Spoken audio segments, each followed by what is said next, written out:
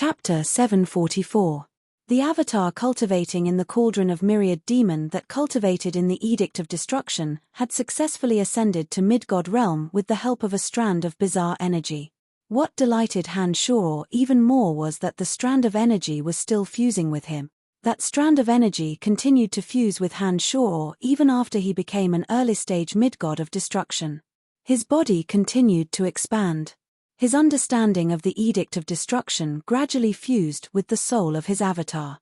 During this process, Han Shuro's shattered meridians and bones were rapidly reconnecting and reassembling.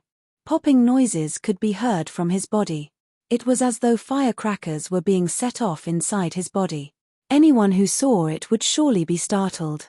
In this state, the concept of time was often very indifferent. He didn't even know how much time had passed. He only heard a series of crisp sounds vibrating in every part of his body, and his whole body involuntarily swayed along with the crisp sounds. It looked extremely strange. Congratulations, Master. Your body has been strengthened once again. It seems that you have truly cultivated your invincible omen body to the second realm. Cauldron Spirit's voice sounded in Han Shuro's consciousness. Han Shuro was jolted awake from the silence. He shook his head from side to side. His neck was emitting crisp and clear creaking noises. It was as though he was a precise instrument that was operating at a special rhythm. Gradually, the creaking noises from his body completely disappeared. Han Shuro grinned and asked Cauldron Spirit, "You are saying that I can automatically regenerate my invincible omen body without borrowing your energy?" "Yes. Not only that, as your body has been strengthened once again, you can borrow my energy for a longer period of time," Cauldron Spirit explained. "Haha, very good, very good." Han Shuro was overjoyed. Inside the cauldron of myriad demon, Han Shuro's avatar that cultivated in the Edict of Destruction was still meditating.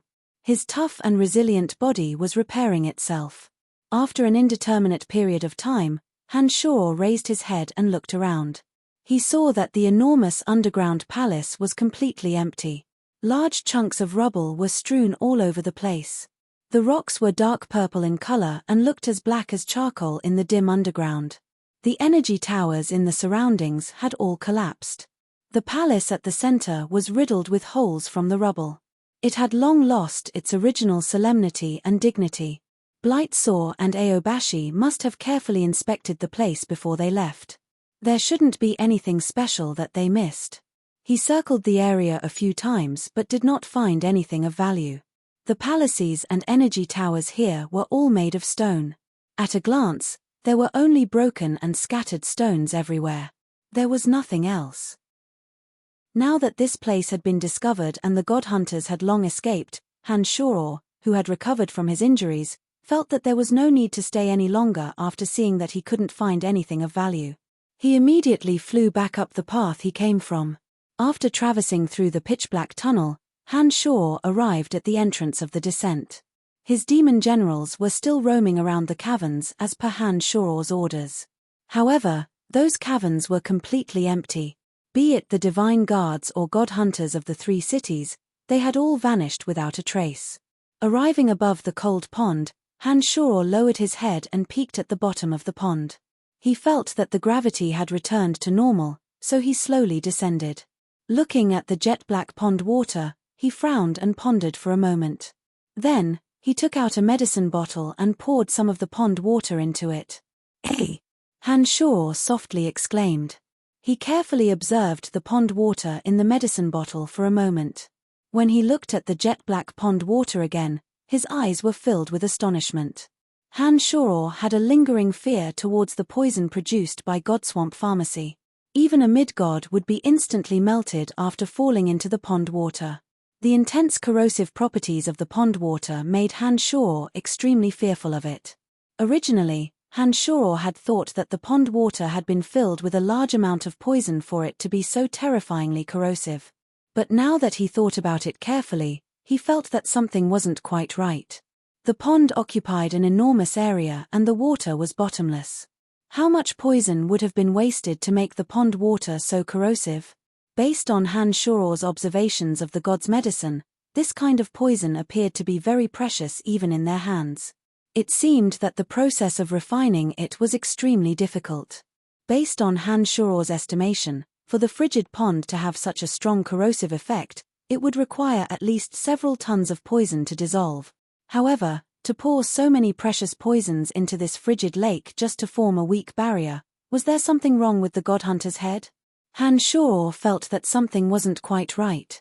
He split off a strand of his consciousness to carefully observe the pond water in the medicine bottle. All of a sudden, Han Shuor discovered that although the pond water contained the same poison, it wasn't as potent as the poison produced by Godswamp Pharmacy. After thinking about it carefully, Han Shuor came to a strange conclusion. Could it be that the Godswamp Pharmacy's poison was extracted from the pond water? As soon as this sudden thought entered Han Shuor's mind, he felt that it was highly possible. When he looked at the jet-black pond water again, he couldn't help but be astonished. After hesitating for a moment, Han Shuor extended his left index finger and dripped a drop of pond water onto his left index finger. A wisp of smoke immediately emerged from Han Shuor's index finger. An intense corrosive energy invaded every cell and bone in Han Shuor's index finger, as though it was trying to dissolve his hand into a puddle of blood. Sensing the terrifying destructive power of the corrosive energy, Invincible Omen Body automatically mobilized the demonic yuan in Han Shuor's body. As soon as the drop of pond water dripped onto his index finger, Han Shuor's demonic yuan immediately formed layers of defensive energy to resist the corrosive energy. His demonic yuan was rapidly depleting. Sizzle. Sizzle. The smoke on his finger grew thicker and darker. Under the effect of Invincible Omen Body, Han Shuor expended some of his demonic yuan to dissolve the corrosive energy. The ruptured cells on his finger regenerated and soon, his finger was as good as new. What a powerful corrosive energy! It's 100 times more terrifying than the strongest acid. Han Shuor was shocked. Those divine guards and god hunters who fell into the pond would have their entire bodies subjected to the corrosive energy. Their divine energy would be completely depleted in a short period of time. That was why they would turn into bones and eventually blood that would be absorbed into the pond. Now that Han Shuor had his guard up and his Invincible Omen Body was extremely miraculous, a single drop of pond water wouldn't be able to harm him. This is truly the best medicine for silencing witnesses and destroying evidence. Han Shuor sighed in amazement.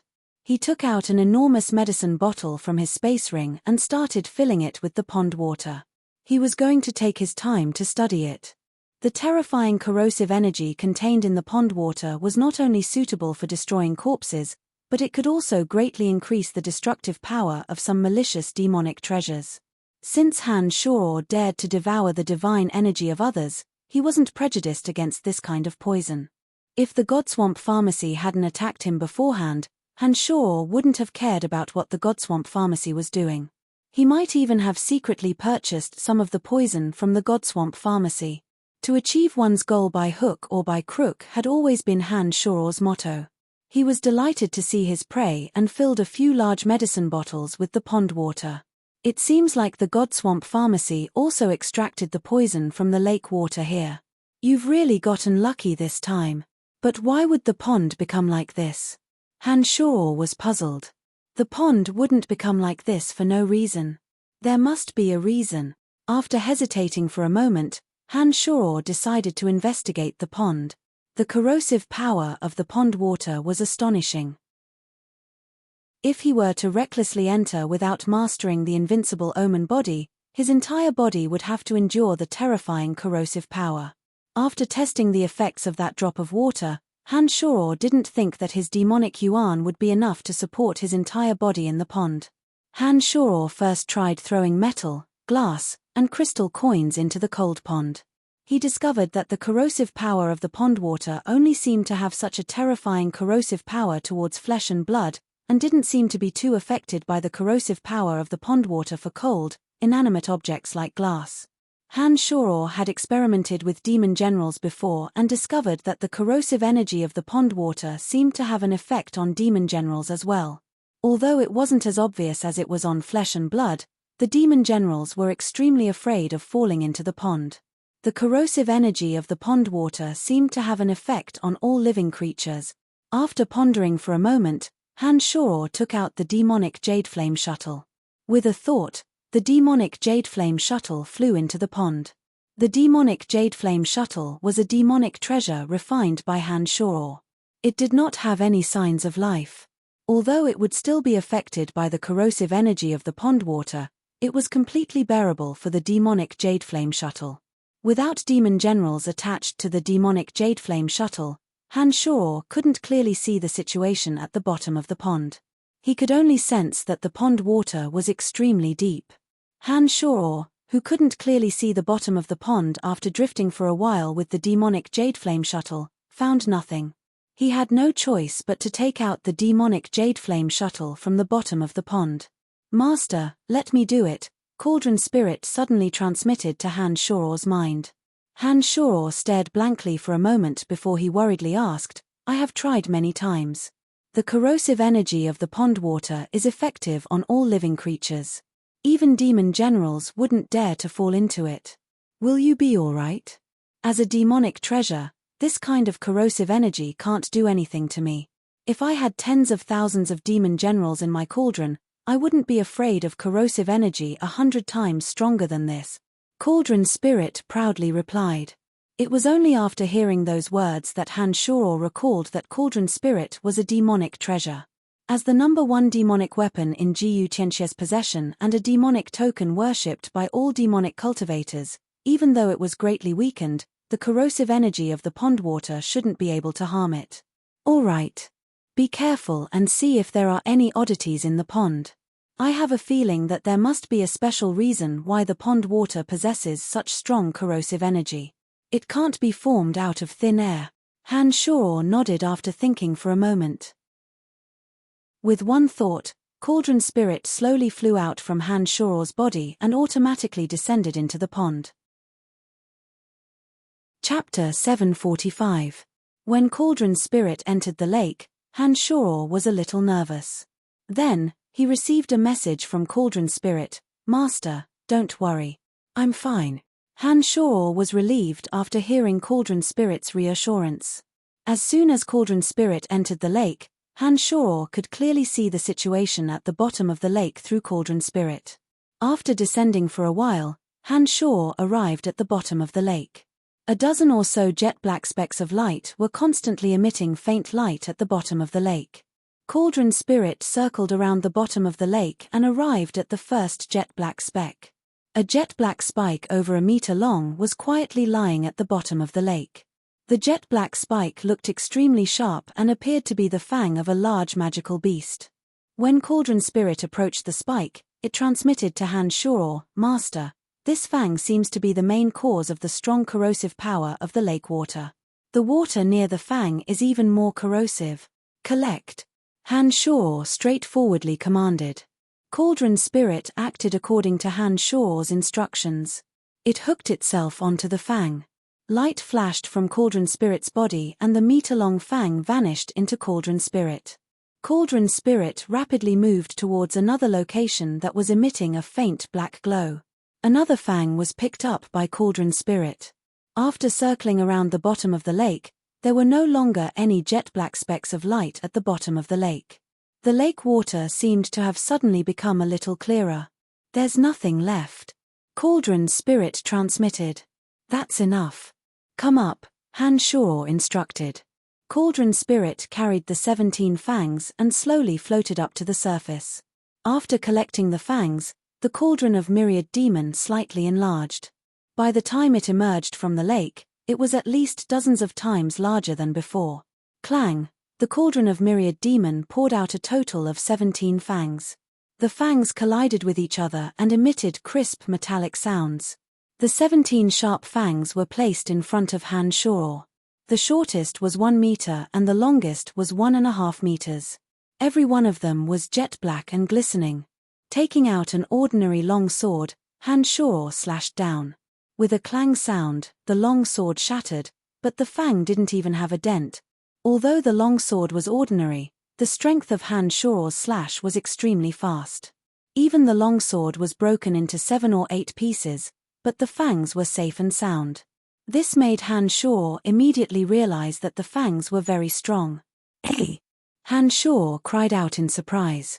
Not only did he discover that the fangs were extremely sharp, but he also sensed an oppressive chill. Standing next to the 17 fangs, he felt as though he was standing in a cave of ice.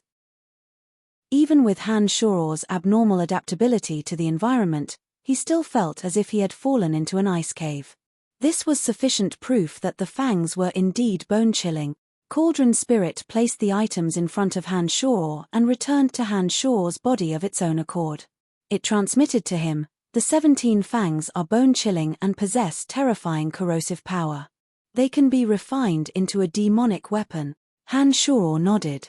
His face was filled with a dazzling smile as he softly said, "Hey, my luck is indeed good. But it's all thanks to you. I believe that there will be people who are curious about the lake, but none of them would dare to explore it with their own flesh and blood. Besides, most divine weapons in this universe can't be withdrawn and released at will. Even if they know that there are treasures down there, they can't do anything about it. There are changes in the lake," Cauldron Spirit reminded. Han Shaw picked up the 17 fangs with a long sword and stored them into his space ring. Then, he turned his attention to the lake in front of him. After losing the 17 fangs, the lake was no longer overflowing with cold air. Moreover, the jet-black water of the lake seemed to be gradually clearing up. Judging from the changes in the lake's water, the 17 fangs were indeed the cause of the lake's abnormality. This made Han Shaw very excited. He did not expect that he would reap such a great harvest on this trip. After narrowly escaping death, not only did Han Shaw's avatar of destruction make a breakthrough to mid-godhood, his main body, Invincible Omen Body, had also officially cultivated to the second stage without Cauldron Spirit's help. Han Shaw's main body, Invincible Omen Body, had officially cultivated to the second stage without the help of Cauldron Spirit. And now that he had obtained the 17 bizarre fangs that could be used to refine demonic weapons, Han Shaw had truly reaped a bountiful harvest. Han Shaw used his demon generals to scout the surroundings. He still did not discover a single god hunter or divine guards from the 3 cities. Seeing that there was nothing else in the God Hunter Valley that could attract his attention, Han Shaw decided to return to Sky Orchid Fort, which was under the jurisdiction of the City of Shadows. 3 days after Han Shaw left, the lake had lost the 17 fangs. Under the scorching sun, the special composition of the lake turned into wisps of light smoke and dissipated. After a few more days, the lake was no longer as dark as it used to be. It was no longer as cold as it used to be. It had become an ordinary lake, and the water was still very clear. A group of people stealthily came to the side of the lake. One of them was constantly whistling like an owl, as though he was transmitting some sort of message. After a long while, that person asked curiously, "Where are those god hunters? Why aren't there any responses? It's a little strange today. We didn't encounter any interrogations along the way. We arrived here so easily. This is totally different from usual," another person softly cried out. "Whatever, let's get the item first." Another person took out an enormous metal bucket and walked towards the lake with it. He immediately let out a shriek. He seemed extremely shocked. "What's wrong?" The others were startled and hastily asked. "The lake, how did the lake turn into this?" The person who screamed pointed at the deep lake in front of him. His face was filled with shock. When the few people got closer to take a look, they saw that the previously dark and cold lake water had turned clear and transparent. In this quiet mountain, Tanai appeared to be very romantic. However, it was obvious that they didn't like this elegant scenery. Each of them casually took out a magical beast that looked like a small squirrel and used a spear to lift it into the water. The small squirrel-like magical beast flopped in the water, showing no signs of dissolving. "How could this be?" He put on a stunned face and said, "This is bad. I don't know how to explain this to Master. Something has happened to those god hunters. Not a single one of them is inside." One of the people who had entered the cave ahead of time to investigate the lake cried out in a deep voice. "We shouldn't stay here for long. Let's leave as soon as possible lest we get into trouble." The person casually tossed the small squirrel in his hand away, turned around, and left. The others also knew that this place was no longer safe and secluded. They wanted to leave this place before anyone else came. Hushvale City, inside a secret chamber in Godswamp Pharmacy. Hassling wore a gloomy face as he listened to the description of the person in the magical mirror. After a long while, he asked, "Not a single god hunter has disappeared?" "Yes, Master." The person who was holding a bucket of water replied respectfully from the mirror. Hassling bunched his brows and rubbed his glabella in a rather troubled manner. He lowered his head and asked, "Even if all the god hunters have been killed, how did the lake become like that?" "I don't know. When we went there, it was already like that," Hassling answered straightforwardly. After keeping silent for a moment, Hassling raised his head solemnly and said, "From this moment onwards, do not contact those god hunters. Cut off all contact with them. Erase all traces of our relationship with them." "Understood, Master," Hassling replied curtly. After cutting off the connection with his mirror image, Hassling got up and left the secret room. He walked out of the potion shop and headed towards Eugene's house. "Mr. Hassling, our lord has not returned to Hushvale City yet." "My apologies," the guard at the door said in a courteous manner. He recognized Hassling. "When Eugene returns to the city, please tell him that I am looking for him." Hassling instructed the guard smilingly before he left. What in the world happened? That god hunter leader is so terrifying. How could something like that happen in the valley? Hassling couldn't figure out what happened in the valley. He also didn't know that Han Shoror had figured out that he was colluding with the god hunters. Sky Orchid Fort Han Shoror arrived at the gate of the fort and immediately asked the Divine Guard, "Are Lord Aobashi and Lord Erebus in the fort?" The Divine Guard, who recognized Han Shoror, shook his head and replied, "The two lords have not returned to the fort since they left with you." "I thought that they were with you. Is that not the case? How long has it been since we left the fort?" Han Shoror's heart turned cold and he softly cried out, "About 2 months. The Divine Guard was rather puzzled as to why Han Shoror would ask such a retarded question. It took Han Shoror more than a month to return to Sky Orchid Fort. They spent 2 to 3 days outside the valley to figure out the situation. In other words, it took them about 15 to 16 days to fuse with that energy. Han Shoror knew that every time he made a breakthrough in demonic arts or had an epiphany of his avatars, time would pass without him noticing. Han Shoror bunched his brows and pondered for a moment. He was certain that Aobashi and the others did not return to Sky Orchid Fort while he was fighting against that energy. It was very likely that they were searching for the god hunters. If Lord Aobashi and Lord Erebus did not return to the fort, did they send any message back? Asked Han Shoror. The Divine Guard shook his head again. Han Shoror sighed in his mind and helplessly entered Sky Orchid Fort. After arriving at the room that Erebus had prepared for him, Han Shoror greeted the temporary person in charge of the fort and told him to inform him as soon as he received any news from Aobashi and Erebus. Standing before the vast ocean, Aobashi, Erebus, Blightsaw, and Eugene sighed. Aobashi shook her head and helplessly said, "Although we have killed quite a number of god hunters along the way, those 3 managed to escape. I wonder if our operation this time can be considered a success." "I guess so. At least we have never killed so many god hunters before. Moreover, we have found that god hunter's nest," said Blightsaw in a deep voice after thinking for a moment. "I wonder how Brian is doing. Sigh, if I had known it would turn out this way, I would have rather been killed by that energy." Erebus' face was pale. His complexion was obviously not as good as Aobashi and the others. It seemed that he would need some time to recover. Aobashi sighed as she looked at Angelina, who was being carried by a Divine Guard not far away. She said, "Angelina hasn't woken up yet, and I don't know if Brian can make it. This time, we are not a success at all. Brovst and the other 2 have disappeared in this vast ocean. It is impossible for us to find them in this region. I think it is time for us to go back and report to our superiors." Eugene of Hushvale City looked deeply at Andrina and hesitated for a moment before he said, "According to what you have said, that god hunter leader should know Andrina. This little girl is the key.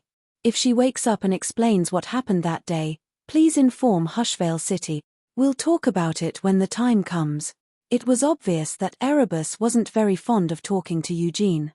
Ever since he learned that Hanshuro had saved his life, Erebus had grown to hate Eugene, who had always disliked Hanshuro.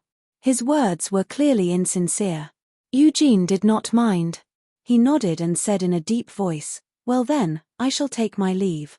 Aobashi waved her hand and said in a lazy voice, "Have a safe journey." It was at this moment that an intense energy fluctuation suddenly appeared in the void above their heads. A blurry silhouette gradually appeared in the void. It appeared to be a graceful woman. She wore a long white robe that completely covered her body, but her facial features remained blurry. The bizarre energy fluctuation suddenly enveloped the entire region. All living beings within a radius of several hundred miles could sense that this energy was definitely not something that a mortal god could contend against. The faces of Aobashi and the others jolted. They raised their heads and looked at the silhouette that appeared in the void. They suddenly realized that even their will to resist had vanished. Although the divine energies in their bodies were still present, they had no intention of resisting. It was as though they were willing to commit suicide before that woman's word. This feeling of helplessness filled them with fear. They widened their eyes and looked at the blurry silhouette of the woman in the void. None of them could say a word. "I'm here to bring Andrina home. I'm her mother," a clear and melodious voice sounded. Andrina's petite body slowly rose into the air. The divine guard who was carrying Andrina looked on helplessly as Andrina's body flew higher and higher. She had no intention of stopping her. Andrina flew further and further away under the guidance of a bizarre energy. As her petite body gradually became blurry, the woman in the void said softly, "Please tell Brian that I thank him for taking care of Andrina all these days." As soon as she finished speaking, a strange light flashed in midair. Andrina and the woman's silhouette suddenly disappeared without a trace. In an instant, the energy that had enveloped the entire space vanished. Everyone immediately returned to normal. Their faces were extremely ugly. Who is that woman? Why can't I have any desire to let go of my divine energy in front of her? Eugene asked in a low voice. He had never expected that he would one day feel so powerless and frustrated when facing an illusory figure in midair. Aobashi put on a bitter smile and said, "Why do I feel that this woman is even more terrifying than that God-hunter leader? Although I would surely die before that God-hunter leader, at least I still have the desire to fight to the death. But facing her, even if she tells me to kill myself, I will do it without the slightest hesitation. She's too terrifying. She said that she's Andrina's mother. In that case, Andrina should be fine. I just don't know how to explain this to Brian." Erebus sighed. He had yet to recover from his shock. He's already dead. What else is there to explain? Eugene softly muttered. "Shut up." Erebus glared at Eugene. Aobashi and Blightsaw also glared at him with cold, unfriendly gazes. It was as though the three of them would join forces to kill him if he disagreed with them. The atmosphere suddenly turned tense. The divine guards in the distance became vigilant. "It's time for me to return. See you all." Eugene obviously knew that he wasn't welcome. He raised his head and gazed at the figure that had long vanished. He thought to himself, who exactly is that woman? Why is she so terrifying? Soon after, Eugene left. Blightsaw thought for a moment before he put on a bitter smile and said, "I have seen too many strange things this time. You too, I will have to report to Mirage City immediately." Blightsaw was very puzzled about this operation. Many things that happened along the way had exceeded his expectations. He was having a headache about how to explain this to the city lord of Mirage City. "Let's meet again when we have time. If you ever come to the City of Shadows, I will treat you to a drink." Erebus had a pretty good impression of Blightsaw. "No problem." Blightsaw laughed heartily. Then, his expression turned gloomy and he said, "If you see Brian, please send him my regards. If you all have time to come to Mirage City, I will also warmly welcome you." Upon finishing those words, Blightsaw shook his head, sighed, and left with the divine guards of Mirage City. Should we return to that valley? Brian might still be there. After Blightsaw and his divine guards left, Erebus hesitated for a moment before he asked Aobashi in a low voice. If Brian is fine, he wouldn't still be in the valley. Aobashi glared at Erebus and said, "Do you really think that he is dead?" Erebus shrunk his head in fear after being glared at by Aobashi. He helplessly sighed and said, "That energy is very peculiar. When it entered my body, it severely damaged my divine body, but I couldn't do anything about it. Brian's chances of survival are slim." Whenever Erebus heard someone mention that Hanshoro was going to die, he would immediately fly into a rage. But deep in his heart, he did not think that Hanshoro could survive. "Brian was full of energy when he drove us away. He is not as useless as you." "I think he will be fine," Aobashi groaned and said, "I have not known him for long, but I trust him more than you do." "I think he will be fine. That youngster said some nasty things when he drove me away. I have yet to settle the score with him. How can he die? All right, I'm not going back." Erebus was very afraid of Aobashi.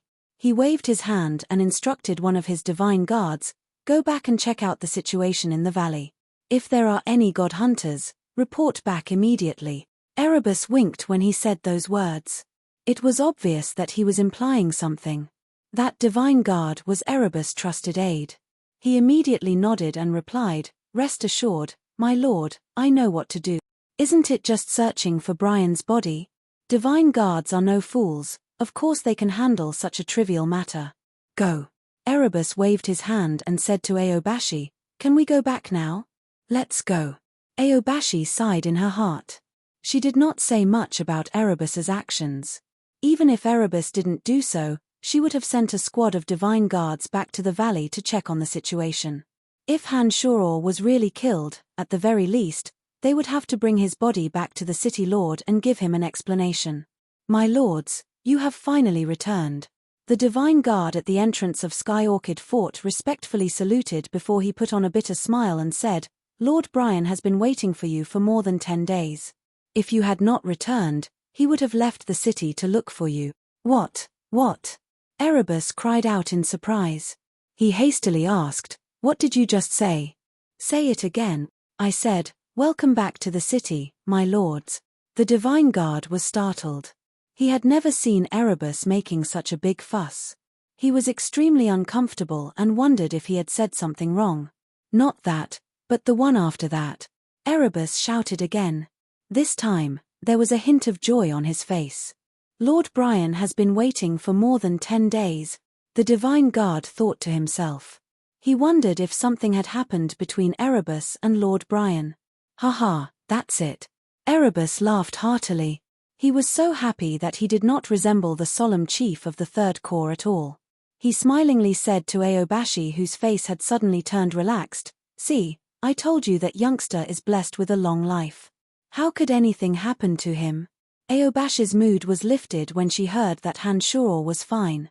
She glared at Erebus and reprimanded, "Who was the one who didn't trust him? H, you even sent your men to collect his corpse. Do you really think I don't know what you're up to?" It's all right. Erebus laughed heartily.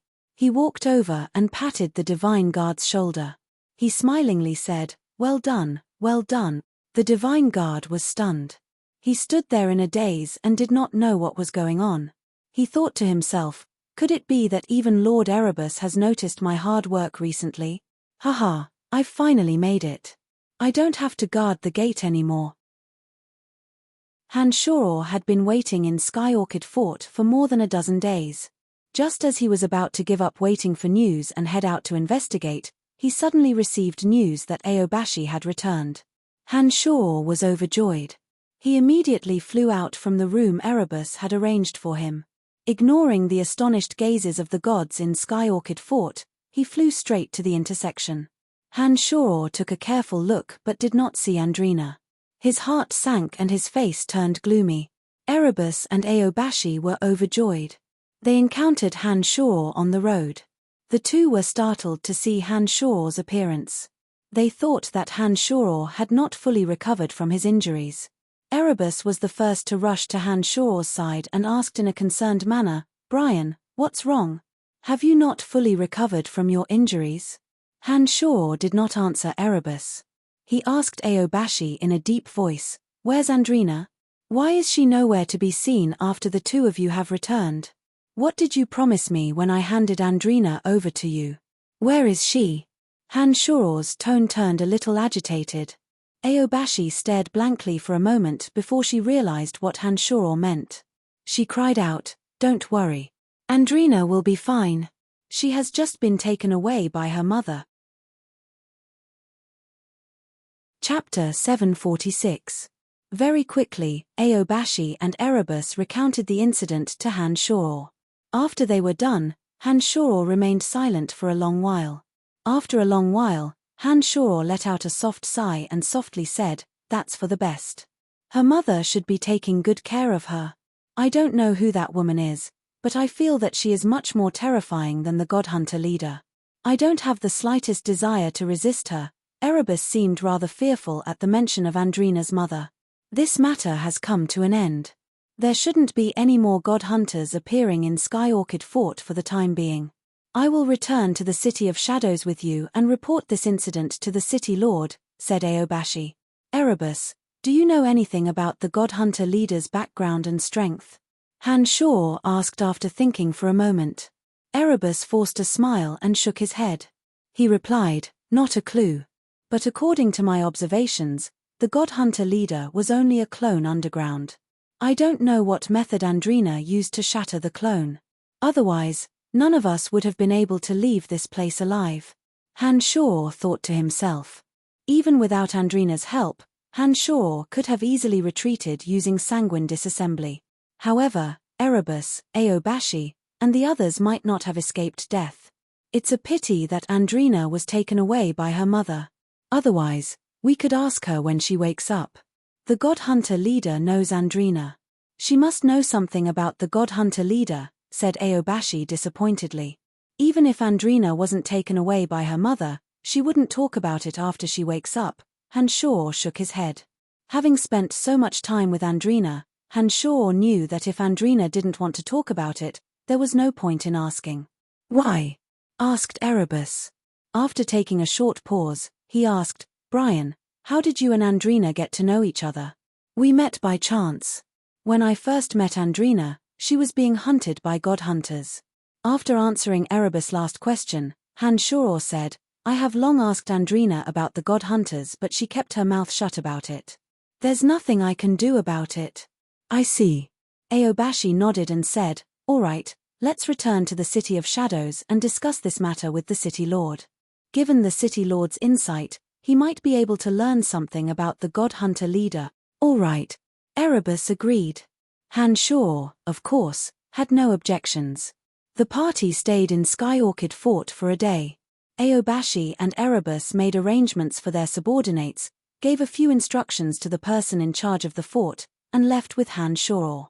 Half a month later, the three returned to the City of Shadows. Before Hanshuro could return to the Celestial Pearl Pharmacy, Erebus and Aobashi went to the Saint residence to meet with Wallace and Endre, the City Lord of the City of Shadows. This was the spacious room where Wallace would discuss official business. The stone pillars around the room were engraved with marvelous drawings and soundproofing boundaries that prevented anyone from eavesdropping. Wallace sat on a spacious chair and wore a solemn expression. Endre stood to the side, waiting for Hanshuro and the others to arrive. "What happened?" Wallace asked in a deep voice when he saw Aobashi and the others. "The message you sent wasn't very clear. What exactly happened in the valley?" Aobashi, who was highly regarded by Wallace, put on a rather bitter face after hearing those words. She softly sighed and said, "It's very complicated. It's like this. What happened in Tanai Mountain was narrated by Aobashi. Erebus would chime in from time to time. Hanshuro stood to the side without saying a word and quietly listened to their conversation. When Aobashi mentioned how the God-hunter leader easily destroyed the scroll Erebus released and severely injured Erebus with just a flash of green light from his eyes, Wallace and Endre's faces jolted. They appeared to be extremely shocked. Very quickly, Aobashi and Erebus described the incident in detail. After they were done, Wallace and Endre remained silent for a long time as though they were pondering something important. "That's what happened." Aobashi softly cleared her throat and reminded Wallace and Endre when she saw that Wallace and Endre were silent. Wallace and Endre exchanged a grave glance.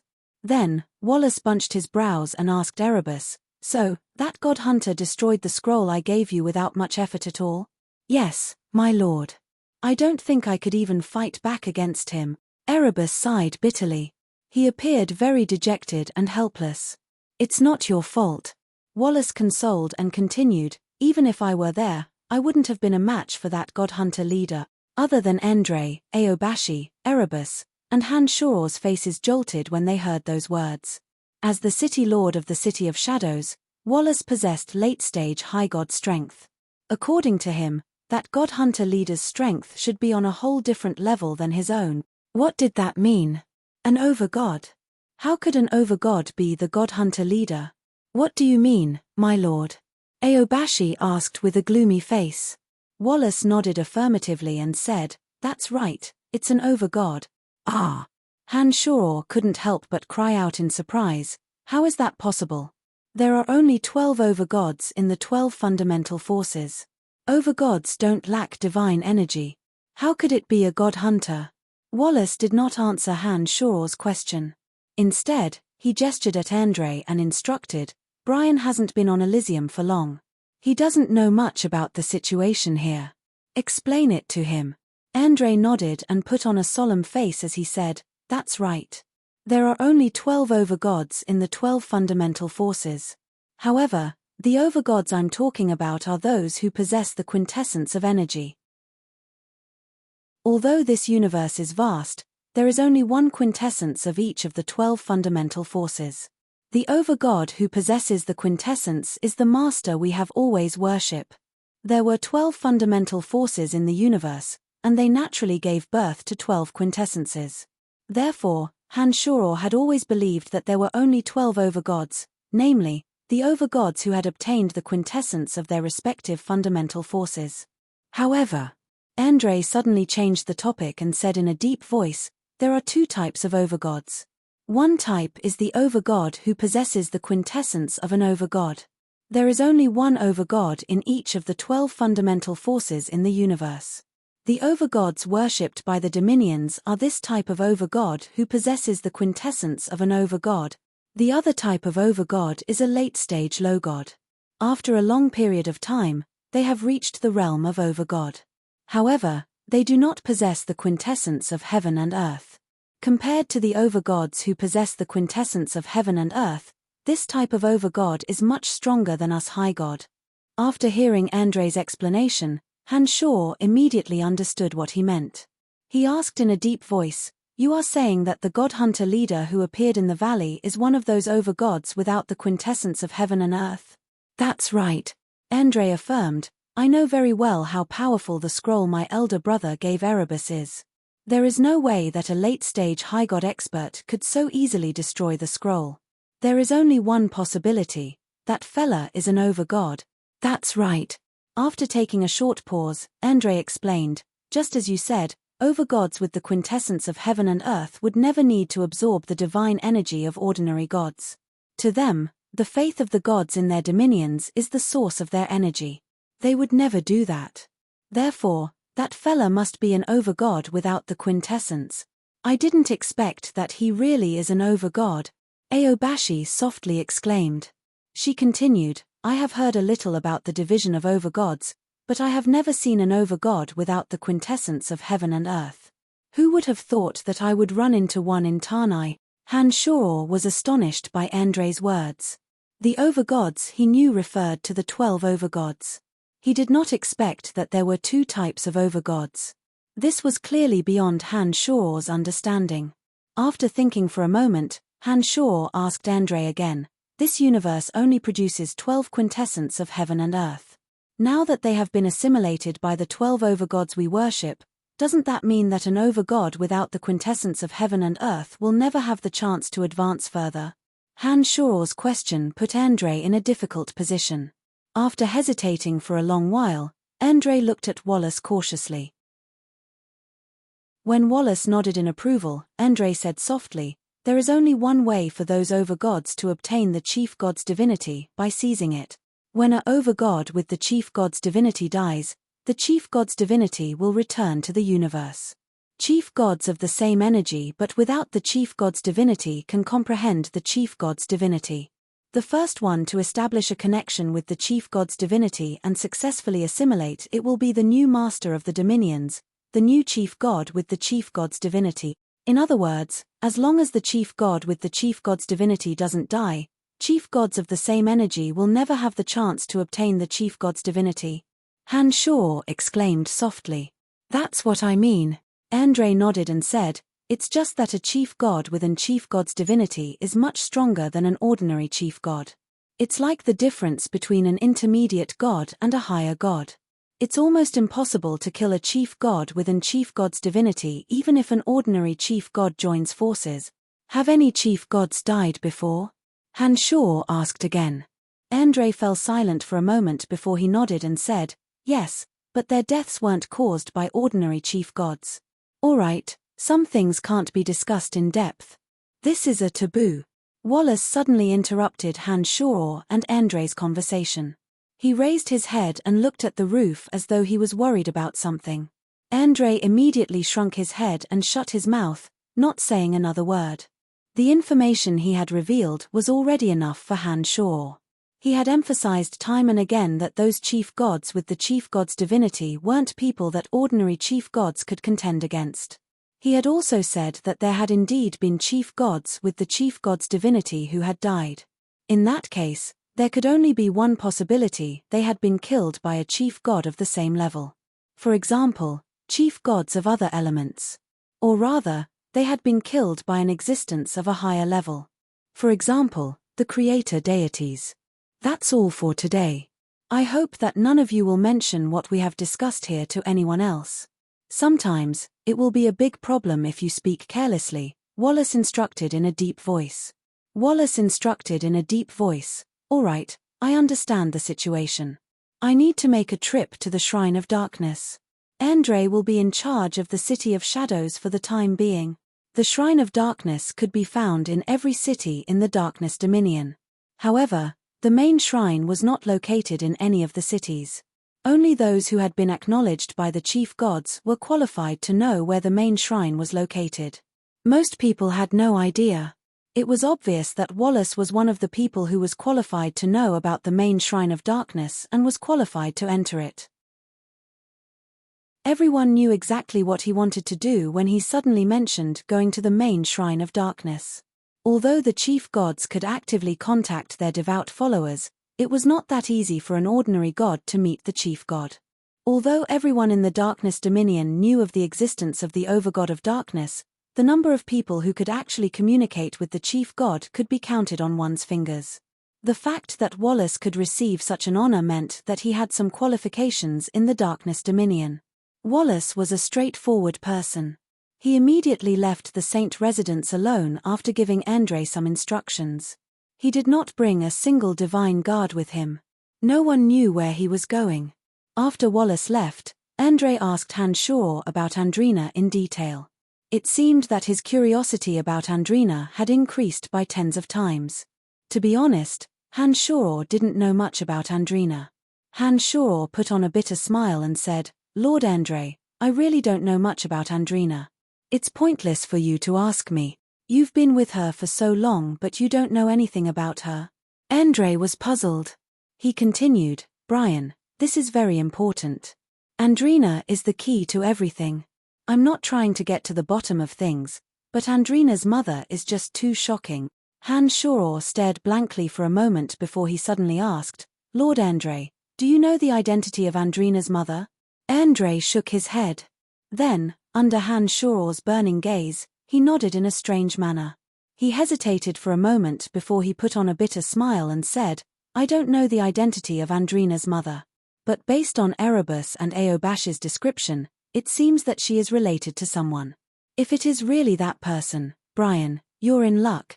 Upon hearing those words, not only Han Shaw, but Erebus and Aobashi also turned their gazes to Andre. Although they did not say a word, the probing look in their eyes was all too obvious.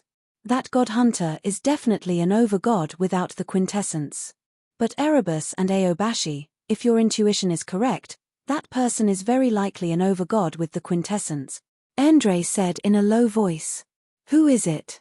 Han-Shor, Aobashi, and Erebus shouted simultaneously. There are only 12 people who possess the quintessence of the 12 overgods, and they all belong to the same faction. There are only 12 of them in the vast universe. The range is too narrow and too easy to identify. My lords, you won't blame me for saying something unrelated to the overgods of darkness, death, and destruction, will you? Andre hesitated for a moment before he cautiously said, I'm guessing it's the most mysterious one, the goddess of destiny.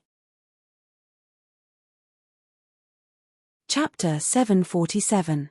The goddess of destiny was the most mysterious of the 12 overgods.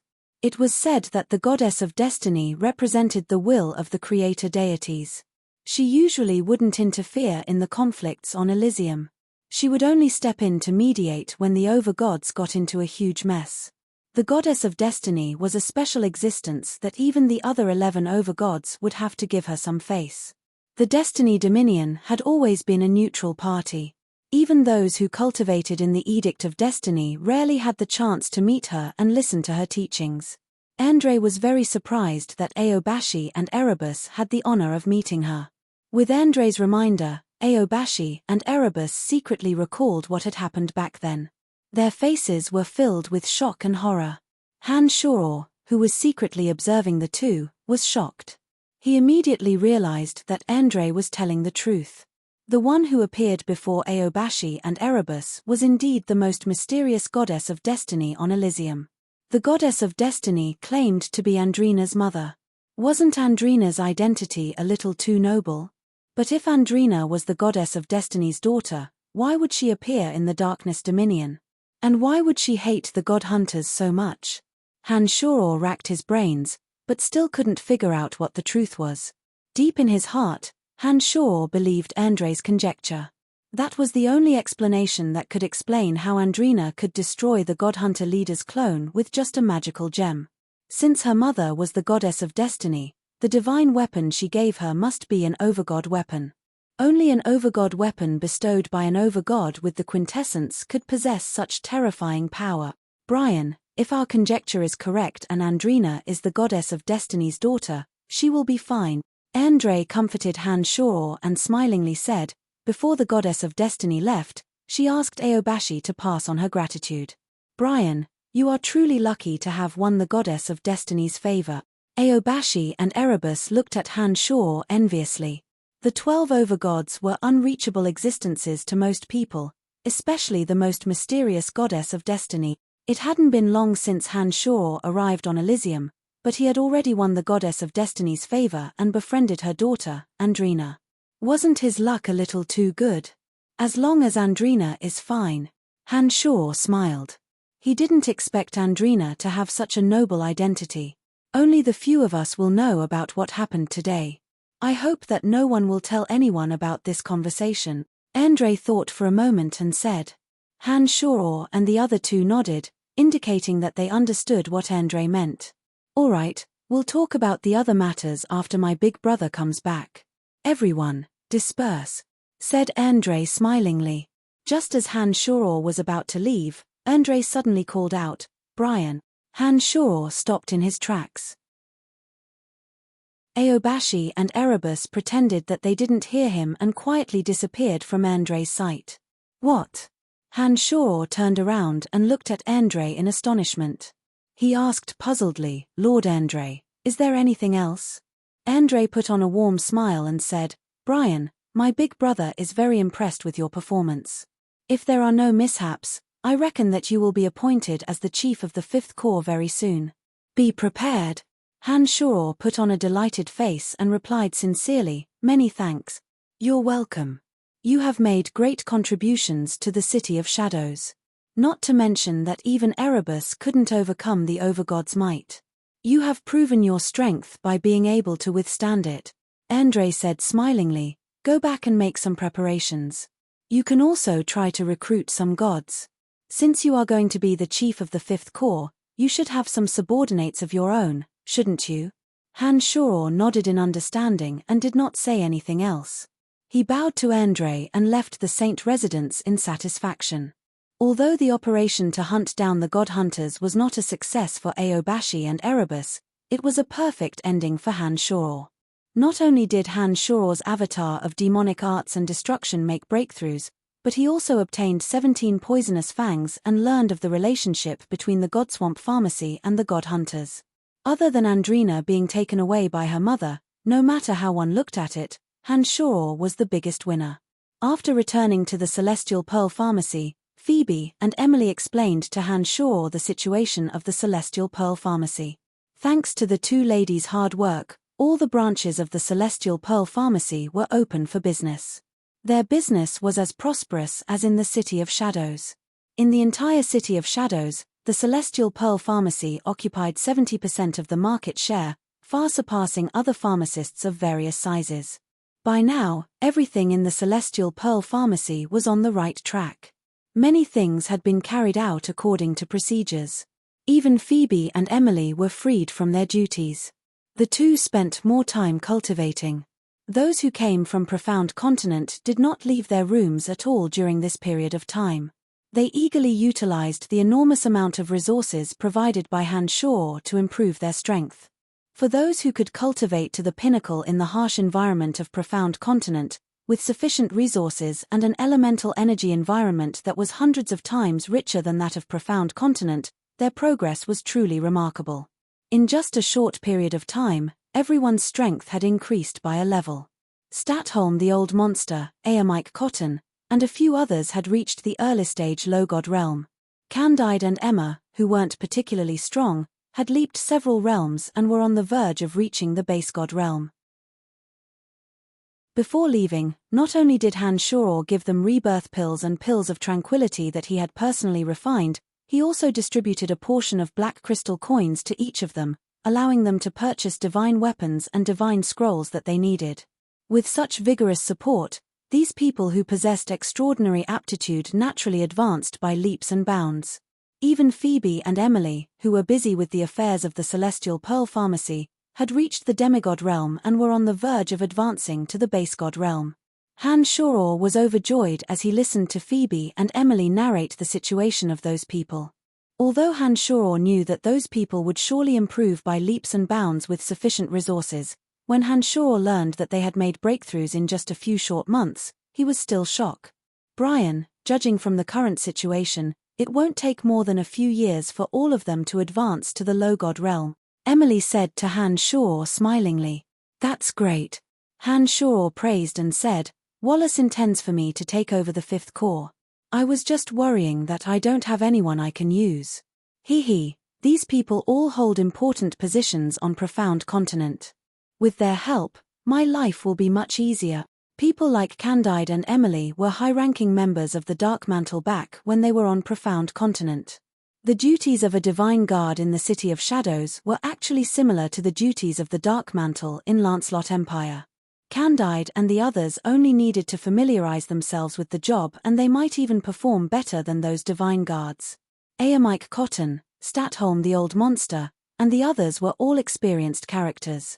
Once they advanced to the low god realm, they would be great assistants to Han Shoror in many aspects. They would become the pillars of his family clan in the future. It was precisely because these people possessed extraordinary abilities that Han Shoror spared no effort in bringing them over from Profound Continent. He was not stingy with the black crystal coins in his possession. He was willing to pay any price in order to improve their strength. After arriving on Elysium, as Han Shoror was very busy, he did not have much time to spend with the ladies. On top of that, he felt that his strength was insufficient and had been cultivating arduously to improve himself. The ladies also felt very inferior on Elysium. Therefore, they did not spend much time with Han Shoror in order to shorten the distance between them and the gods on Elysium. Phoebe and Emily briefly explained the current situation of the Celestial Pearl Pharmacy to Han Shoror and immediately started cultivating. The two were currently on the verge of a breakthrough. Seeing that Han Shoror's strength was growing stronger and stronger, they were afraid that the gap between them would grow larger and larger. Therefore, they were working harder than ever. Aren't you going to stay and accompany me? It's been a long time since we... Han Shoror said while pulling Phoebe and Emily's little hands. Stop fooling around. I'm not in the mood right now. We'll make out with you when we become low gods. Phoebe patted Hanshaw and said, We have an agreement that we will only make out with you when we become low gods. Whoever becomes a low god first will be the one to accompany you first. Emily giggled and said in a sweet voice, We have been holding it in for a long time. But in order to shorten the gap between us, we have no choice. Sigh, there's nothing we can do. Even a child on Elysium has demigod or base god strength. We don't want to be looked down upon by others. Let's go. I have a feeling that I'm going to become a base god soon. I don't want to waste any more time with you. Phoebe broke free from Hanshaw's grasp and left with Emily, avoiding Hanshaw like he was the plague, leaving behind a string of silvery bell-like giggles. Doesn't that mean I have to abstain from sex forever? Hanshaw put on a bitter smile, shook his head, and sighed. It wasn't just Phoebe and Emily. Hanshaw also went to look for Fanny and Helen and discovered that they were all very determined. Fearing that she couldn't resist Hanshaw's teasing, Fanny didn't even open the door, leaving Hanshaw in an extremely awkward situation. Hanshaw had no choice but to spend most of his time on cultivation. The 17 fangs he obtained from the valley became Hanshaw's target. For 7 days in a row, Hanshaw visited various divine weapon shops in the City of Shadows and purchased many materials that were bizarre in the eyes of others. Then, he left the City of Shadows by himself and temporarily stayed in a secluded valley nearby. Hanshaw didn't want anyone to discover his secret of refining demonic weapons. After arriving at the valley, he carefully deployed concealment formations around the area. Then, he took out the 17 fangs one by one and pondered what kind of demonic weapon he should refine. These 17 fangs are very tough and their tips are very sharp. They can be refined into sharp offensive weapons such as flying sword. The material itself is of excellent quality and it won't take too much time to refine them. All you need to do is polish them and fuse them with your blood essence. With that, you will be able to refine a very domineering demonic weapon. Cauldron spirit transmitted into Hanshaw's consciousness. Then I'll refine them into 17 flying swords. Hanshaw decided after thinking for a moment. Make some changes to the 17 flying swords according to my requirements. When the time comes, I will attach a dozen or so demon generals to them. The 17 flying swords can also form a sword formation. With the powerful corrosive properties of the material, this demonic weapon will be much more vicious than your previous ones. Cauldron Spirit suggested. That would be for the best. Hanshaw was overjoyed after hearing Cauldron Spirit's suggestion. To him, the more destructive the demonic weapon, the better. As for whether it was vicious or not, it was obviously not within his scope of consideration. With Cauldron Spirit's assistance, Hanshaw used the materials he had collected during this period of time to deploy a special formation around Tanai. He placed the 17 fangs in the positions of the sword formation and sat cross-legged in the middle of the fangs. He released the demonic yuan in his body and connected the fangs with the energy of the formation. Perhaps it was because this demonic weapon was too powerful, Hanshaw sat in that position for over half a year. The 17 fangs were all soaked in a special pool of jet black liquid with a tinge of dark red. The dark red color was due to Hanshaw dripping his blood essence into the liquid. After half a year, Hanshaw finally managed to drip his blood essence into the 17 fangs. Hanshaw had to spend quite a bit of effort in the process due to the domineering corrosive properties of the fangs. When the fangs were filled with Hanshaw's blood essence, Hanshaw started adding all kinds of solvents into the pool. When the solvents fell into the jet black pool, they would emit thick smoke that lingered on the 17 fangs for a long time. Another year passed in the blink of an eye. Hanshaw started supplying demonic yuan to the 17 fangs to modify their internal structure. Along the way, he followed Cauldron Spirit's instructions and carved miniature demonic formations on each fang. When the magnificent symbols took shape on the fangs, the outer appearance of the fangs also changed into 17 sharp and cold flying swords. Not only did the flying swords possess strong corrosive properties, but they were also extremely cold. They could impede the movement of the enemy when they got close to them. Once the flying swords pierced through the enemy, the corrosive properties and cold toxins would take effect at the same time, making them even more difficult to deal with. After the fangs transformed into flying swords, Han-Shor spent some time to connect his consciousness with the 17 flying swords. He controlled the plane to fly around the surroundings and then, according to Cauldron Spirit's instructions, he controlled the 17 flying swords to practice the Avachi God-slaying sword formation. The Avachi God-slaying sword formation was a very domineering sword formation. This was because the 17 flying swords were engraved with special runes and a miniature diagram of the Avachi God-slaying sword formation was set up on them. The Avachi God-slaying sword formation was very complicated to operate. Even with Han-Shor's monstrous consciousness and Cauldron Spirit's constant guidance, it still took him 5 years to fully master it. However, the power of the Avachi God-slaying sword formation was also very astonishing. With one thought, the 17 flying swords flew around Tanai in a special trajectory. Then, several mountains and rivers suddenly collapsed and shattered into rubble. With this Avachi God-slaying sword formation, you will be able to slaughter early-stage high god experts even without my help. Cauldron Spirit transmitted to Han-Shor on the day the sword formation was completed. Han-Shor was overjoyed.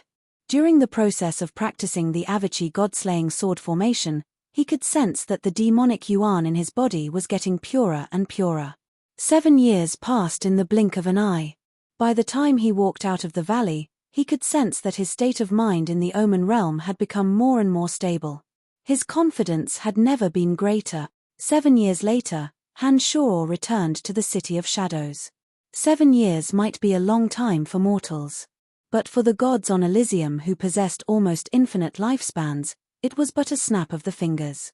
Therefore, when Han-Shor returned to the City of Shadows, he did not notice any special changes in the city. No one felt that Han-Shor had been away for a long time. Everyone was still as respectful as ever when they saw Han-Shor. Those fellows from Profound Continent had all reached the Low God realm after 7 years. Yes, all of them. Aemike Cotton, Statholm the Old Monster, and a few others had even reached late-stage Low God realm. Their outstanding talents combined with the enormous resources of Celestial Pearl Pharmacy had produced astonishing results. For a moment, Han-Shor found it hard to believe that these fellows had reached a whole new realm. What delighted Han-Shor the most was not Aemike Cotton, Statholm, and a few others who had reached late-stage Low God realm. It was the progress of Gilbert, Sanguinar, and Bolans that surprised Han-Shor even more. Among them, Sanguinar and Bolans cultivated demonic arts while Sanguinar's cultivation of Blood God Mantra was nearing completion. Although Han-Shor could not determine the exact level of Blood God Mantra, Sanguinar had steadily surpassed Aemike Cotton, Statholm the Old Monster, and the others. He had become the most powerful individual in the Celestial Pearl Pharmacy. Han-Shor knew that Sanguinar possessed the body of Sanguinar and that the Blood God Mantra was tailor-made for him. Sanguinar, who cultivated in Blood God Mantra, had very little reliance on the elements of heaven and earth. He was already an extraordinary cultivator on Profound Continent. It was only natural that he would undergo such a transformation after receiving proper guidance from Han-Shor on Elysium. Bolans, who cultivated in the god-slaying demonic path, was able to release and withdraw his killing intent at will. Among these fellows, Bolans had been assigned to Erebus by Han-Shor in advance and had become a bloodthirsty weapon. During the past 7 years, he had killed countless people and his killing intent had grown denser and denser. Once released, his killing intent would soar into the sky. Those with a weak will would be terrified before the battle even started.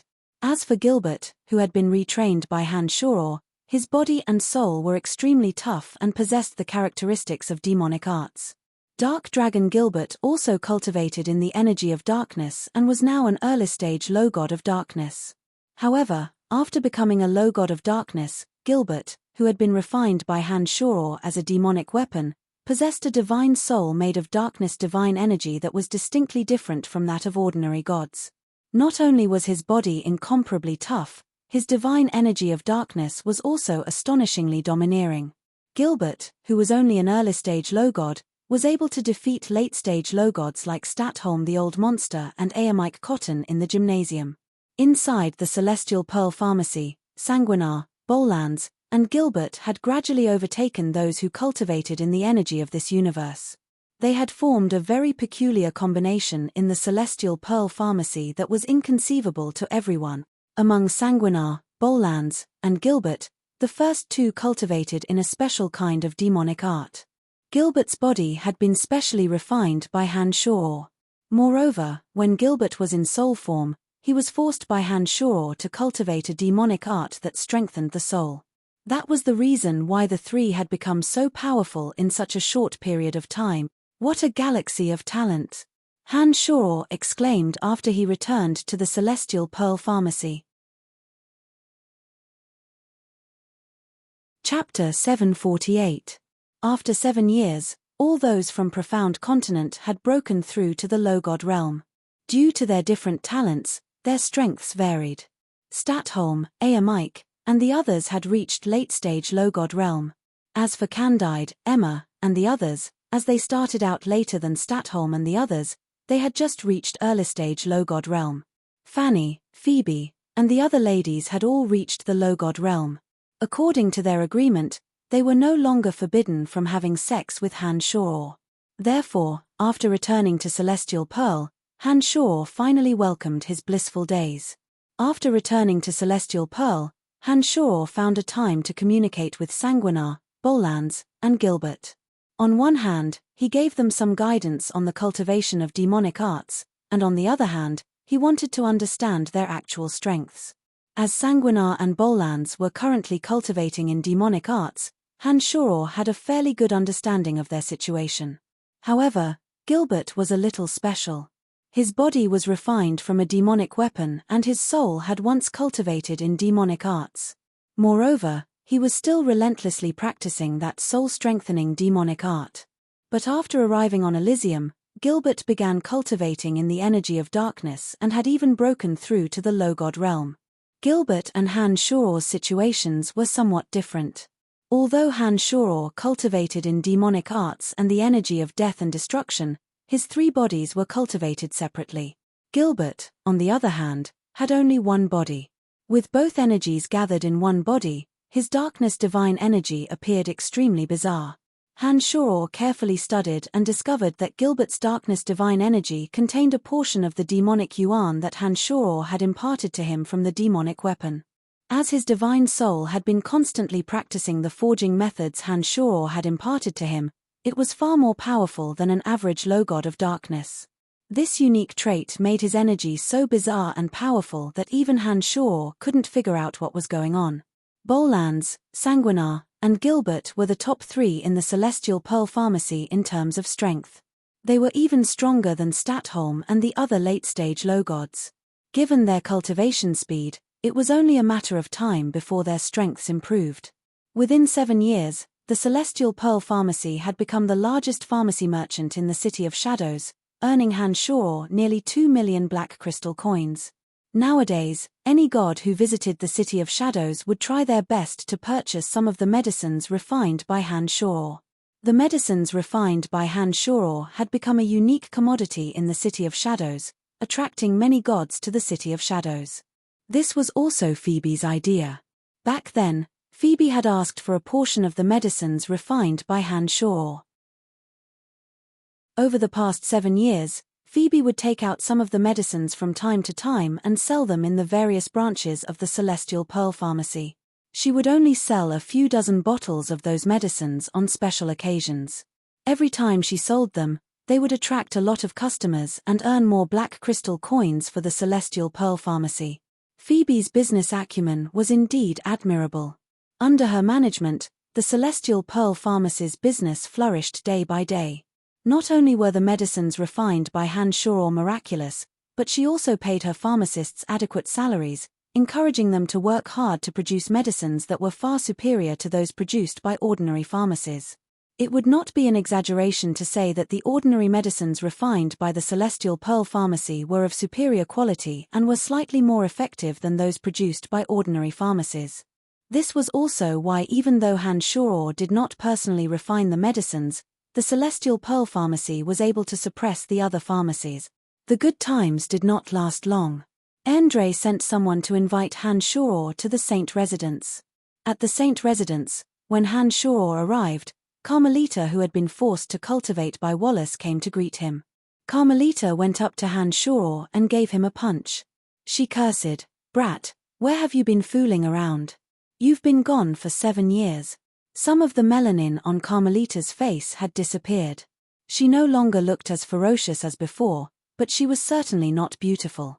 It was just that this ordinary appearance made Hanshaw feel very comfortable. Perhaps it was because of Carmelita's personality. Hanshaw felt that he could get along with her without any pressure. "I went out to cultivate for a period of time," Hanshaw explained smilingly. Soon after, he asked, "Oh right, why did Lord Andre ask me to come here?" "It's my father's wish. In any case, it must be something good." Along the way, Carmelita led Hanshaw around and constantly asked Hanshaw about Tanai's situation at Godhunter Mountain. She was very interested in their previous mission. "Aobashi and Erebus both know about it. You should have known about it long ago. Why are you still asking me?" Hanshaw asked curiously after listening to Carmelita's incessant questioning. "Those two are hemming and hawing. They don't give me a clear answer. It's as though there's something they don't want me to know. That's why I'm here to ask you," Carmelita said angrily. Hanshaw's heart jolted when he heard that. He understood why Aobashi and Erebus did not explain the matter clearly to Carmelita. That matter involved 2 overgods, especially the most mysterious overgod of destiny. Aobashi and Erebus had been reminded by Andre before and knew that there were some things that they kept to themselves. Carmelita, in particular, was not a scheming person and was straightforward with her words. People like her were the worst at concealing their thoughts. If she knew about it, it was very likely that she would inadvertently spill the beans. That was why they didn't dare to say much. Carmelita kept asking and Hanshaw hesitated whether he should tell her. Hanshaw had long understood Carmelita's personality. If she didn't know anything about the 2 overgods, it meant that Andre and Wallace didn't want her to know. After thinking for a moment, Hanshaw did not say much.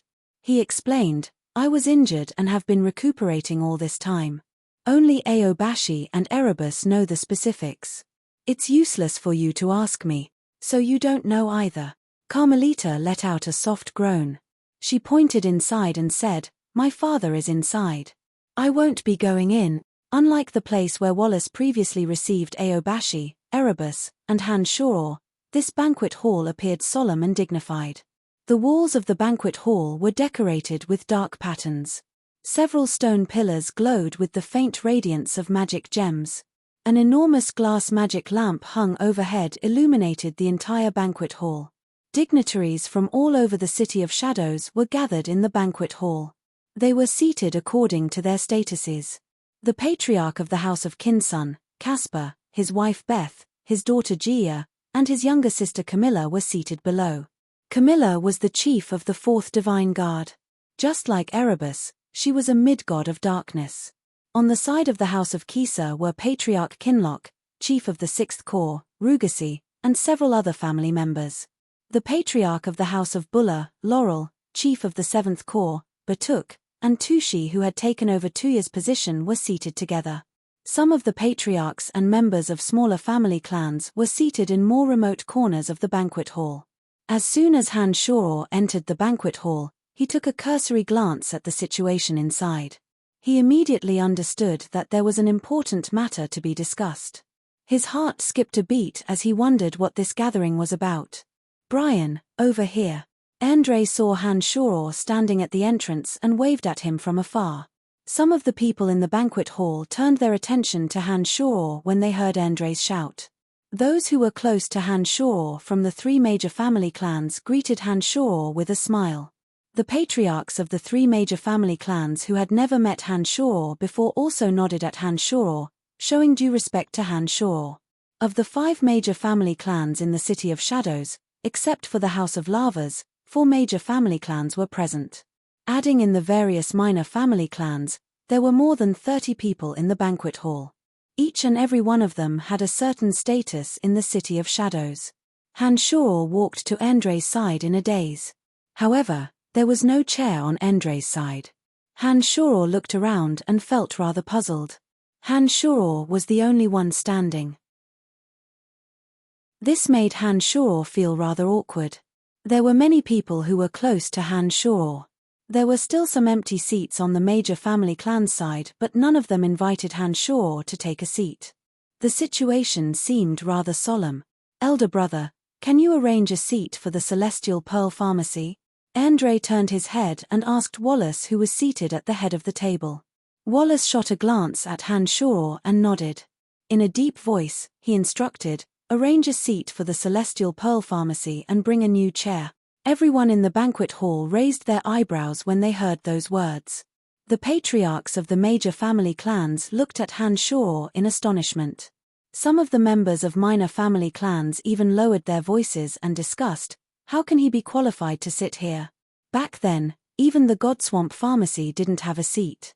Isn't this youngster climbing up the ranks a little too fast? Brian, congratulations. Rugasi laughed heartily and nodded at Han Shuror from afar. Congratulations. Jia softly smiled and congratulated Han Shuror in a low voice. Those members of the three major family clans who had dealings with Han Shuror also congratulated Han Shuror. Those from minor family clans wore faces filled with envy. They looked at Han Shuror with strange gazes. After staring blankly for a moment, Han Shuror immediately understood what was going on.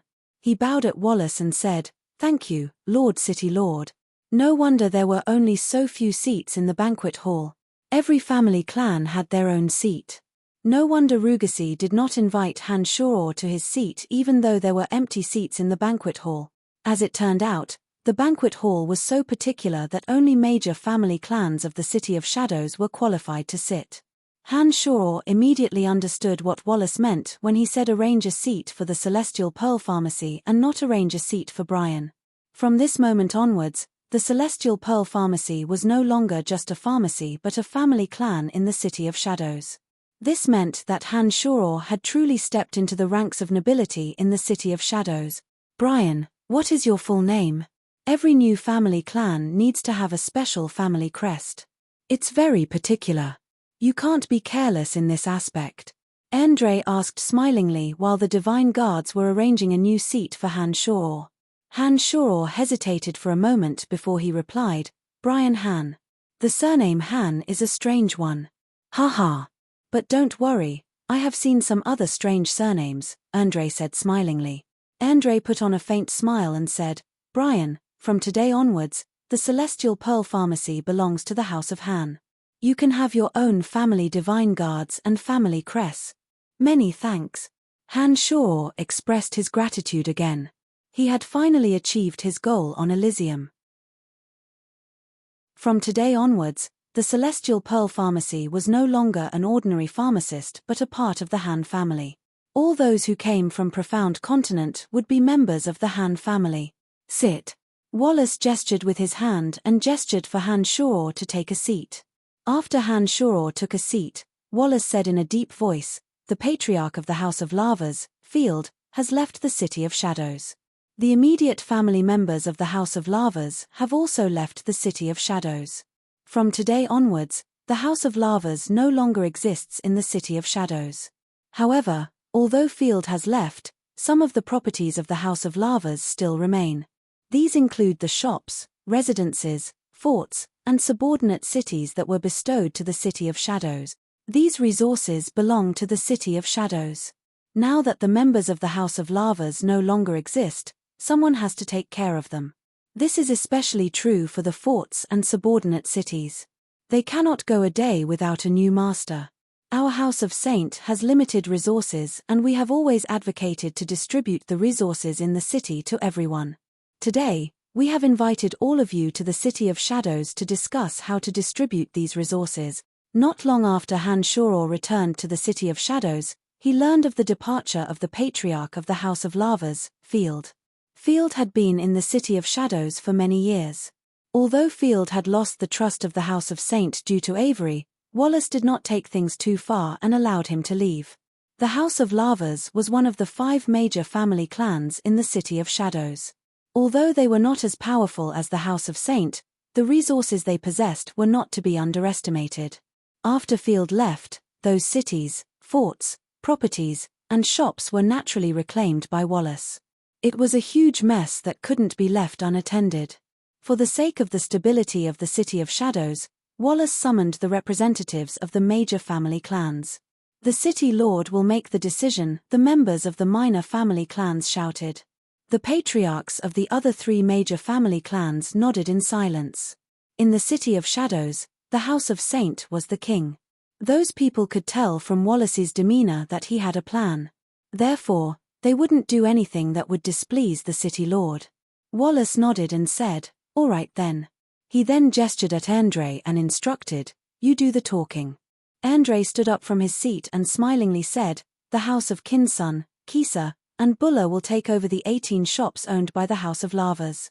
Other than Fort Lasberg, each of the remaining cities and forts of the House of Lavas will have one each." Upon finishing those words, Andre pointed at the patriarchs of the minor family clans. Those who were pointed at by Andre became spirited while those who were not sighed in despair. Fort Lasberg and the residences of the House of Lavas in the City of Shadows will belong to the Han family. Andre continued. Han Shoror was overjoyed when he heard those words. Those members of the minor family clans began to make a fuss. They seemed to be somewhat dissatisfied with the division. Whether it was Fort Lasberg or the residences of the House of Lavas in the City of Shadows, they were all pieces of juicy meat. Those people started to feel displeased that they were handed over to Han Shoror, who had just ascended to the throne. Although the patriarchs of the other three major family clans were also rather surprised, they did not say anything. The three of them were more interested in the fifth core. They were all waiting for a bigger, juicier job. Chapter 749. Fort Lasberg was the largest fort controlled by the House of Lavas. It was 1/7 the size of the City of Shadows. It was surrounded by mountains that were rich in natural resources. There were also several small-scale energy mines. It was the largest stronghold of the House of Lavas outside the City of Shadows. This fort was obviously much more valuable than the cities that Andre assigned to the lesser family clans. Other than the fact that Fort Lasberg was a little far from the City of Shadows, there was nothing else that could be said about it. It was no wonder that the patriarchs of lesser family clans were displeased when they heard that Andre had handed over Fort Lasberg to Han Shoror. Han Shoror had visited the House of Lava's residences in the City of Shadows when he first arrived in the City of Shadows. Each and every one of those buildings towered into the clouds and occupied an enormous area. They had all the facilities one could wish for. Energy towers and energy boundaries could be found in every area. There were even several gymnasiums. In the City of Shadows, where every inch of land was worth its weight in gold, it was truly a luxurious mansion. Even the Celestial Pearl Pharmacy that Han Shoror was currently residing in paled in comparison to that mansion.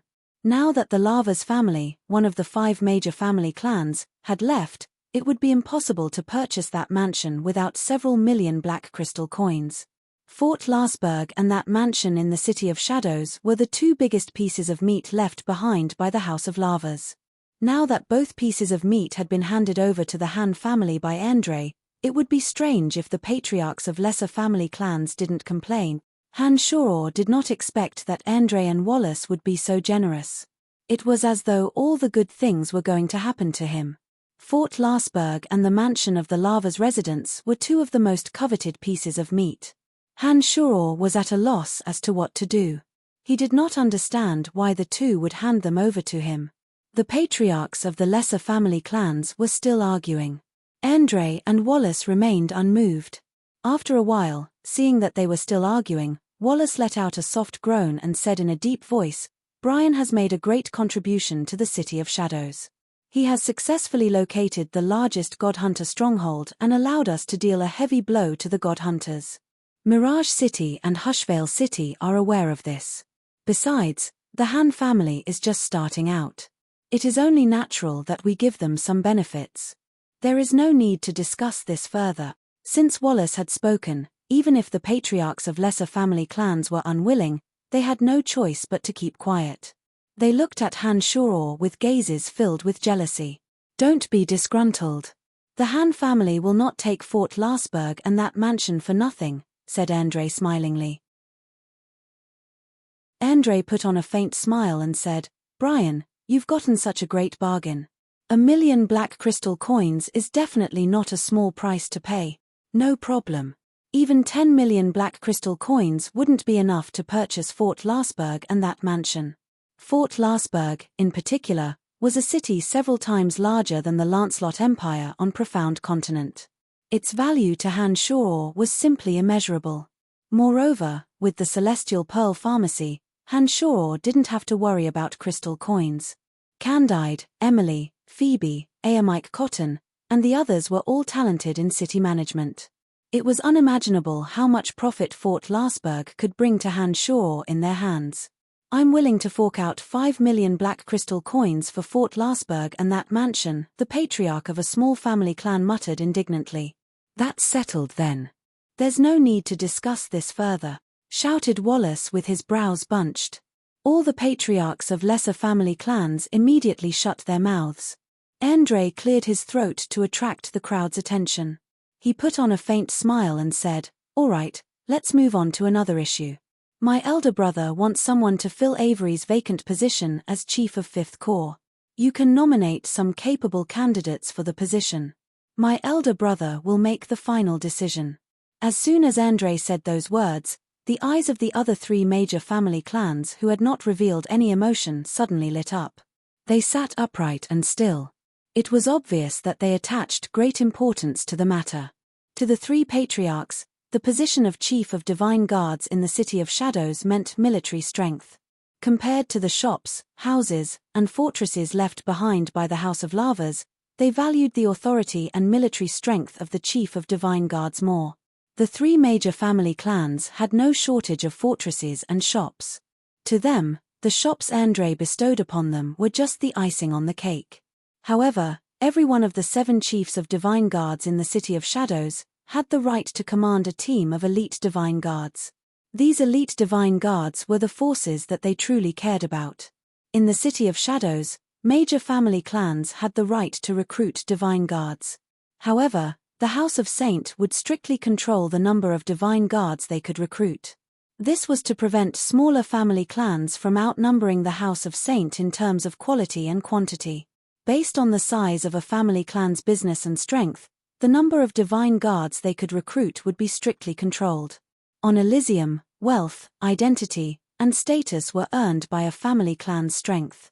The strength of a family clan was determined by the strength of its military strength. This referred to the number and quality of its Divine Guards. Having 2 chiefs of Divine Guards in a family clan was tantamount to having a new source of military strength. Therefore, when the patriarchs of the 3 family clans heard Andre mention the Fifth Corps, they immediately displayed their desire. The eyes of the patriarchs of the smaller family clans were even brighter. They knew that as long as they had sufficient military strength, it was only a matter of time before they could obtain those shops and houses. All along, the reason why the House of Saint, House of Kinsun, House of Lavas, House of Kisa, and House of Bulla were able to stand above all the other small family clans was because they controlled the military force of the City of Shadows. The reason why the House of Saint was so far ahead of the other 4 major family clans, other than the number of elite and expert Divine Guards in the family clan, was that the top 3 chiefs of Divine Guards were from the House of Saint. For those small family clans, only when a member of their family clan became a chief of Divine Guards would their family clan be considered as one of the major family clans. For a major family clan, the position of Chief of the Fifth Corps signified that they could advance a step further and become the second largest family clan in the City of Shadows, second only to the House of Saint. For a small family clan, it signified that they could truly become one of the top family clans in the City of Shadows.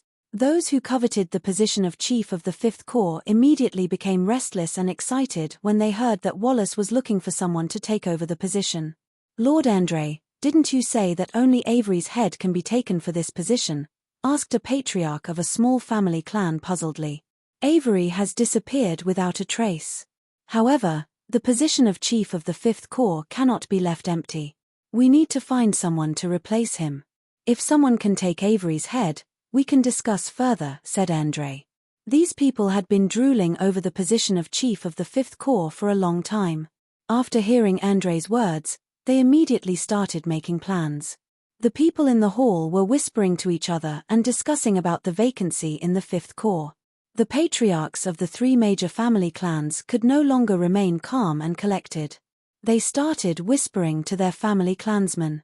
It was obvious that they were very interested in the position of the fifth corps. Wallace cleared his throat and in a deep voice, he said, "The position of chief of the fifth corps is of great responsibility. The successor must have sufficient strength and talent. Who do you have in mind for this position?" As soon as those words left Wallace's mouth, the crowd in the hall went into an uproar. Many people were recommended in an instant. The patriarchs of the three major family clans didn't utter a single word. The members of their family clans pushed their own family clans up one by one. Han Shaw observed carefully for a moment and discovered that none of them had recommended any outsiders. Almost all of them were from within their own family clans.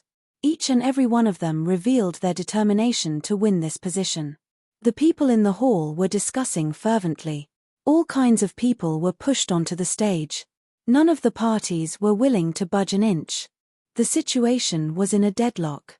As the voices of discussion grew louder and louder, Wallace put on a rather impatient face and said in a low voice, "The position of chief of the fifth corps is of great responsibility. The successor must be at least a high god. This is the minimum requirement." Upon hearing those words, the mid-gods recommended by the minor family clans were undoubtedly sentenced to death. The patriarchs of the major family clans were startled.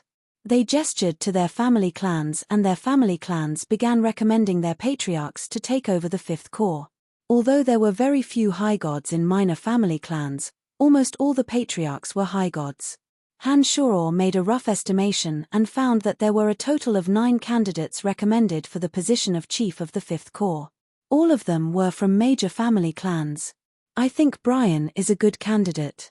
In the last God Hunter hunt, Brian has proven his ability and strength. I think he is a suitable candidate," said Andre as the crowd paused for a moment. He pushed Han Shaw onto the stage. The patriarchs of the three major family clans bunched their brows. Their eyes started to flicker. The patriarchs of the minor family clans immediately shut their mouths. The hall became quiet in an instant. Andre was from the House of Saint. Did his words mean that he was from the House of Saint? Did Wallace have the same intention? The crowd stared blankly for a moment before they immediately thought of this question. Therefore, many of them became silent. Han Shaw had long known that Andre and Wallace intended for him to take over the fifth corps. Therefore, after hearing Andre's words, Han Shaw feigned shock and humbly replied, "Lord Andre is flattering me." Upon hearing those words, Han Shaw shut his mouth. He did not express his interest in the position nor did he decline. His attitude was worth pondering. "I think Brian is a good candidate," said Wallace in a soft voice after keeping silent for a long while. The patriarchs of the minor family clans felt bitter in their hearts after hearing those words from Wallace. However, they still put on serious looks on their faces. None of them made a sound. The patriarchs of the three major family clans did not have much contact with Han Shaw. However, some members of their family clans were very close to Han Shaw due to the Celestial Pearl Pharmacy. If it was just an ordinary position, the patriarchs of the three major family clans might just give it to Han Shaw. However, this was a matter of great importance. Even though they had a good relationship with the Celestial Pearl Pharmacy, they could not give it to Han Shaw. Therefore, the patriarchs of the three major family clans remained silent. Their eyes flickered with uncertainty. Although they did not say a word, they had indirectly revealed their unwillingness to cooperate. Wallace regarded the patriarchs of the three major family clans very highly. Seeing that the three were not saying a word, he took the initiative to ask for their opinion. "What do the three of you think?" The three exchanged glances with each other. Kinloch of the House of Kisa hesitated for a moment before he said, "Brian is still young and not too familiar with the situation in the City of Shadows. He has just taken over a family clan and has yet to prove his capabilities. Wouldn't it be too much of a leap to take over the fifth corps?" The patriarchs of the other two major family clans nodded in agreement after hearing Kinloch's words. They all agreed that Han needed more tempering. The three were not willing to give up so easily on such an important issue. "I see," Wallace softly muttered. He then turned to the patriarchs of the minor family clans and asked, "What do you all think?" Seeing that someone had taken the lead, the others also expressed their agreement with Kinloch.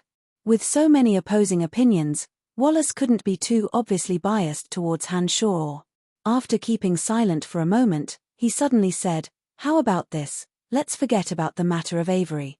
I have another thorny matter on hand. I have received news that someone has discovered a large energy crystal mine near Fort Lasberg. The area doesn't belong to any city. Currently, various forces are gathering there. I have sent some men to investigate, but I have yet to receive any news. I reckon that the odds are against them.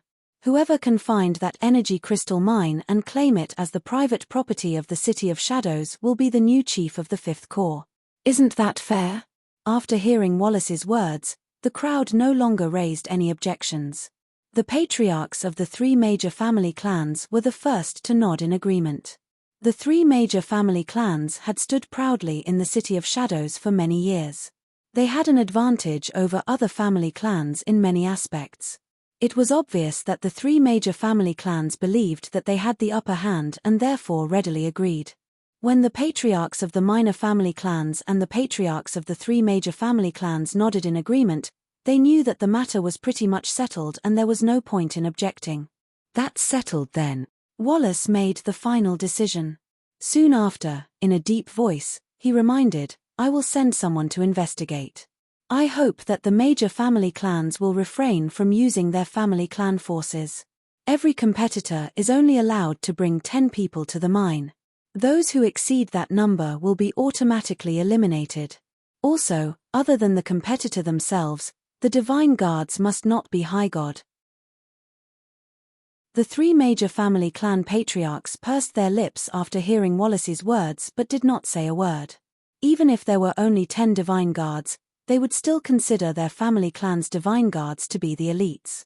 Besides, even if there were only 10 divine guards, they could still use their family clan forces to investigate the situation. One last reminder. It is strictly forbidden to kill one's own people. You should know the consequences if you violate this rule. With that, Wallace waved his hand and said, "That's all for today. You can all go back now." The crowd stood up one after another, saluted Wallace and Andre, and left the hall. Just as Han was about to leave, Andre lightly coughed and said, "Brian, about the 1 million black gold coins, we still need to discuss it." Han nodded smilingly. He knew that Andre had something to say to him. The patriarchs of the major family clans who left knew that Han had a close relationship with the House of Saint. When they saw that Andre had asked Han to stay behind, they could not help but complain in their hearts. Soon enough, the hall was empty. Wallace stood up, nodded at Han and smilingly said, "Although I have the intention to let you take over the Fifth Corps, the obstacles are just too great. You will have to work hard on your own."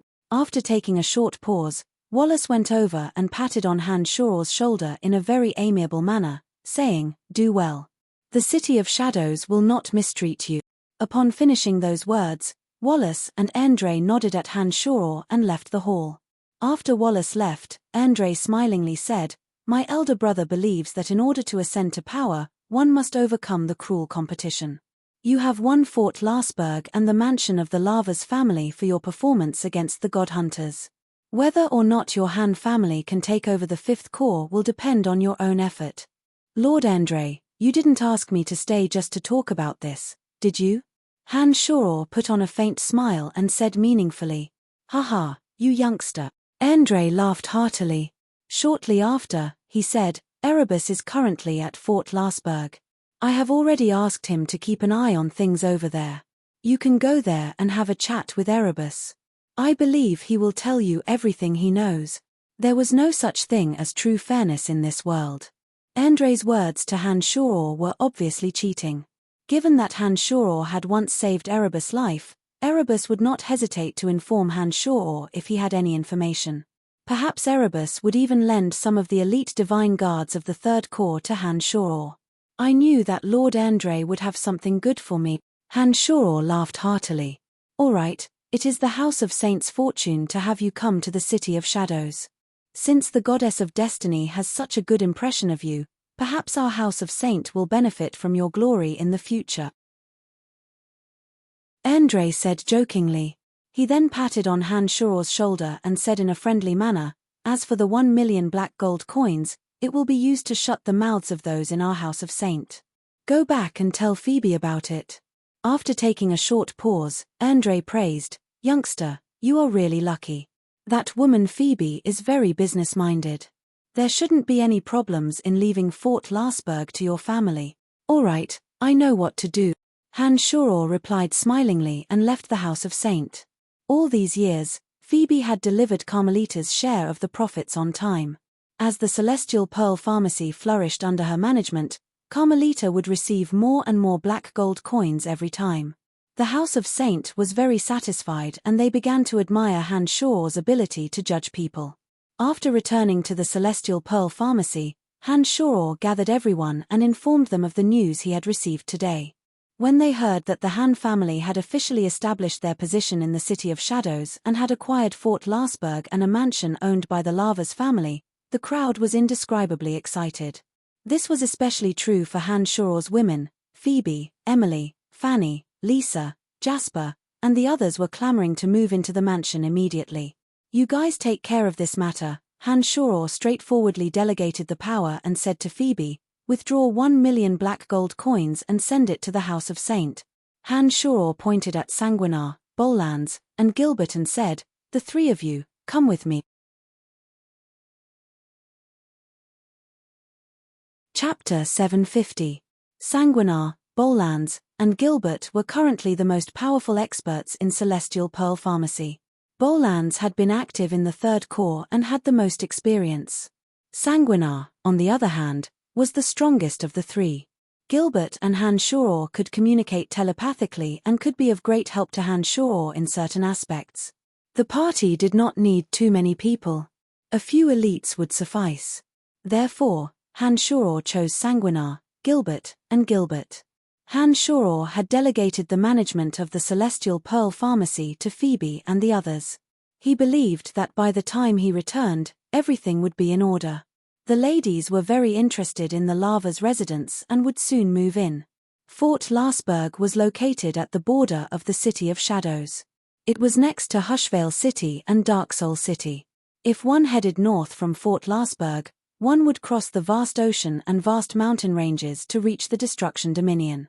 Among the many forts in the City of Shadows, Fort Lasberg was the largest and had the most abundant resources.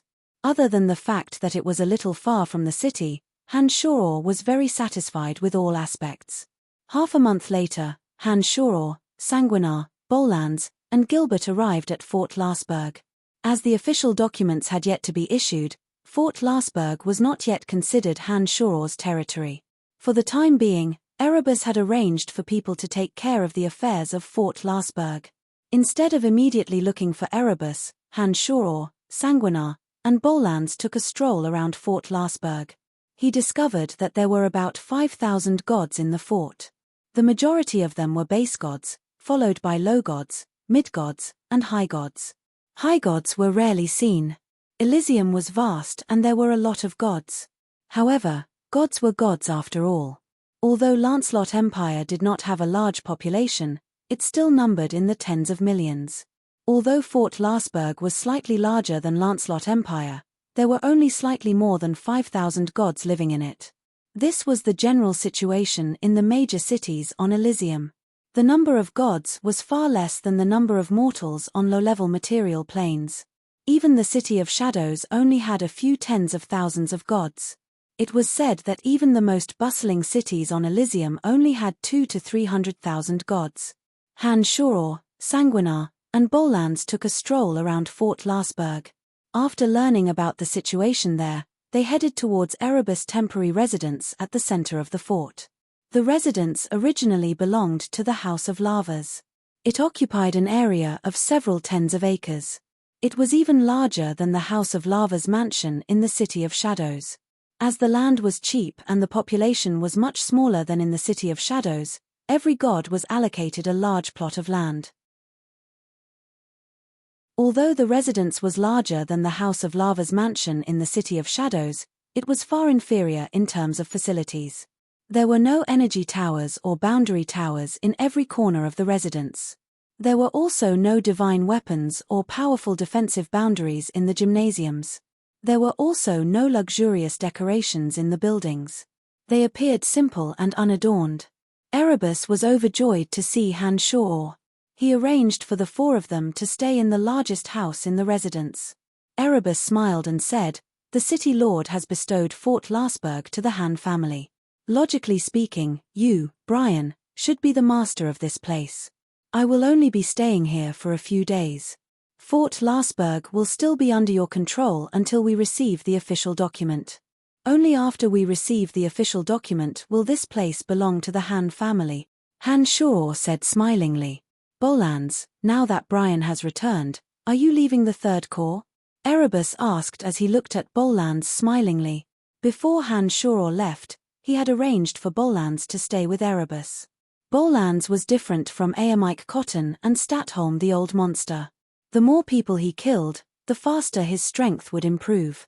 After killing those gods, the killing intent in his body would condense into an energy similar to demonic yuan and divine energy, allowing him to advance by leaps and bounds.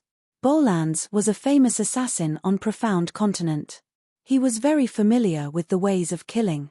After arriving at the Third Corps, Bolans had helped Erebus eliminate many enemies. Now that Bolans was about to return to Han Shor's side, Erebus was rather reluctant to part with him. Bolans wore an indifferent face. He nodded and said, "My skills were imparted to me by Senior Brother. It was Senior Brother's idea to come to the Third Corps. Now that Senior Brother has returned, I will naturally follow Senior Brother." "Brian, you sure are lucky," Erebus said enviously. "As you know, the Goddess of Destiny is on my side." It was said that the Goddess of Destiny was in charge of the destinies of mortals. Based on what Aobashi and Erebus had experienced, the Goddess of Destiny was indeed rather fond of Han Shor. "All right, I know why you're here. Lord Andre had given me some information and asked me to pay attention to a mine located far away from Lasberg. I have dispatched some men to investigate and indeed, I have obtained some information." Erebus put on a solemn face and said in a deep voice, "That mine doesn't belong to any city. It is located between Hushvale City and Dark Soul City. Some of the gods who visited the City of Shadows had heard that a large-scale energy crystal mine had been discovered there. Several of Andre's spies had gone to investigate, but there had been no response even after a long time. Andre had informed me about it and I happened to be in the vicinity. Therefore, I dispatched a small squad of divine guards to investigate. According to the information I received, there is indeed a large-scale energy crystal mine. Other than that, is there any other special information?" Han Shor put on a faint smile and said mischievously, "You should know what the City Lord means by now. I can only officially take over the Fifth Corps if I take over that mine. By now, the three major family clans should have mobilized their family clans. They have been operating in the City of Shadows for many years and naturally have an advantage over me. If you don't provide me with sufficient information, I won't have the confidence to succeed. I have confirmed the location. Other than those from the City of Shadows, divine guards from Hushvale City and Dark Soul City will be heading to that area as well. When the time comes, conflict will be unavoidable. You must be mentally prepared." Erebus thought for a moment before he continued, "Contact Anito of the Third Corps for the specifics. I know that he is very familiar with you. Therefore, he will be heading there first." "How do I contact Anito?" asked Han Shor after staring blankly for a moment. "You don't have to worry about that. Bolans will know how to contact Anito." Erebus put on a faint smile and said, "Although you are a nominal member of our Third Corps, Bolans is the one who has truly come into contact with the core of our Third Corps. You youngster, you only came to the Third Corps to gain credit." Han Shor shot a glance at Bolans and saw Bolans nod. Han Shor knew that Bolans knew how to contact the Third Corps. "All right then, I will be heading there first. I hope that I can get there as soon as possible and take over the mine." After obtaining useful information from Erebus, Han Shor did not stay for too long. He was anxious to settle the matter as soon as possible. Erebus, of course, knew that the sooner, the better. Therefore, he did not stop Han-Shoror. He smilingly said, "Have a safe trip. I will be waiting for you to take over the fifth core. If there are no mishaps, the fifth core will be mine," said Han-Shoror in a big smile. He had a close relationship with Erebus and had no qualms about speaking. After mastering the 17 flying swords and mastering the Avicii god-slaying sword formation, Han-Shoror was sufficiently confident in his strength. As long as there were no mishaps, Han-Shoror believed that he would be able to take over the mine. "Master, what should we do?" asked Gilbert after leaving Fort Lasberg with Han-Shoror. "Let's observe the situation for now. Our main objective is to take over the mine. Energy crystals are good stuff. Every city and every god needs them," replied Han-Shoror smilingly. After walking around Fort Lasberg, Han-Shoror discovered that although there were all kinds of ores around the fort, the defenses of the fort needed to be strengthened. He did not see many powerful energy towers and boundary towers. All kinds of energy towers and boundary towers had become an indispensable part of a god's defenses. They all required a large amount of energy crystals. If Han-Shoror wanted to reconstruct the fort, he would need a large amount of energy crystals. Now that a large energy crystal mine had been discovered and it was still unclaimed, Han-Shoror would not let it slip by. The party of 4 traveled for 5 days and arrived at the mine pointed out by Erebus at dusk. Upon arriving, Han-Shoror immediately released his demon generals and discovered that there were many gods in the mine. Not long after Bolans arrived, he found a few special symbols on the corners of several large trees. After thinking for a moment, Bolans said to Han-Shoror respectfully, "Senior, follow me." Han-Shoror knew that Bolans had discovered Anito's message. He brought Sanguinar and Gilbert with him. In one of the caves in the mine, Han-Shoror and Bolans saw Anito. Anito was in a squad of 10 divine guards, but Anito was accompanied by only 3 divine guards. Anito's clothes were ragged and he looked miserable. There were even bloodstains on his clothes. It seemed that he had suffered heavy casualties. Anito put on a delighted face when he saw Bolans. When he saw Han-Shoror behind Bolans, his face lit up with joy. He cried out in surprise, "Lord Brian has come." The 3 divine guards of the 3rd Corps beside Anito also recognized Han-Shoror. They were all shaken up and were clearly excited. "Anito, what happened? You look like you have suffered serious injuries." Han-Shoror bunched his brows and asked in a rather puzzled manner. "It was done by those from Hushvale City and Dark Soul City. 6 of our men were killed." Anito replied furiously. "The most despicable one is that Eugene. Last time, our 3 cities worked together to hunt down the god hunters. Who would have thought that he would resort to such atrocious means just for the sake of the mine," said a divine guard named Deco furiously. Han-Shoror had seen Deco at Erebus' side when they were hunting down the god hunters. "Eugene?" Han-Shoror stared blankly for a moment before he sneered and said, "I didn't expect to run into an acquaintance." Eugene had been mocking and ridiculing Han-Shoror while hunting down the god hunters. He had a close relationship with Hassling, the master of Godswamp Pharmacy, and had always disliked Han-Shoror. He did not expect that Han-Shoror would kill a divine guard of the City of Shadows. The City of Gorging Clouds, Blackwater City, Blackrock City, Mirage City, Dark Soul City, City of Shadows, and Hushvale City were the 7 major cities of the Darkness Dominion. The strength of the 7 cities was ranked as above, with the City of Gorging Clouds at the top and Hushvale City at the bottom. The 7 cities of the Darkness Dominion all worshipped the overgod of darkness. However, the 7 cities were independent and there were competitions and small frictions between them. As the 7 major cities of the Darkness Dominion, there had never been a major war between the cities. However, small frictions had never ceased. The 7 cities bordered each other. Conflicts often broke out behind the scenes over territorial issues. It was normal for a few divine guards to die in such conflicts. The 7 lords of the city had tacitly agreed to such conflicts. The friction between smaller family clans that did not belong to the same city was even greater. Fights between family clans would often occur. The overgods of the darkness, death, and destruction dominions believed that healthy competition would help to maintain the vigorous fighting strength of their subordinates. As long as the frictions did not affect the foundation of the dominion, the overgods would ignore them. It was only when major conflicts occurred that the strength of the entire dominion would be greatly damaged that the overgod would intervene. Conflicts over interests in ungoverned territories were a very common phenomenon in the Darkness Dominion. Wallace didn't care how Hanshor would act. He didn't care if people from other dominions died in the process. As long as the final result was to obtain the ores, there would be no problem. "What's going on?" asked Hanshor in a deep voice with his brows bunched. Eugene and his divine guards were here as well. "There are many ores in this mine. We had occupied one of the larger ores on behalf of Lord Erebus. Eugene discovered it before we had the chance to mine it.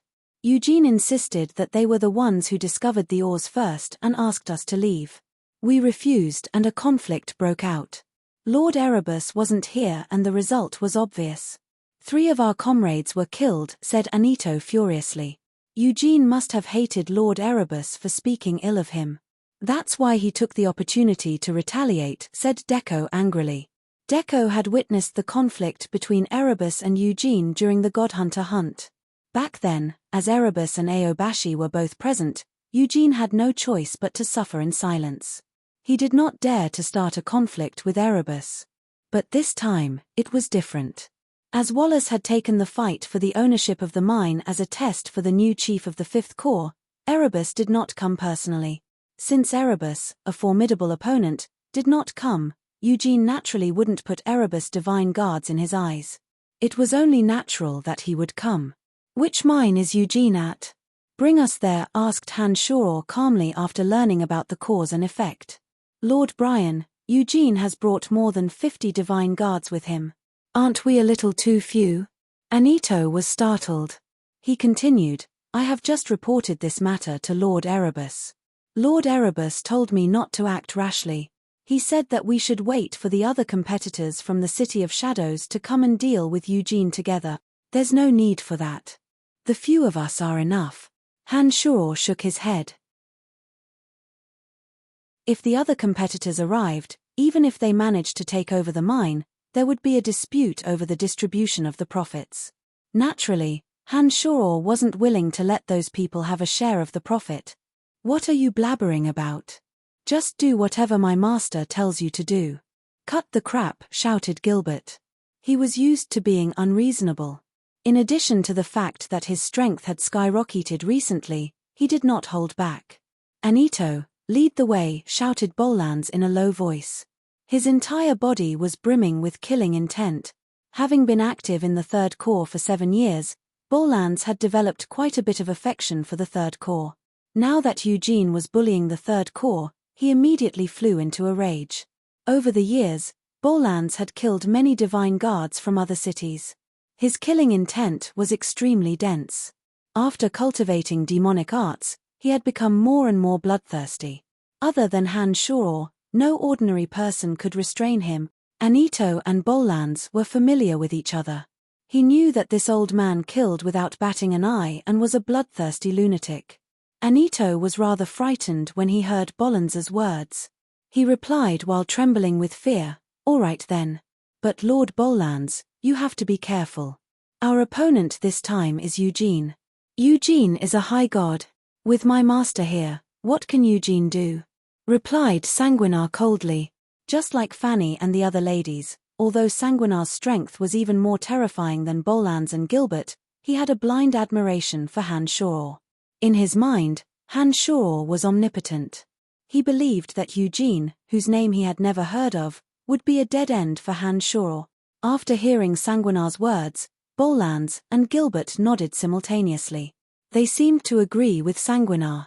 "All right, I'll lead the way." For some reason, Anito felt even more pressured than Bolans when Sanguinar glared at him. Therefore, he straightforwardly agreed. From his point of view, Sanguinar, Bolans, and Gilbert were all brimming with murderous intent. With just a glance, he could tell that none of them were benevolent characters. On the contrary, Hanshor was gentle and always had a smile on his face when dealing with people. Anito, who had never seen Han Shuo's savagery, could not understand how a character like Han Shuo could suppress the three fiends. Soon enough, Anito led Han Shuo and the other three to a large mine. Hey! A divine guard on Eugene's side at the entrance laughed mischievously and said, "You dare come again? Did you think that Lord Eugene was merciful when he spared you all last time? Haha, you're courting death again." The other divine guard laughed hysterically. He obviously did not think much of Han Shuo and the other three that Anito had brought with him. Anito's face turned unsightly. He looked at Han Shuo with a pleading expression and said, "Lord Brian, what do you think?" "Oh, you even brought a helper. Haha." The divine guard cried out in surprise after hearing Anito's words, as though he had just noticed Han Shuo. His face was filled with ridicule. "Senior, what do you think? If it were in the past, Bolans would have charged at the divine guard long ago. But now that Han Shuo was beside him, Bolans would first consult Han Shuo. He dared to disrespect Erebus and Wallace, the city lord of the City of Shadows, but he dared not go against Han Shuo because he knew that everything he had was bestowed to him by Han Shuo. Han Shuo was still wearing a genial smile on his face. He nodded at Bolans and said, "Go, but don't make it too bloody."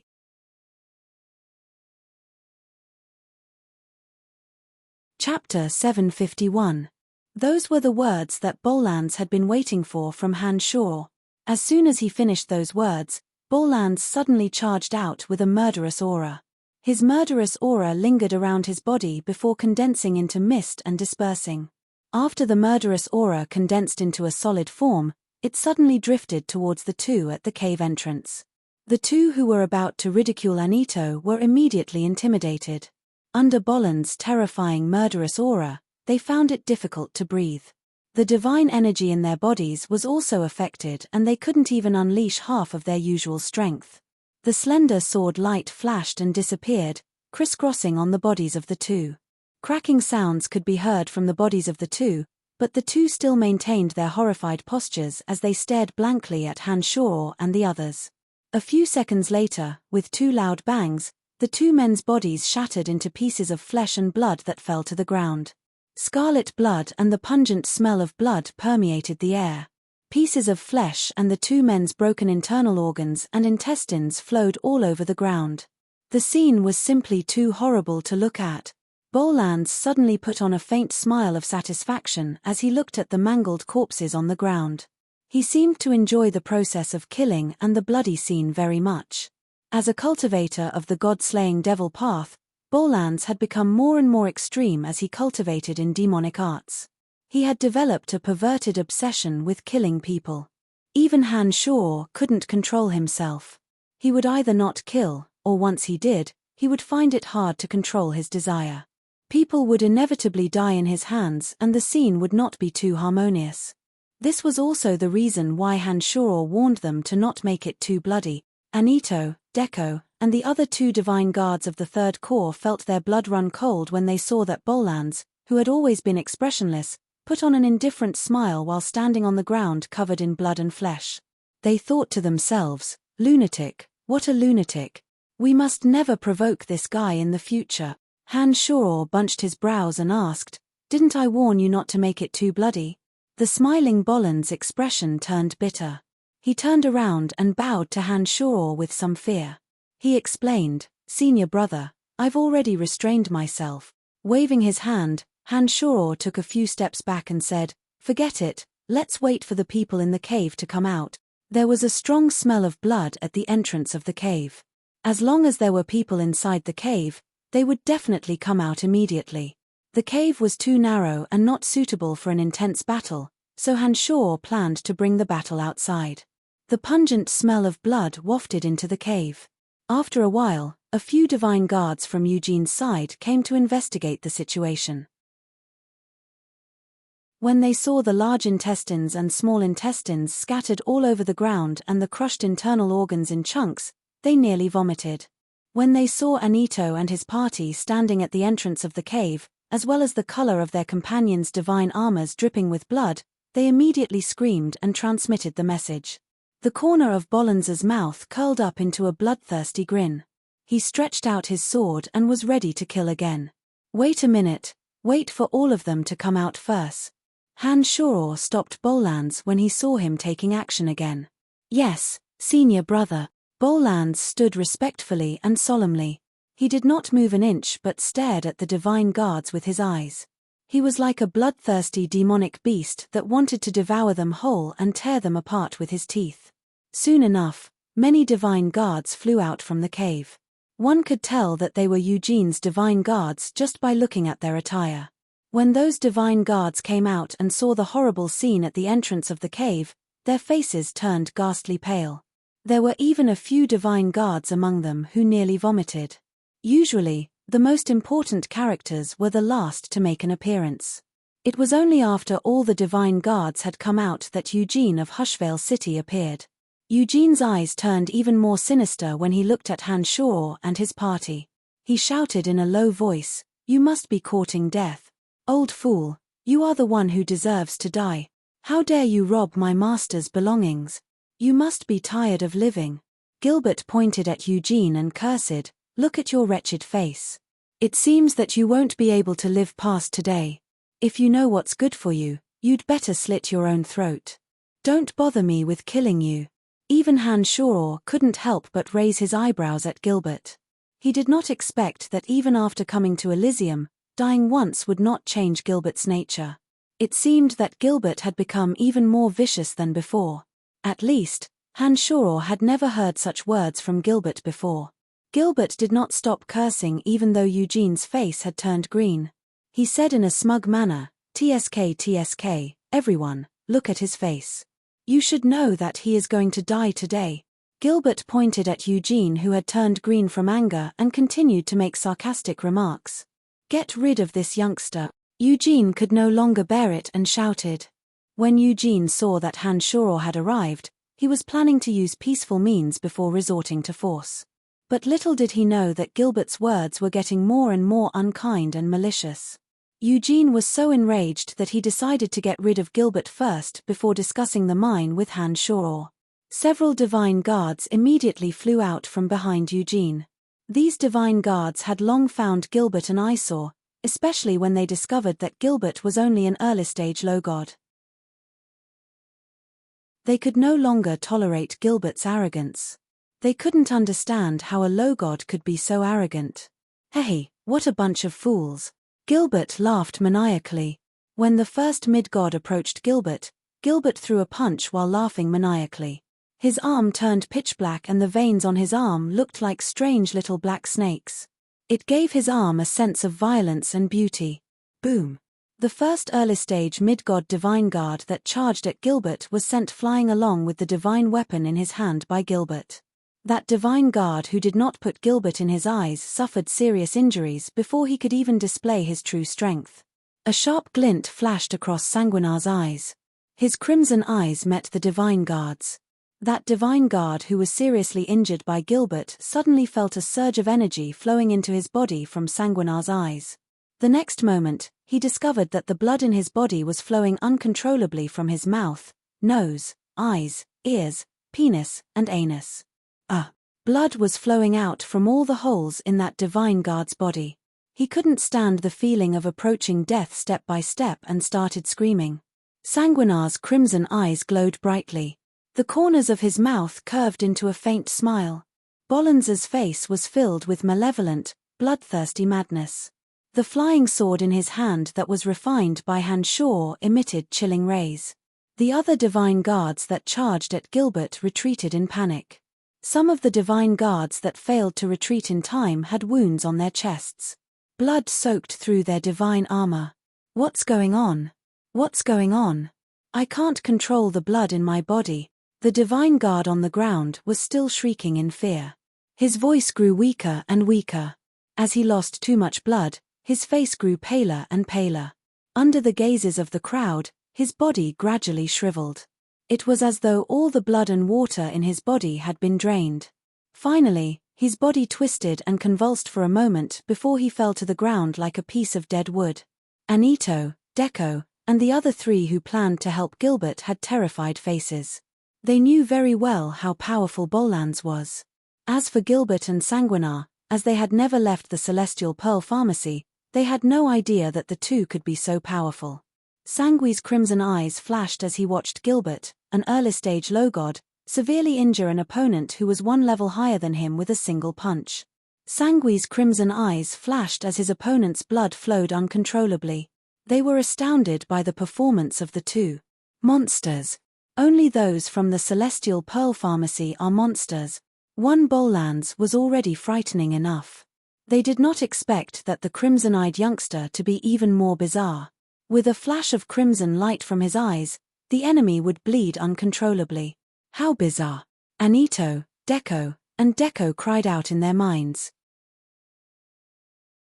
Sanguinar, Bollands, and Gilbert's attacks had shocked Eugene's divine guards. Eugene's face turned even more unsightly. He did not expect that there would be such strange people around Hanshoro.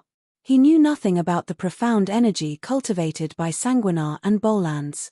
The only thing he could see was that Gilbert had seriously injured one of his divine guards with a single punch. With that, Eugene no longer dared to act blindly without thinking. All of you, get the hell out of this cave. From today onwards, everything here belongs to the Han family of the City of Shadows. Gilbert became immensely proud of himself again. He pointed at Eugene and said disdainfully, "You are no match for him. Kill this cocky bastard." Eugene was enraged. He shouted, "Squads 2 and 3, attack together. No matter what happens, I will take responsibility." The divine guards behind Eugene had long disliked Gilbert. Upon hearing Eugene's command, the 20 or so divine guards immediately surrounded Gilbert. The divine guards exchanged glances with each other. 10 of them charged at Gilbert, 10 at Bollands, and 10 at Sanguinar. Hanshoro had gained a clear understanding of the strengths of Sanguinar, Bollands, and Gilbert. Among them, Sanguinar was the strongest. He estimated that he possessed mid-stage mid-god strength. Bollands and Gilbert were slightly weaker. Based on their physical strength alone, they should possess early-stage mid-god strength. As for Sanguinar and Bollands, one of them knew how to control the blood in a person's body and the other could intimidate the enemy with his killing intent. Their strengths were slightly higher than their peers. In a one-on-one fight, Hanshoro believed that the three would be able to finish off an opponent of the same level. But with a dozen of them attacking together, Hanshoro knew that the three would be in grave danger. After all, Eugene's divine guards were all mid-gods. Hanshoro grinned when he saw that Sanguinar, Bollands, and Gilbert were wearing solemn expressions. With one thought, 17 flying swords suddenly flew out from his body. The flying swords were extremely swift and fierce. They whistled through the air as they circled above their heads. Miserable shrieks filled the air. Corpses suddenly fell from the sky. When they hit the ground, they were all mangled and mangled. In the blink of an eye, all the corpses had melted into flesh and blood. Not a single bone or piece of flesh was left. The 20 or so elite divine guards who had fought alongside Eugene had been reduced to a puddle of blood that soaked the ground. Not a single trace was left. Anito and the others had been puzzled as to why Sanguinar, Bollands, and Gilbert, these three fiends, would be so obedient to Hanshoro. But now, they finally understood. Hanshoro still wore a gentle smile on his face. However, in the eyes of Anito and the others, this usually gentle smile suddenly gave off an indescribable sense of malevolence and cruelty. "Eugene, take your men and get the hell out of here. Leave behind all the energy ores you have mined. From today onwards, everything in the mine belongs to the Han family of the City of Shadows." Hanshoro said to Eugene with a beaming smile. You dare to kill more than 20 of my men?" Eugene was shivering from head to toe. When he saw that not even a bone was left of his elite divine guards that he had painstakingly nurtured, the fury in his heart exceeded his fear of Hanshoro. He shrieked. Hanshoro shook his head and sighed softly. He softly said, "So insensible. This is going to be difficult." As soon as Hanshoro finished those words, the 17 flying swords that were still hovering in the air flew towards the remaining divine guards. Shrill whistles pierced through the air. All the divine guards other than Eugene were killed and turned into puddles of blood.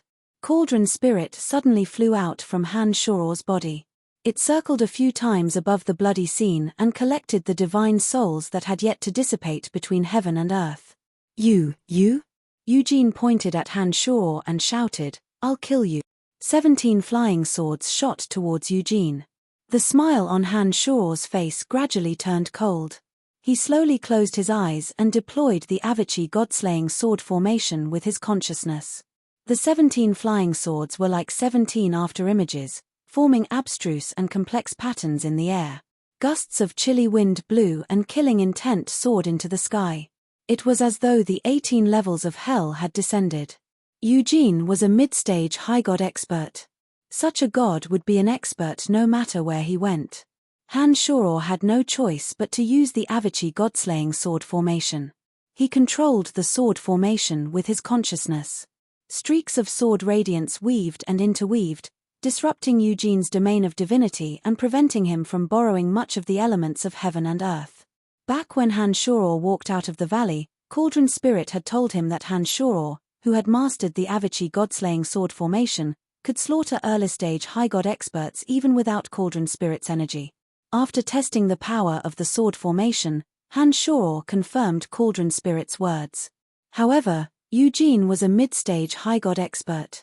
Although he couldn't fight back in the Avachi god-slaying sword formation, he seemed to be able to hold on for some time. If Han Shuro wanted to kill him, he would have to pay a heavy price. Cauldron Spirit, return. Han Shuro did not want to waste too much energy on Eugene. With one thought, Cauldron Spirit returned to Han Shuro's body. Cauldron Spirit's energy instantly poured into Han Shuro's body. Only then could the first form of the Avachi god-slaying sword formation, Avachi Hell, be activated. As soon as the Avachi Hell was activated, the streaks of sword radiance turned solid. The chilling wind and killing intent grew 10 times more intense. Strange energy surged within the sword formation and destroyed Eugene's layers of defensive boundaries. A miserable howl sounded as Eugene's flesh and blood splattered everywhere. A high god divine soul. Haha, this is great. I can finally refine a demon general of the highest grade. Cauldron Spirit shouted. It was much livelier than usual. It immediately flew out from Han Shuro's body and pounced at Eugene's high god divine soul that had yet to dissipate.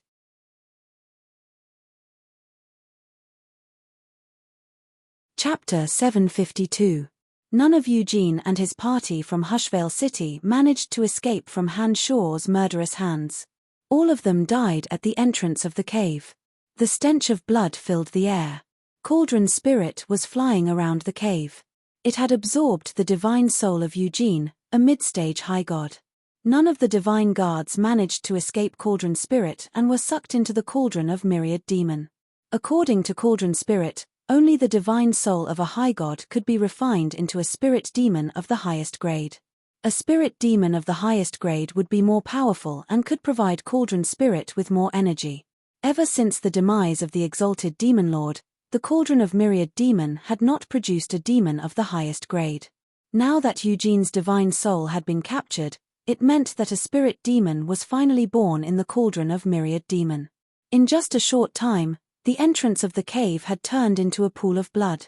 The gods killed by Han Shuro's 17 flying swords had turned into puddles of blood.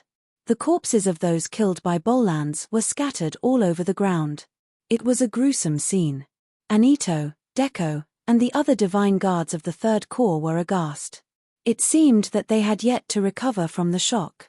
Anito, apart from Eugene, didn't you encounter enemies from Dark Soul City as well? What are you waiting for?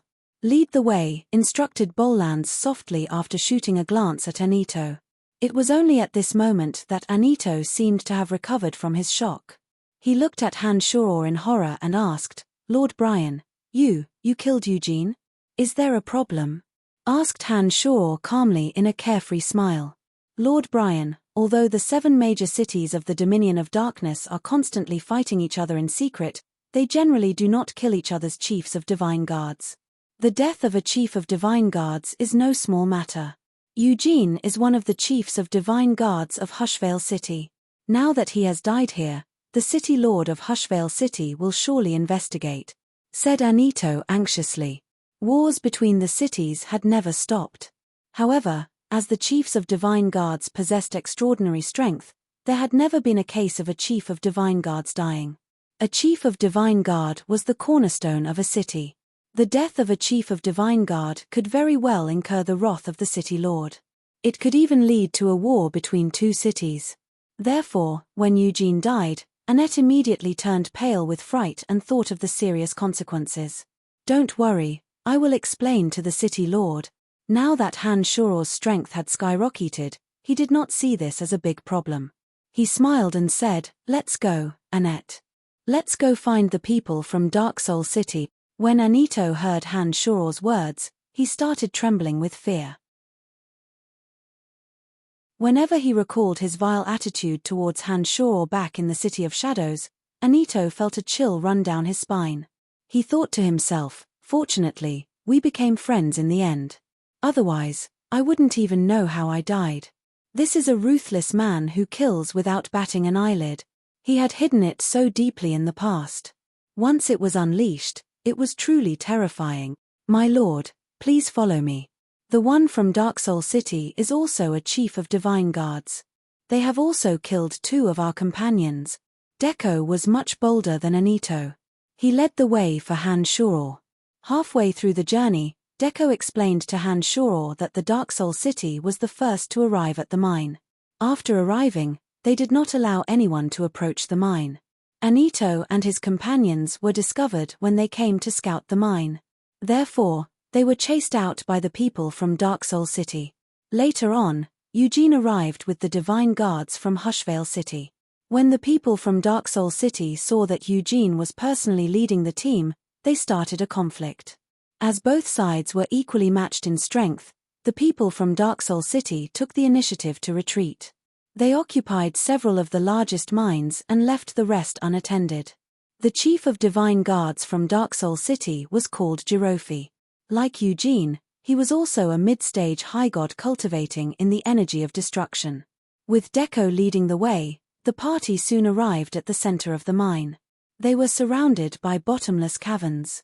Each cavern was guarded by several divine guards from Dark Soul City.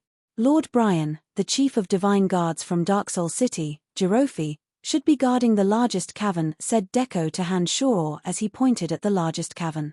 "This place already belongs to Dark Soul City. You can start mining in other areas. Don't force our hand," said a divine guard from Dark Soul City as he stood at the entrance of the cavern. He looked at Han Shuro and his party with a cold and arrogant demeanor. "Bolans, Sanguinar, kill a few of them and teach them a lesson," instructed Han Shuro to Bolans and Sanguinar with a smile on his face. The fact that Dark Soul City had killed a few divine guards from the Third Corps indicated that they had made the first move. Han Shuro would not hold back. Bolans could enhance his killing intent by killing, Sanguinar could extract new energy from the blood of his victims, and Han Shuro could harvest divine souls. For the 3 of them who cultivated in demonic arts, there were only advantages and no disadvantages in killing others. Not to mention that they were the ones who made the first move. Han Shuro would not hold back. Bolans and Sanguinar abruptly pounced at 2 divine guards from Dark Soul City at Han Shuro's command. Sanguinar drew a line of blood in her hand as she stared at the 2 divine guards with crimson eyes. The 2 divine guards immediately felt their blood boiling when their eyes met with Sanguinar's. At this moment, Bolans arrived in front of the 2 divine guards. The slender flying sword in his hand flashed and streaks of sword radiances landed on the bodies of the 2 divine guards. Crack, crack. The 2 divine guards were dismembered. Their flesh and blood splattered all over the ground. Blood splattered everywhere. Before the divine guards at the other caverns could help, the tragedy had already happened. When the divine guards saw the blood flowing like a river, they immediately shrieked and transmitted messages to Jirofi, who was inside the cavern. They could tell how terrifying Bolans and Sanguinar were. Seeing that Han Shuro, who seemed to be their leader, had yet to make a move, none of them dared to be careless. They shrieked and transmitted messages as though they were facing a formidable foe. They cautiously guarded against Sanguinar and Bolans. It didn't take long before 37 divine guards and Chief Jirofi walked out of the cave. These people were all dressed in black. It appeared that they had been in the middle of excavating energy crystals and had hurried over after receiving the message. What's going on? Jirofi's face was gloomy. He looked at the bloodstains on the soles of his feet and appeared to be extremely angry. Jirofi had a big head and big ears. He had an obese body. However, his pair of bright eyes were fixed on the unruffled Han Shoror.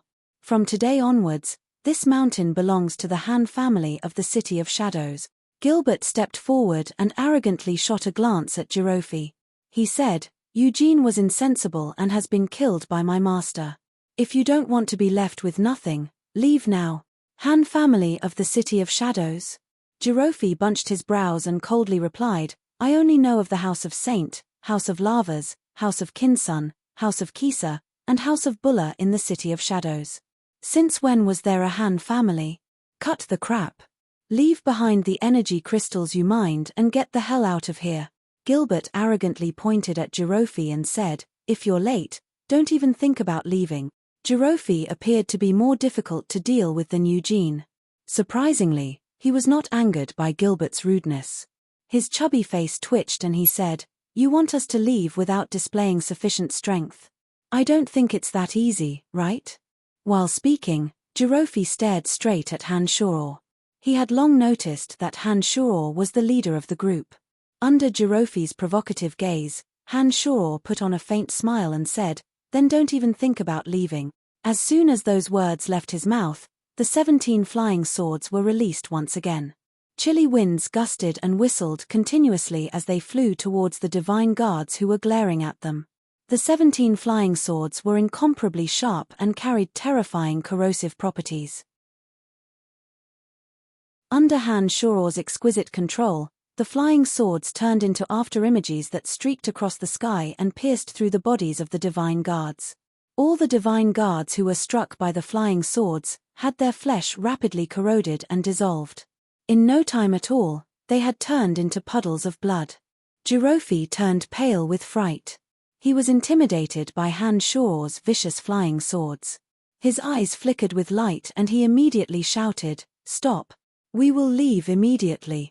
With a gentle smile on his face, Han Shoror softly replied, sorry, you were too late.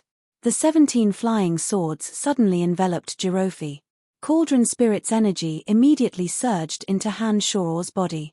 The first form of the god-slaying sword formation, Ceaseless Pain, appeared once again.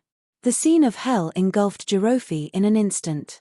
Feeling the stabbing pain in his meridians, Han Shoror manipulated the god-slaying sword formation with his consciousness and pierced thousands of holes into Jirofi's body.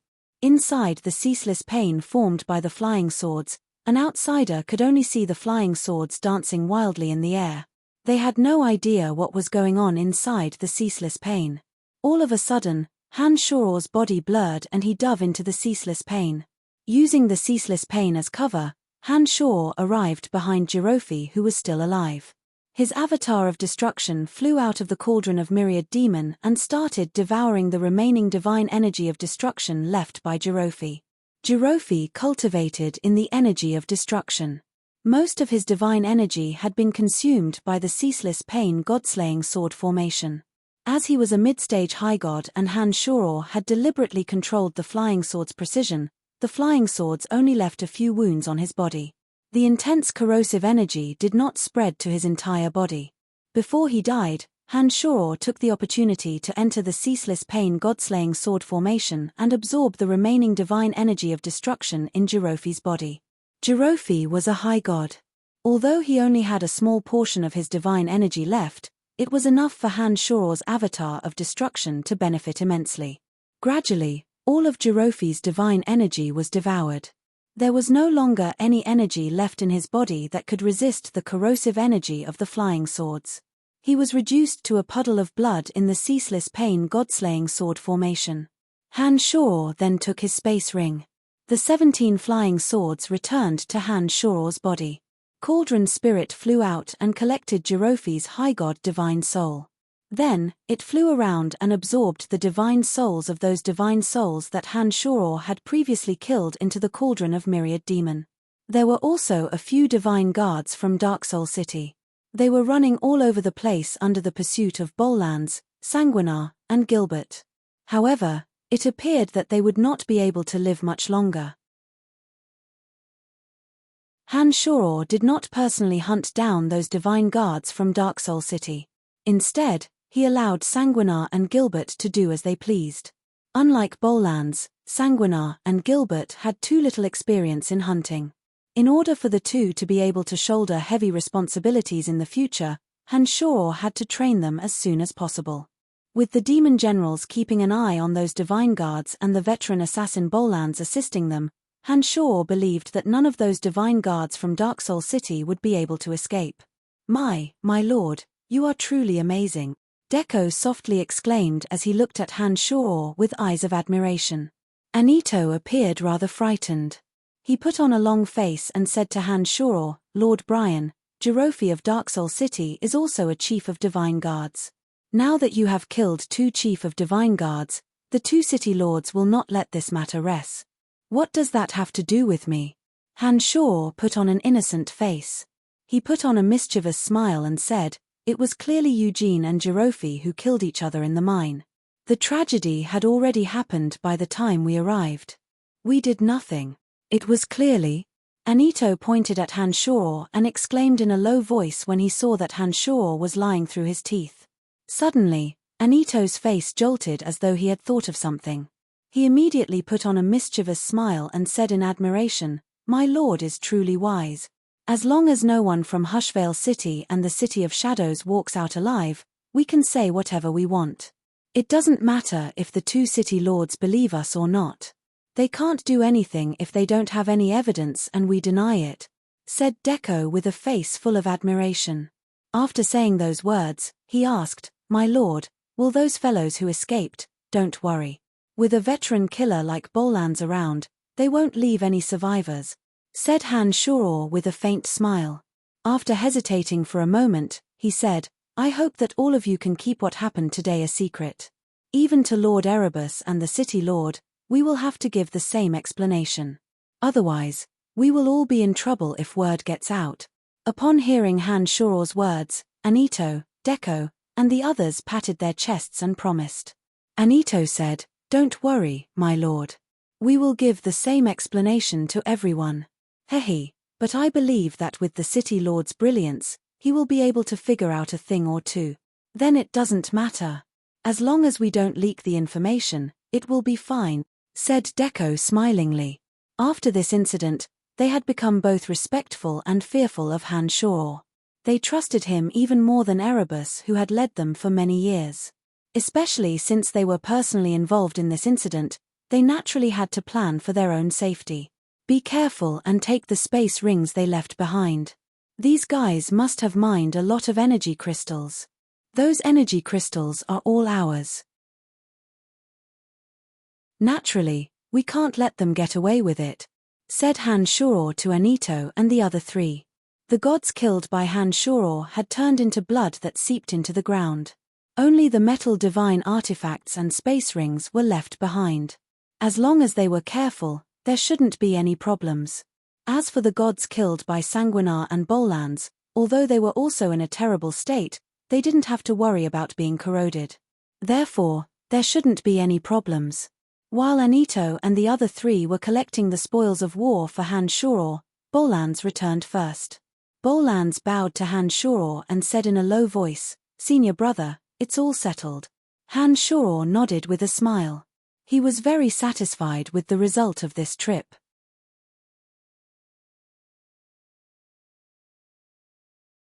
Chapter 753. Eugene and Jirofi, the 2 divine guard chiefs, and their divine guards had all died in the hands of Han Shoror and his party. Anito and his party were in charge of collecting and tallying the spoils of war. About half a day later, Anito and his party had tallied up all the spoils. There were more than 5,000 pieces of energy crystals of various sizes, more than 70 divine armors and divine weapons, and 1 high god weapon each for Eugene and Jirofi. It was impossible to estimate the total value of these items in a short time. However, a conservative estimate was that the total value of these items would not be less than 2 million black gold coins. Most importantly, the mine had been occupied by Han Shoror. Eugene and Jirofi had only been mining the mine for a few days. There was no way they could have extracted much of the energy crystal ores from the mine. It was impossible to estimate how many energy crystals there were in the entire mine. The total value would be in the tens of millions of black gold coins. The invaders from Hushvale City and Dark Soul City were completely annihilated. Bolans, Anito, and his party carefully cleaned up the scene. They erased all traces that could prove that Han Shoror and his party were the culprits. They even deliberately buried some worthless divine weapons in the ground and placed a few incomplete corpses of both sides together to create the illusion that both sides had suffered heavy casualties. Bolans was very familiar with the process. Sanguinar and Gilbert, on the other hand, were not as proficient. Under the guidance of Bolans, Anito, and the others, Sanguinar and Gilbert quickly became familiar with the method of framing others. They helped Anito and his party clean up the mess. Naturally, Han Shoror did not leave. He stayed in the mine for the time being, waiting for the arrival of the competitors from the major family clans. During this period of time, Anito, his party of 4, Bolans, Sanguinar, and Gilbert visited every major mine in the mine. They carved a special pattern on the entrance of every cave that contained energy ores, the pattern of the cauldron of myriad demon. As the Han family had only been established for a short time, Han Shoror had not thought of making a special emblem for the Han family.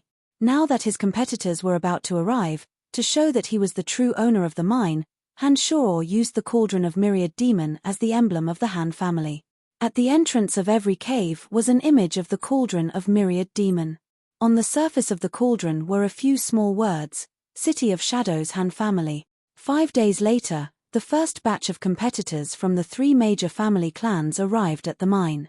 After mobilizing the resources of their family clans, they discovered a unique symbol at the entrance of the mine, the Han family of the City of Shadows. The competitors of the 3 great families were all dumbfounded. Looking at the strange little cauldron pattern and the clear small characters on the surface of the cauldron, they knew that they were one step too late. The City of Shadows had its own rules. Before they came, Wallace had clearly reminded them that personal fights were strictly forbidden. Although these City of Shadows experts were filled with reluctance, they had nothing to say when they saw that the mountain had fallen into Han Shoror's hands.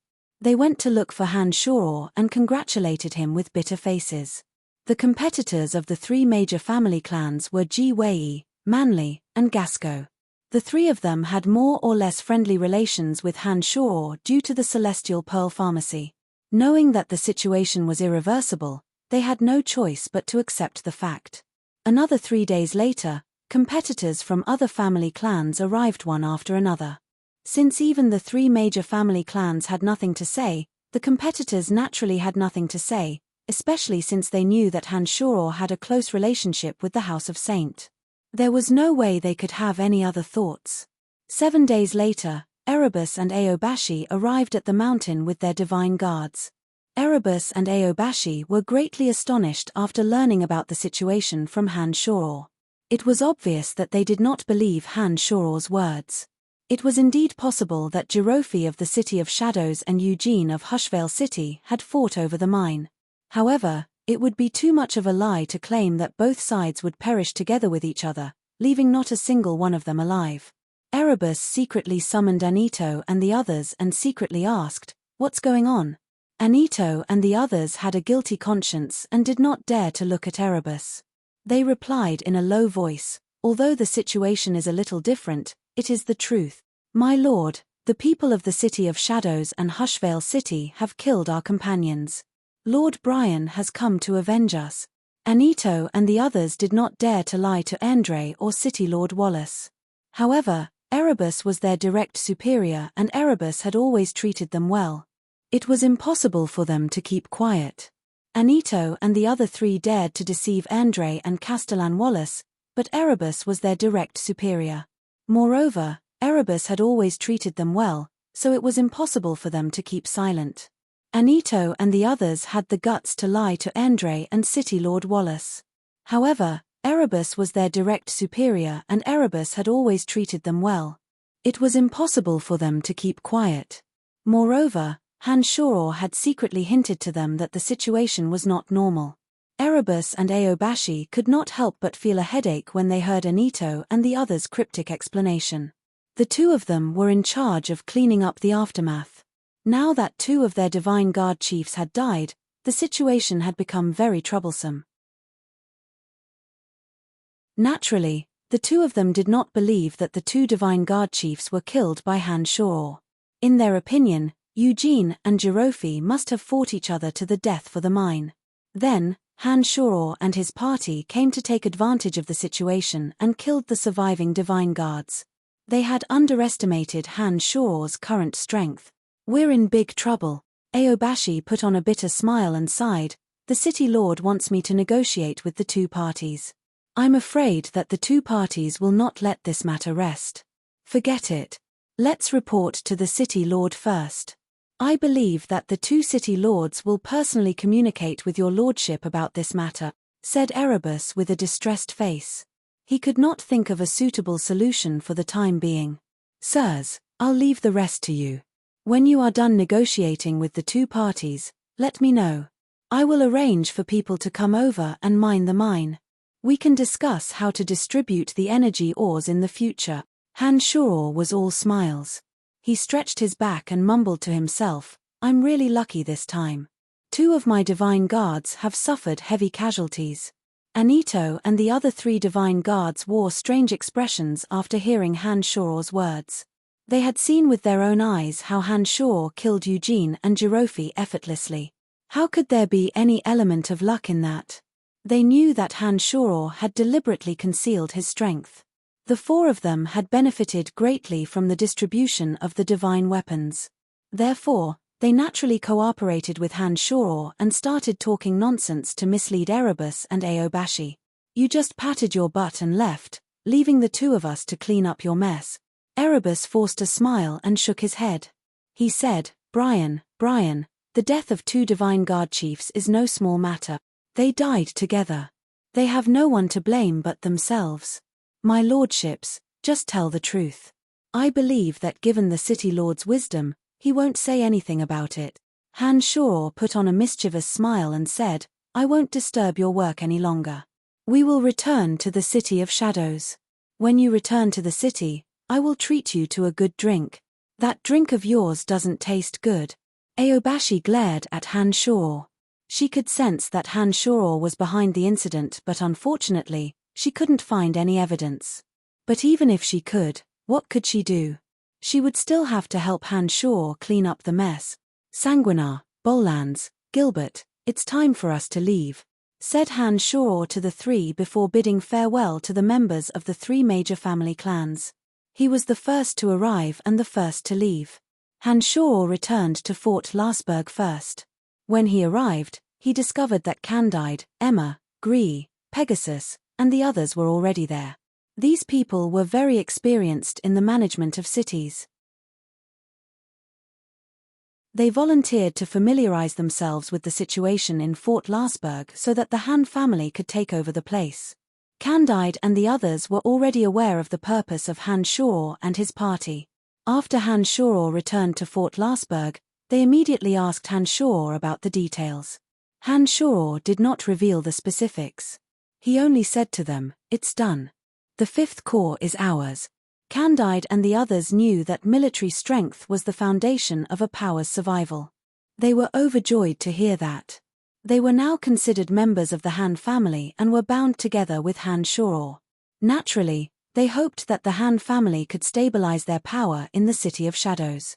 After living on Elysium for a period of time, they had fully realized the importance of a family clan. They volunteered to come to Fort Lasberg in order to strengthen the House of Han. They knew that only with the House of Han's strength could they ensure their safety and secure a foothold in the City of Shadows. Han Shoro took out a portion of the energy crystals he obtained from the mine and handed it to Candide and the others. He asked them to decorate the Han family's residence in Fort Lasberg with energy towers and boundary towers. Energy crystals were the foundation that maintained the energy towers and boundary towers. With an abundant supply of energy crystals, the Han family's residence in Fort Lasberg could be fortified. Han Shoro and Candide discussed the issue of Fort Lasberg for half a day. Han Shoror wasn't an expert in the management of cities. Back then, he had delegated the management of Brettel City to Dorcas and Jack. Fort Lasberg was no exception. Although it was a discussion, Han Shoror heard from Candide and the others that Candide and the others needed Han Shoror's approval before they dared to take action. They mainly wanted to get Han Shoror's approval. Han Shoror knew that Candide and the others had no one to rely on Elysium. Now that he had been branded as a member of the Han family, he knew that they would work for him wholeheartedly. Therefore, Han Shoror straightforwardly agreed to their request and delegated all the necessary authority to them. When Candide and the others no longer had any questions, Han Shoror, Sanguinar, Bollands, and Gilbert left for the City of Shadows. Inside the saint residence of the City of Shadows, City Lord Wallace and Endre were facing a magical mirror. Inside the mirror were Aobashi and Erebus. They were reporting the situation in the valley to Wallace with a bitter smile. When they heard that Eugene and Jirofi of Hushvale City and Darksoul City had died in the valley, Wallace and Endre's faces jolted. Wallace asked, "Where's Brian? Where are the others?" "Brian is fine." When Aobashi and I arrived, Brian had already taken control of the mountain, Erebus said in a bitter smile. But Brian said that Eugene and Jirofi had perished together. When we arrived, we did not find a single survivor. All the divine guards from Hushvale City and Darksoul City were killed without even leaving behind a complete corpse. The situation is rather strange. With Eugene and Jirofi dead in Tanai Mountain, the city lords of Hushvale City and Darksoul City will surely come after elder brother. Endre also had a headache. After thinking for a while, Endre asked Erebus, "Did Eugene and Jirofi perish together?" "They are all dead. We don't know either." Erebus put on a bitter smile and continued, "None of the divine guards from Hushvale City and Darksoul City survived. This doesn't seem to have happened naturally. But I have asked Brian about it and Brian is adamant that they perished together. We have also found some traces at the scene that point to a bitter battle." Wallace was stunned. After a long while, he nodded and said in a deep voice, "Seize the mountain. Inform Hushvale City and Darksoul City of the death of the two Divine Guard chiefs. No matter who asks, tell them that they perished together. If you miss anything at the scene, you will clean it up." "Understood, my lord," replied Erebus. After cutting off the magical mirror, Wallace massaged his glabella and smilingly said, "That youngster sure is a headache. But I'm sure that Eugene and Jirofi's deaths had something to do with him. Hehe, I bet those two city lords will be furious. Elder brother, Brian couldn't have killed Eugene and Jirofi, could he?" Endre stared blankly for a moment and was rather doubtful. "Then how do you explain what happened in the valley?" Wallace shot a glance at Endre and said in a mischievous smile, "Perhaps he doesn't have the strength to kill both of them at once. But if he is adept at seizing the right moment, he might have a chance of succeeding. Heh, the traces of battle between the two sides are still intact. That kid is a talent. It looks like the Fifth Bureau will do better in his hands than Avery. Brian is a little too daring. He even killed a Divine Guard chief," exclaimed Endre. "Daring, ruthless, and meticulous are the qualities that a man must have in order to achieve great things. This incident has sufficiently proved that he is qualified to be the chief of the Fifth Corps. All right, prepare the relevant documents this afternoon. Also, let go of those Fifth Corps Divine Guards who have no problem with them." Wallace did not get angry at Han Shoror for causing trouble. Instead, he was very satisfied with Han Shoror's daring and ruthless style. Endre nodded, indicating that he understood, turned around, and left. After Endre left, Wallace once again used the magical mirror to get in touch with the city lords of Hushvale City and Darksoul City. He insisted that Eugene and Jirofi had perished together. Regardless of how furious the two city lords were, Wallace insisted that the mine belonged to the City of Shadows and argued fiercely with the two city lords through the magical mirror. Han Shoror, Sanguinar, Bollands, and Gilbert returned to the City of Shadows half a month later. Everything in the city was the same except for the Celestial Pearl Pharmacy. Fanny, Phoebe, and the other ladies had moved into the Lava's residence. The only people left in the Celestial Pearl Pharmacy were pharmacists who knew how to refine medicines. Those who came from Profound Continent had moved into their new home, the Han family. Compared to the Celestial Pearl Pharmacy, Han Shoror's new home was much more spacious and magnificent. It had all kinds of facilities. Buildings on Elysium had always been built in a solemn and dignified style. They would spend little effort on decorations. Fanny, Phoebe, and the others who came from Profound Continent did not like the original style of the Lava's residence. Therefore, they had transplanted a lot of flowers, plants, artificial hills, small bridges, flowing rivers, and odd-looking rocks into every corner of the Han family's new home. It looked much more refined and exquisite. Strolling among the flowers, Han Shoror raised his head and looked at the towering buildings. He felt as though he had been in a different world. He still remembered that when he first came to Elysium from Profound Continent, he had gone through all kinds of hardships to reach the City of Shadows. He was as clueless as a country bumpkin when he first set foot in this place. He even had a quarrel with Cage and Doloxes in a gymnasium not far away from him. He was humiliated by the two good-for-nothings of the Lava's family and left angrily.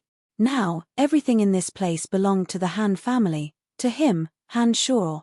Han Shoror deeply enjoyed the feeling of having everything under his control as he breathed in the fresh air.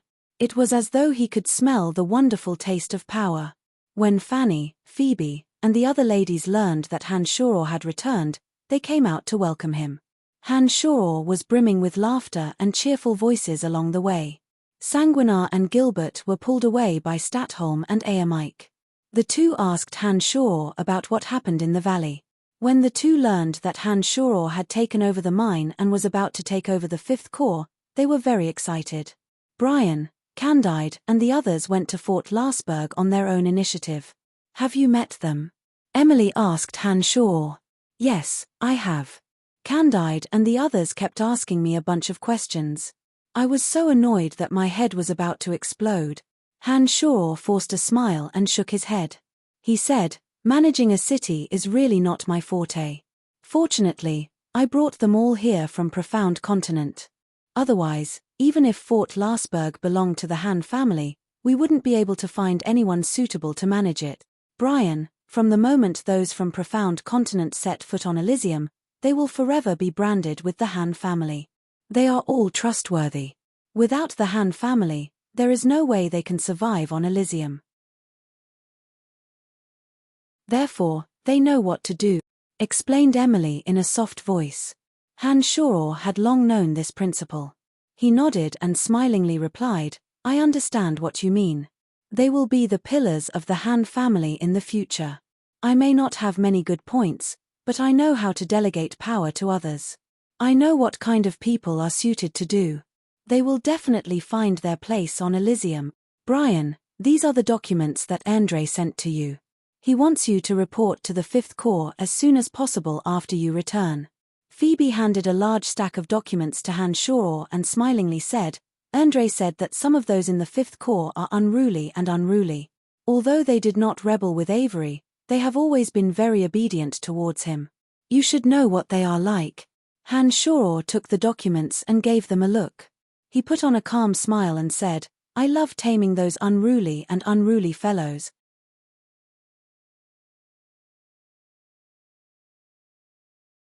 Chapter 754. There were 7 Divine Guard Corps in the City of Shadows. Each corps had a limit of 1,000 Divine Guards. Each corps was divided into 10 squads of Divine Guards and a company of 100. Each corps was divided into 10 companies led by 10 company captains. Above the company captains were the Divine Guard chiefs. The 7 corps of Divine Guards of the City of Shadows were responsible for patrolling the various regions of the city and the security of the city gates. Other than that, the Divine Guards were also responsible for the destruction of the city's external enemies. This also included the plundering of resources, disputes with other cities, and other things that could not be seen in the light of day. The Divine Guards were also in charge of these matters. Due to Avery's disappearance, 7 of the 10 company captains of the 5th Corps went missing. Those 7 should have left with Avery. Of the remaining 3 company captains, 2 of them had their families in the City of Shadows and did not participate in Avery's rebellion. However, after the incident, they resigned from their positions and left the 5th Corps. Most of the divine guards of the 5th Corps had left. At present, there was only a company chief named Lamont left. The entire 5th Corps had less than 200 divine guards. Their numbers had been greatly reduced. Of the 1,000 5th Corps divine guards, half had left with Avery and the other half, knowing that they could no longer be of any use to the 5th Corps. In addition to being dissatisfied with the House of Saints' conduct, they had also left the 5th Corps. As a result, the 5th Corps was left with no capable personnel and all its affairs were paralyzed. Wallace was aware of the situation of the 5th Corps. All the duties of the 5th Corps were temporarily assigned to the 1st, 2nd, and 3rd Corps. This left the 5th Corps with even less to do. All the divine guards of the 5th Corps gathered in the 5th Corps lazily. They had nothing to do but drink and chat every day. Their spirit had been worn out. In the hall where the 5th Corps handled official business, the only captain, Lamont, was drunk and flirting with a few shrewish female divine guards. He seemed to be having a good time. "Lord Lamont, I heard that the owner of Celestial Pearl Pharmacy is coming to the 5th Corps.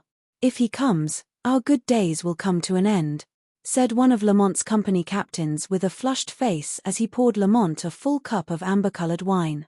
Avery loved wine. Back when Lamont was still around, the fine wine he looted and offered by small family clans could only be enjoyed by Avery alone. After Avery's departure, those fine wines became ownerless. These divine guards had been drinking to their heart's content for the past few days. Lamont's eyes were hazy from the alcohol. He softly groaned and said, "He's just the owner of a small shop. Isn't it because of his relationship with the House of Saint that he is qualified to take charge of our 5th Corps? How can that youngster manage so many affairs of the 5th Corps? My lord, now that Avery has left, the chief of the 5th Corps should be chosen from among us. In my opinion, his lordship is the most qualified person to take over the position." Unfortunately, his lordship did not mention it at all. Instead, he gave the position to a little merchant who is still wet behind the ears. This is really... The squad leader had drunk too much and his words sounded like he was blaming City Lord Wallace.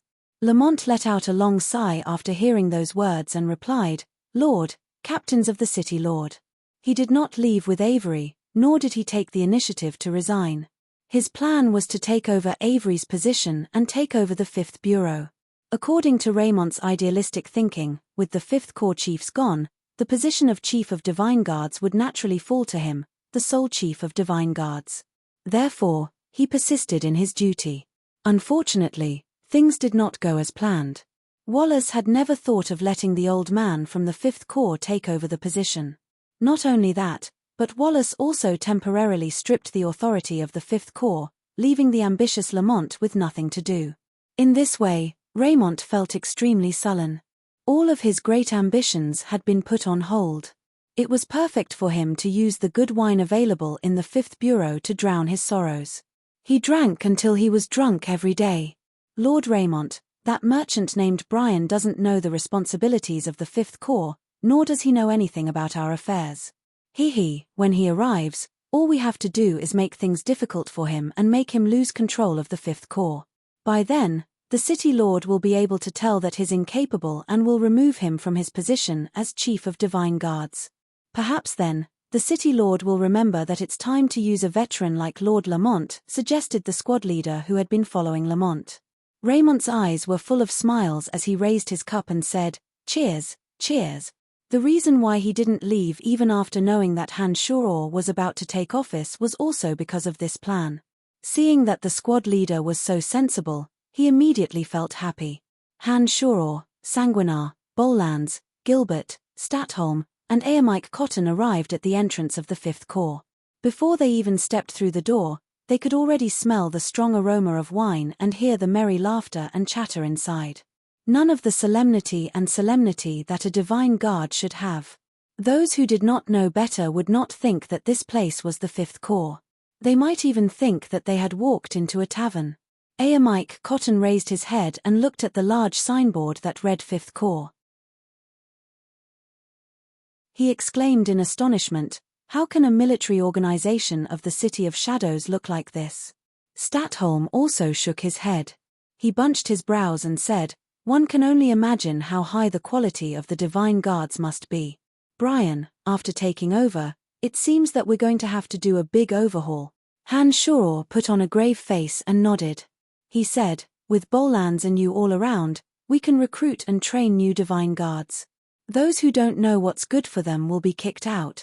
Senior, please come in." Bolans walked to the door and bowed, inviting Han Shoror to enter. "Who's there?" Just as Han Shoror and his party walked in, a lazy voice sounded. Then, 2 Divine Guards of the 5th Corps walked out with their arms around each other's shoulders. Their faces were flushed red and they were holding a half-empty wine bottle in their hands. It seemed that they had been enjoying their days. "The new chief of 5th Corps has arrived. Gather everyone." Bolans's face turned cold and he said in a stupefied manner, "Oh, is that so?" To Han Shoror's surprise, the 2 Divine Guards were not the least bit frightened. Instead, they were smilingly sizing up Han Shoror. One of them drunkenly asked, "Which one of you is the new chief of Divine Guards?" "Cut the bullshit. Everyone, gather," shouted Gilbert angrily when he saw that the 2 were not showing the slightest sign of respect. "Who the hell are you? Are you the new chief of Divine Guards?" "I don't think so. If you aren't the new chief of Divine Guards, what are you yelling for?" shouted the fearless 5th Corps Divine Guard at Gilbert. "How dare you?" roared Gilbert in a loud and ear-piercing voice. He charged forward and swatted at the Divine Guard. Not every Divine Guard of the 5th Corps was a mid-god. However, every one of them who could stay in this place was. That Divine Guard who argued with Gilbert had long noticed that Han Shoror was only a low god. How could he be threatened by a low god? Seeing that Gilbert was about to slap at him, that Divine Guard put on a mocking smile. At lightning speed, he stretched out his hand and grabbed at Gilbert. Bam! The Divine Guard was slapped to the ground by Gilbert. The Divine Guard's claw landed on Gilbert's body, but Gilbert did not budge an inch. Gilbert's body had been tempered by Han Shoror's demonic arts. The Divine Guard's light claw had no effect on Gilbert at all. "Huh!" cried the other Divine Guard in surprise. He immediately launched an attack at Gilbert. Han Shoror was wearing a faint smile as he watched the performance of the 2 Divine Guards. Several of his demon generals had flown into the 5th Corps and had seen everything that Lamont and the others were doing. Han Shoror had also heard their whispers and knew what they were up to. "Bolans, Sanguinar, break the arms and legs of those 2 Divine Guard," instructed Han Shoror in a low voice. Bolans and Sanguinar, who had been displeased with the 2 Divine Guards for a long time, immediately rushed out and joined hands with Gilbert. With the 2 ferocious tigers, Bolans and Sanguinar joining the fray, the 2 drunken Divine Guards were no match for them at all. The 2 Divine Guards were crushed in almost an instant. Crack, crack, crack. The sound of bones breaking and miserable shrieks sounded simultaneously. The eyes of the 2 drunken Divine Guards immediately sobered up. They glared at Han Shoror with hatred and cried, "Even if you are the chief of Divine Guards, you can't punish us for no reason. Contempt of superior, that's enough." Han Shoror put on a faint smile and said, "Weren't you drunk just now? Why are you sober now? I will sue you. I will sue the House of Saint," shrieked the Divine Guard. Bam! Gilbert punched the Divine Guard in the mouth. Blood immediately filled the Divine Guard's mouth. Then, Gilbert cursed impatiently, "Sue your mother. You think the House of Saint will help you? Idiot." The other Divine Guard, who was about to scream, immediately shut his mouth when he saw that his comrade's mouth was filled with blood. What happened? Lamont, whose face was bright red, walked over with a few squad leaders under him. He pretended to be furious and asked, "Who are you people? Why are you committing murder in the 5th Corps? How dare you look down on the Divine Guards of the City of Shadows? Look at how drunk he is. What kind of Divine Guard is he?" Gilbert put on a disdainful smile. He turned to look at Lamont and proudly said, "We are from the Han family of the City of Shadows. We have taken over the 5th Corps together with my master. Those 2 youngsters looked down on my master and we taught them a lesson. What's your problem with that?" Before you take out the official documents to prove your identity, you are all outsiders. What did they do wrong? Lamont glared at Han Shoror and coldly groaned, even if you are the new chief of Divine Guards, you still have to follow the rules. From today onwards, I am the rule in the Fifth Corps. Han Shoror put on a faint smile and said, You are Lamont, right? All right, from now on, you are dismissed from the Fifth Corps. Also, those drunkards of yours, get the hell out of the Fifth Corps. My Fifth Corps does not need trash like you. You want us to leave the Fifth Corps just because we drank alcohol? What a far-fetched reason. Lamont was greatly enraged. He glared at Han Shoror without backing down. I have told you that I am the rule in the Fifth Corps. Han Shoror let out a mischievous laugh. He suddenly leaned close to Lamont and placed his left hand on Lamont's chest. Thud. Lamont's body was sent flying from the top of the stairs in front of the Fifth Corps. 2 streams of blood slowly flowed out from the corner of his mouth. He glared at Han Shoror with hatred in his eyes and howled, I will sue you. I will sue you. Get out of here. Han Shoror waved his hand and said impatiently, If you dare to come near the Fifth Corps again, I will break your legs. Trash like you will only be a burden to the Fifth Corps. You, and you. Gilbert pointed at the Divine Guards whose faces were flushed red and shouted, What are you waiting for? Get lost. Do you really want me to do it myself? Those Divine Guards who were following Lamont revealed terrified faces. The squad leader who had been fawning over Lamont immediately put on a long face and said, We only drank a little. We have no intention of offending your lordship. We still wish to stay in the Fifth Corps. Drunkards, get out of here. From today onwards, your names are no longer in the Fifth Corps. Shouted Gilbert impatiently, Cut the crap, kid. If you keep babbling, I will break your legs and throw you out. After hearing Gilbert's words, those flushed Divine Guards trembled in fear. Sanguinar, Bolans, and Gilbert glared at each other with cold, fierce eyes. None of them dared to stay. In the end, although they were full of resentment, they had no choice but to leave the Fifth Corps. Most of those drunkards belonged to Lamont's faction. There were a total of 50 or 60 of them.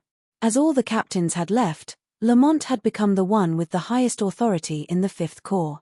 He had used Avery's collection of fine wines to buy people's support and accumulate capital for his own promotion. After Han Shoror's actions, there were less than 50 Divine Guards left in the Fifth Corps. None of the 50 were drunkards. All of them were clean and disciplined. Han Shoror observed for a moment and discovered that the remaining 50 were wearing grave and stern faces. They were coldly watching the farce in front of the gate.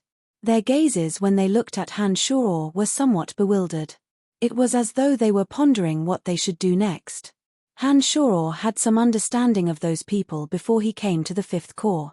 Most of them came from impoverished villages and did not have any family clan backing them up. Some of them were planted by the House of Saint. They were loyal to the Fifth Corps and the City of Shadows and would not change their allegiance even if a chief of Divine Guards was replaced. To Han Shoror, they were the people that he should pay attention to. They were the foundation for the rapid operation of the Fifth Corps. The most important thing he had to do after taking over the Fifth Corps was to win their trust so that they could help him complete the reconstruction of the Fifth Corps. The rest of you, assemble. After driving out Lamont and the other troublemakers who were trying to seize power, Han Shoror walked straight into the Fifth Corps. When he arrived at the main hall, he gave a soft shout. The 50 or so Divine Guards who had been observing the situation with cold eyes walked up to Han Shoror and assembled in front of him. You will continue to do what you did in the Fifth Corps. Your original duties will not change. Before we have sufficient manpower, you will all be assigned to the first company and I will personally lead you. Han Shoror did not waste any time in trying to bewitch the masses. He coldly gave his orders. Han Shoror knew that it was pointless to say too much. Only by proving his ability and boldness in future interactions could he truly subdue these unruly talent.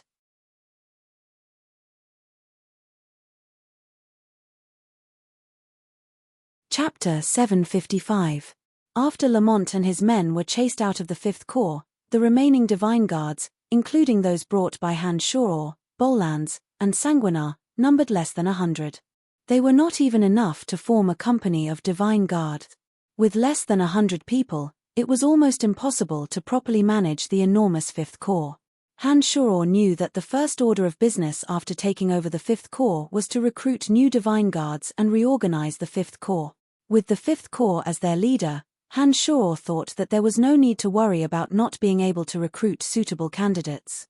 But when he set out to do it, he realized that even though the City of Shadows was vast, it was not easy to recruit suitable divine guards. Although the City of Shadows was vast, the truly talented experts were branded with the mark of major family clans. Those experts who came to the City of Shadows from subordinate cities or fortresses would be invited by major family clans. Some of the truly talented experts would be lured away by the negotiators sent by major family clans before they could even set foot in the City of Shadows. With that, the truly talented ones would not have the chance to join the Fifth Corps. They would have been divided up long ago. Although the Han family had made a name for themselves in the City of Shadows, in the eyes of outsiders, the Han family was only famous because of the Celestial Pearl Pharmacy. They believed that the Han family, a family clan that relied on trade and commerce, would be far inferior to those major family clans in the City of Shadows. If offered the same conditions, those people would be more than willing to submit to the major family clans in the City of Shadows instead of the Han family. The Fifth Corps had to be re-established, but it lacked too much manpower. Han Shuro was rather harsh in this regard. He had asked Statholm and Bollands to select the best candidates. Most of the candidates who came to the Fifth Corps failed the examinations conducted by Statholm, Bollands, and the others. Only a few of them managed to pass the examinations of Bollands and Statholm. Time flew by and a month had passed in the blink of an eye. During this period of time, the Fifth Corps had recruited a total of 30-odd people. Those 30-odd people were people that the major family clans did not think highly of. They were the kind of people that were inferior to the best. Naturally, Han Shuro was dissatisfied with the situation. Endre had urged Han Shuro several times to quickly solve the problem of the remaining Fifth Corps Divine Guards as soon as possible and fulfill the responsibilities of the Fifth Corps. Even Han Shuro felt a headache when faced with a vacancy of more than 900 people. He had already used his contacts in the Celestial Pearl Pharmacy to put up recruitment banners in every fortress city. In the spacious meeting hall of the Fifth Corps, Gilbert was cursing and swearing. A total of 70 to 80 people have entered the city over the past few days. Among them, 20 possessed mid-god strength and 13 had clean backgrounds. Unfortunately, they were invited away by the 3 major family clans as soon as they entered the City of Shadows. Damn it, when I mentioned the Han family in the City of Shadows, those fellas said that they had never heard of it. They said that it was beneath them to come to our Fifth Corps. Damn it, they are all so arrogant. Brian, no matter if it is the Han family or the Fifth Corps, as they have just started, they do not have much of a reputation. We are not the best candidates for those truly capable people who want to stand out. I'm afraid that this situation will not change in a short period of time. It seems that we need to change our strategy. As the former state preceptor of the Verdun dynasty, Statholm the Old Monster was very clear about this. He too was rather anxious when he saw that the Fifth Corps had not been able to find enough divine guards after a month had passed. It wasn't that the City of Shadows was devoid of people. The streets were filled with low gods cultivating in all kinds of energies. They would love nothing more than to join the Fifth Corps or the Han family. But unfortunately for them, Han Shuro did not think highly of them. Following the principle of better to have nothing than to have a shoddy quality, Han Shuro set the minimum requirement for the Fifth Corps Divine Guards to be mid-gods. Other than this basic requirement, Han Shuro also asked Stratholm, Bollands, and the others to test their temperament and character. Only those who passed Bollands and the others' approval could join the Fifth Corps. Most of the qualified Divine Guards were divided among the major family clans.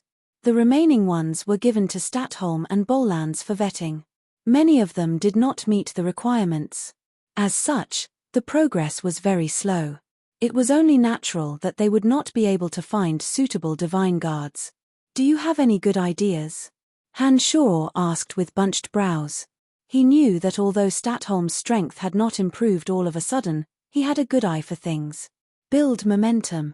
Statholm put on an elegant smile and gave a short and concise answer. Mike nodded calmly and chimed in. After discussing with Statholm, we feel that only by raising the status of the Han family in the City of Shadows and changing people's impression of the Han family will we be able to attract talents. All along, the impression that the Han family has left on people is that of the Celestial Pearl Pharmacy. For those who are determined to make a name for themselves, no matter how big a shop is, it is still a shop. It cannot give them the status and power they desire. Once we build the reputation of the Han family, even if we don't take the initiative to invite them, there will be an endless stream of people coming to join us. Both Statholm and Mike Cotton were wily old foxes. Now that they were wholeheartedly working for the Han family, they had given Han Shoror many good suggestions and saved Han Shoror a lot of trouble. After listening to the two explain the situation, Han Shoror thought for a moment before he nodded and said, "I understand what you mean. I also know that this is where the problem lies. But what should we do in terms of building momentum? We can't just jump out and say that our Han family is very powerful and that they will all come to our Han family, right? Of course not." Mike Cotton put on a faint smile and said, "We can make use of people and events to build momentum." "Explain in detail," asked Han Shoror with a faint smile. He knew Mike Cotton very well. Han Shoror knew that Mike Cotton must have a well-thought-out plan. There are 7 Divine Guard Corps in the City of Shadows. Every 100 years, the 7 Divine Guard Corps will compete against each other to determine their ranking. The number of participants in each competition is limited to 1 company. The true strength of each company will be determined through the selection of elites. The 7 Divine Guard Chiefs of the City of Shadows will also compete with each other to determine the rankings of the chief. Statholm the old monster put on a faint smile and explained, "The time for the competition is almost up. Our 5th Corps is able to gather a company. If our 5th Corps can surpass the other corps in the competition, and you can surpass the other Divine Guard Chiefs, the reputation of the 5th Corps and the Han family will truly grow." Mike Cotton nodded smilingly and said, "Once you and the 5th Corps rank highly in the competition, the Han family will be able to get rid of the reputation of a shop and become a truly powerful family clan. By then, even if you don't take the initiative to recruit people, there will be people who will come to you to join the Han family and the 5th Corps. Brian, this is a once-in-a-lifetime opportunity," Statholm the old monster encouraged. "The winner of the competition between the 7 Corps will be rewarded with a very attractive reward. It would be a waste not to take it." "What reward?" asked Han Shoror after staring blankly for a moment. Statholm the old monster clenched his fist and smilingly said, "Greater power. I have also heard about the competition between the 7 Corps, but I didn't pay much attention to it. Tell me the details and the exact time." Han Shoror was rather tempted and he began to ask Statholm for details. As soon as Mike and Statholm saw that Han Shoror was tempted, they immediately took out the documents they had prepared beforehand and gave Han Shoror a detailed explanation of the competition in the City of Shadows 7 Corps. In order to increase the combat strength of the City of Shadows Divine Guard Chiefs and Divine Guards, as well as to promote healthy competition, Wallace personally presided over every competition. There were 2 types of competitions. One was a competition between Divine Guard Chiefs, and the other was a competition between the overall strength of every force. Of the 2, the overall strength of every force was more important. In all the previous competitions, the House of Saint had always firmly occupied the top 3 positions in overall strength and individual strength. Aqueous Sky had always been ranked first in individual strength, followed by the mysterious chief of the 2nd Corps, Ralph, and Erebus. The rankings of the other 4 major family clans would often change. However, in terms of overall strength, the 2nd Corps had always been ranked first. Ralph, the chief of the 2nd Corps, rarely stayed in the City of Shadows. It was very rare for people in the City of Shadows to see him. However, his strength was not to be underestimated. The overall strength of the 2nd Corps was famous in the City of Shadows for being valiant. Every Divine Guard from the 2nd Corps was courageous and outstanding in killing. It was said that the 2nd Corps was also known as the Shadow Army of the City of Shadows. They were in charge of hunting down certain special targets. Those potential enemies who were plotting against the City of Shadows would often be silently eliminated by the assassins of the Second Corps. This made the Second Corps rather special in the City of Shadows. Other than the members of the House of Saint, even the patriarchs of the three major family clans were highly vigilant against the Second Corps. Han Shoror took the information about the competition in his hands and listened to Embark and Statholm's explanations. He quickly gained a clear understanding of the competition. Just as Statholm had said, after every competition, some of the duties of the Seven Corps would be adjusted according to the ranking of the Divine Guards. The one who ranked first in overall strength would also receive a special privilege, the right to kill first and report to the higher-ups of major family clan. This included the House of Saint. This meant that even if the person was from a major family clan, if the chief of Divine Guard who received this special privilege felt that the person's actions had endangered the safety of the City of Shadows, he could kill the person on the spot as long as he presented sufficient evidence to Waller. This was a great privilege. If the chief of Divine Guard found someone to be an eyesore, he could kill the person first and fabricate evidence to report to Wallace. For so many years, this special privilege had been in the hands of the Chief of Second Corps, Ralph. Ralph had always been loyal and devoted to Wallace. Although he had obtained this special privilege, he had not really put it to good use. His conduct in the City of Shadows was commendable and he had not made a single mistake for many years. The right to kill first and report to the higher-ups. Not bad, not bad. Han Shoror laughed heartily and said, "All right then, let's get ready. We must emerge victorious in the competition. For the sake of the Fifth Corps and the Han family, it is time for us to shine." Embark and Statholm had been waiting for those words from Han Shoror. They were overjoyed when they heard Han Shoror's words. They said, "Even if we can't get first place, we must surpass the Divine Guards of the other three family clans. Once we defeat the other three family clans, those gods who come to the City of Shadows will reconsider their choices. By then, the Fifth Corps will not have to worry about not being able to recruit suitable Divine Guard." "How many men do our Fifth Corps have at present?" Han Shoror asked Statholm.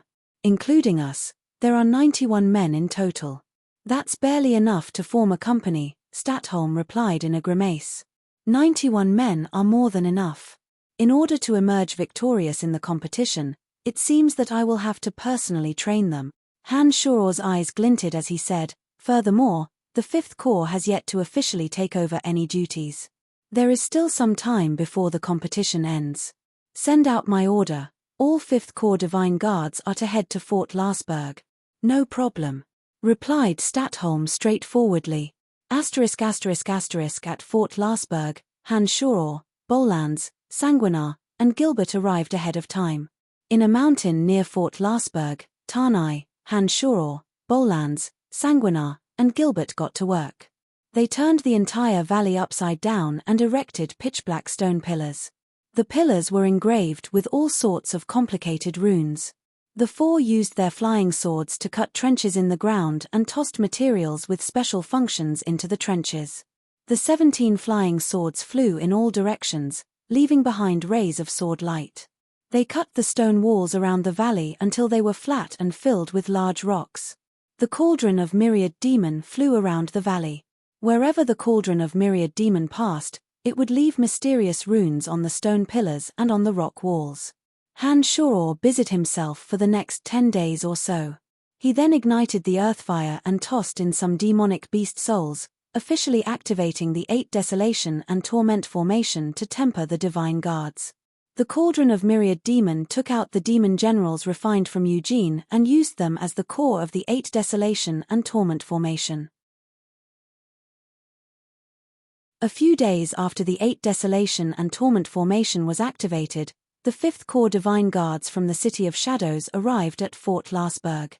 As soon as they arrived at Fort Lasberg, they were brought to the valley by Candide. Han Shoror did not waste any time. He swept a cold glance at the Divine Guards and said, "The competition between the 7 Corps Divine Guards is about to begin. Although our 5th Corps does not have all the necessary numbers, we cannot afford to lag behind. I have gathered all of you from the City of Shadows to Fort Lasberg to train you before the competition. I hope that you will not embarrass me in the competition. How does your lordship intend to train us? A divine guard named Barnard asked in an indifferent manner. Han Shoror pointed at the 8 desolation and torment formation that was filled with sinister winds and evil aura. He put on a faint smile and said, "It's right in there. All of you will have to go through all kinds of dangers inside. I will gradually increase the difficulty. You must know how to cooperate with each other. Otherwise, I will not be responsible for any injuries." Barnard was a civilian divine guard and the leader of a 10-man team. He nodded after hearing Han Shoror's words. Without hesitation, he ordered, "Third Corps, follow me." As soon as he finished speaking, Barnard took the lead and entered the 8 desolation and torment formation. As soon as they saw Barnard enter, the members of the 3rd squad didn't hesitate to enter one after another. The other squads of divine guards did not hesitate and entered the 8 desolation and torment formation one after another. These people knew nothing about demonic formations and didn't think much of the 8 desolation and torment formation. Little did they know that many of Cauldron Spirit's demon generals were still inside the 8 desolation and torment formation that Han Shoror had set up. On top of that, Han Shoror's special energy was supporting the formation. It would be a wonder if the intruders didn't lose a layer of skin. As soon as those people entered, blood-curdling screams came from inside the demonic formation. It seemed that those people had seen an extremely terrifying scene. They couldn't bear it and were screaming in fear. The 8 desolation and torment formation was a combination of illusion, maze, and heart formations. Not only would the intruders have to resist their inner demons, but they would also have to face the attacks of the demon generals. Those demon generals would become much more powerful inside the 8 desolation and torment formation. With the help of Cauldron Spirit and Han Shoror's energy, they would be able to inflict great damage on the intruders. Sanguinar, Bolans, and Gilbert were all laughing mischievously. When the 8 desolation and torment formation was first formed, the 3 were the first to be sent inside by Han Shoror. The 3 had personally experienced many unimaginable scenes. Even now, they still felt some lingering fear when they thought about it. The 3 were gloating as they listened to the terrifying screams of the intruders. "Master, these bastards should be trained properly. I can tell that they are not convinced. They are looking at Master with eyes full of suspicion. It is as though they are certain that Master won't be able to take over the position. It pisses me off just looking at them," said Gilbert fiercely. "Senior, isn't the situation inside a little too cruel for them?" Bolans hesitated for a moment before he reminded Han Shoror, "The 5th Corps has only a few people to begin with. What if those guys couldn't withstand the pressure and died inside? Where are we going to find more people?" Bolans was a decisive person. It was not easy for him to say those words. It showed that he was truly thinking for Han Shoror's sake. He was afraid that Han Shoror would train those divine guards to death, leaving the 5th Corps with no one to rely on. "Don't worry, nothing will happen," comforted Han Shoror. He smilingly said, "Unlike the 3 of you, the intensity of the training will be different. I will gradually increase the energy in the formation so that they can adapt to it bit by bit. These guys will be the pillars of our Han family and the 5th Corps in the future. I can't bear to let them die. Master, why don't we let all the divine guards who join the 5th Corps in the future experience the formation? It will be very useful for training new recruits. The cruel environment will allow them to grow at the fastest speed and become the kind of talents that our 5th Corps needs the most," suggested Sanguinar. "I have the same idea. We can spend some time to turn this place into a specialized training ground for divine guards. This place is very far from the City of Shadows and there shouldn't be any problems. Those divine guards don't even know the function of the demonic formation. Most of them won't know what's going on inside. We can also use energy towers and boundary towers to camouflage the place. That will be even better," said Han Shoror smilingly. He was very satisfied with Sanguinar's suggestion. While Han Shoror and his party were chatting merrily and wittily outside the formation, the 5th Corps Divine Guards from the City of Shadows inside the formation had no choice but to face an extremely dangerous situation. Under the attacks of hundreds of demon generals that had materialized, the divine guards naturally formed a defensive perimeter. Their cooperation and tacit understanding with each other rapidly improved. It was only when faced with a life or death crisis that one's potential would be fully unleashed. Han Shaw clearly understood this.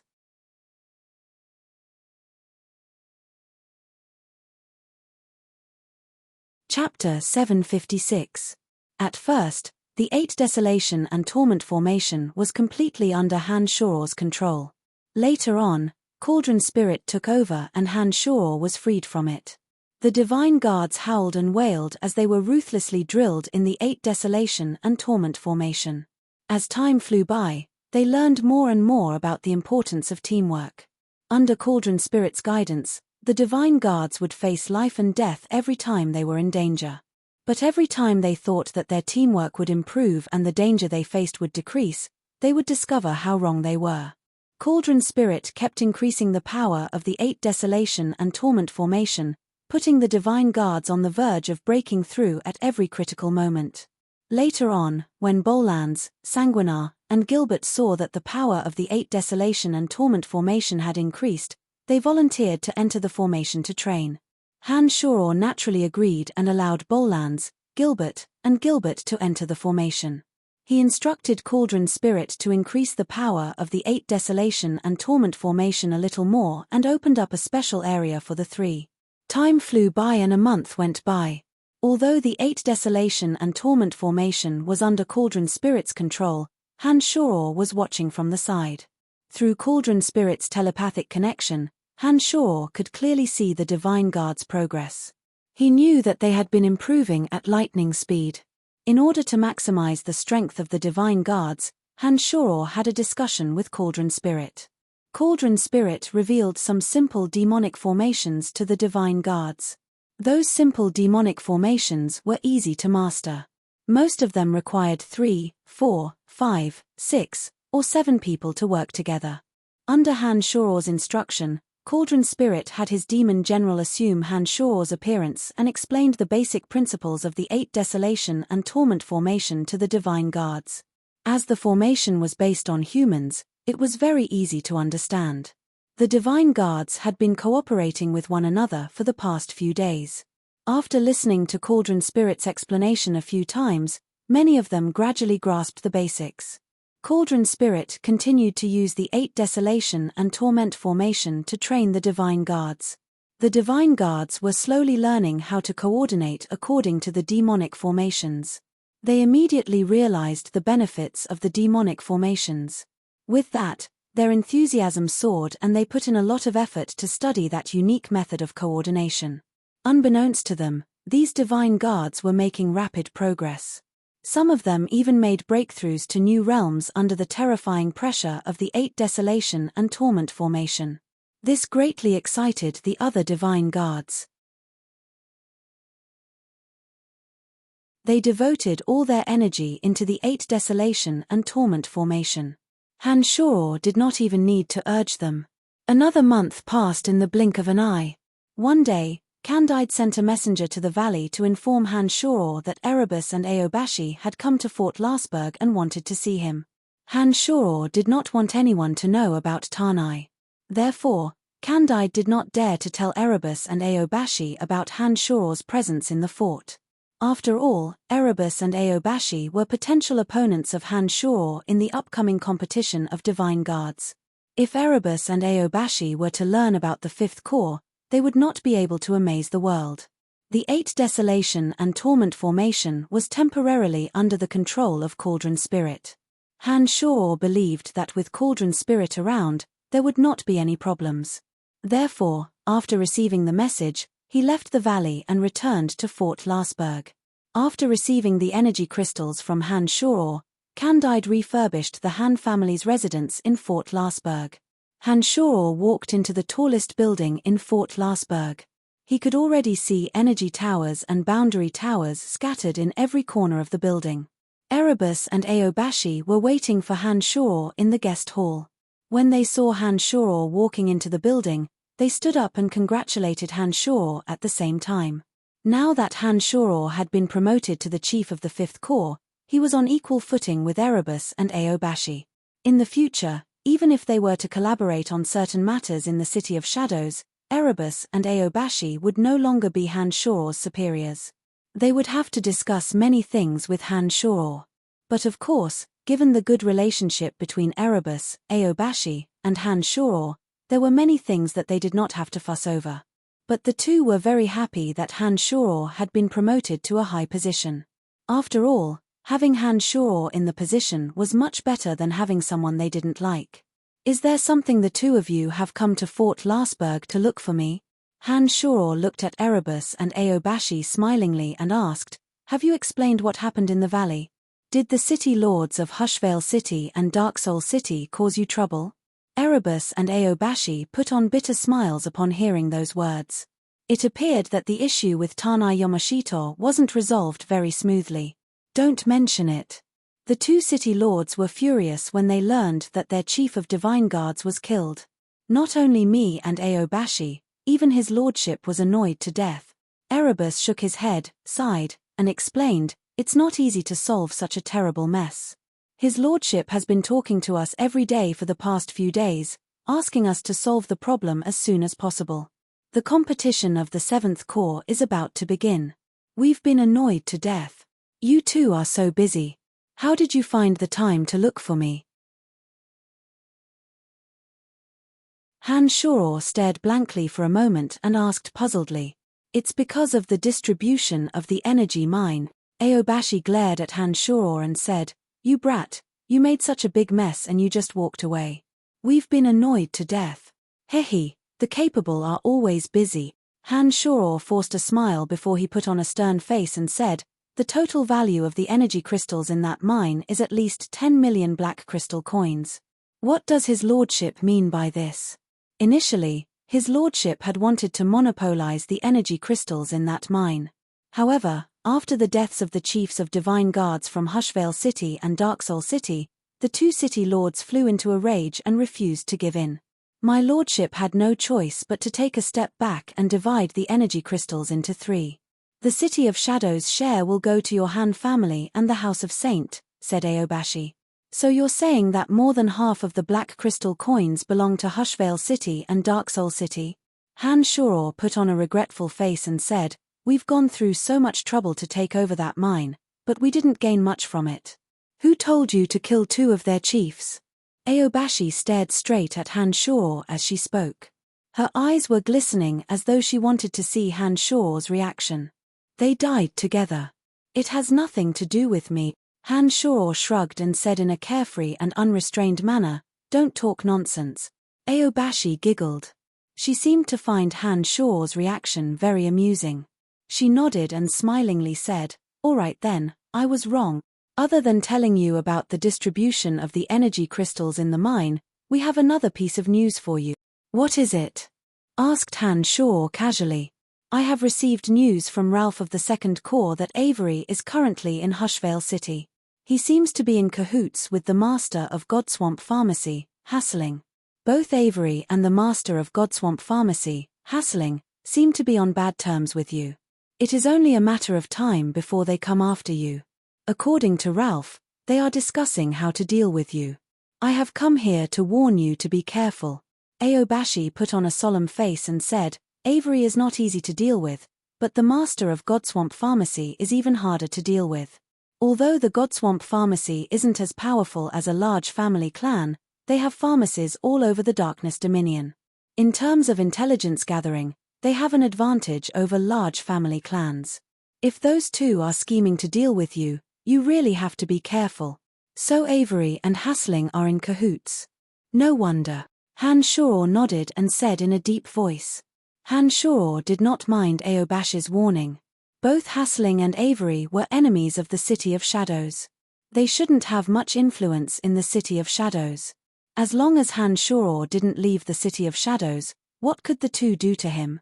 Besides, what could the two of them do to him? After mastering the Avicii god-slaying sword formation, would Hanshoro be afraid of these two clowns? The official approval for Fort Lasberg has been issued. It now belongs to your Han family. You all need to put more effort into Fort Lasberg. It will be the foundation of your Han family in the future. Aobashi reminded Hanshoro. Don't worry, I know what to do, replied Hanshoro smilingly. I have said all that needs to be said. Do as you see fit. Erebus thought for a moment and asked, by the way, your 5th Corps won't be participating in the centennial competition of the Divine Guards of the 7 Corps, right? Of course I will. Why not? Hanshoro immediately put on a smile and replied, how can our 5th Corps miss out on such a grand event? Aobashi looked at Hanshoro suspiciously, giggled, and teased, Brian, I have heard a little about your 5th Corps. Do you think you can gather enough men to form a company? Besides, we are competing in overall strength. Given the aptitude of those divine guards that your 5th Corps has recently recruited, it is obvious that your 5th Corps will rank last in the competition. Let's participate then. The most important thing is to participate.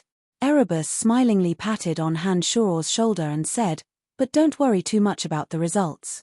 Your 5th Corps has just been rebuilt. It's normal that you won't get a good ranking. But when you run into me and Aobashi's 3rd Corps and 1st Corps, we will make sure you don't lose too badly. We are so familiar with each other. Although we won't go easy on you, we will at least give you some face. Aobashi giggled. It seemed that the two were certain that Hanshoro's 5th Corps was just there to make up the numbers.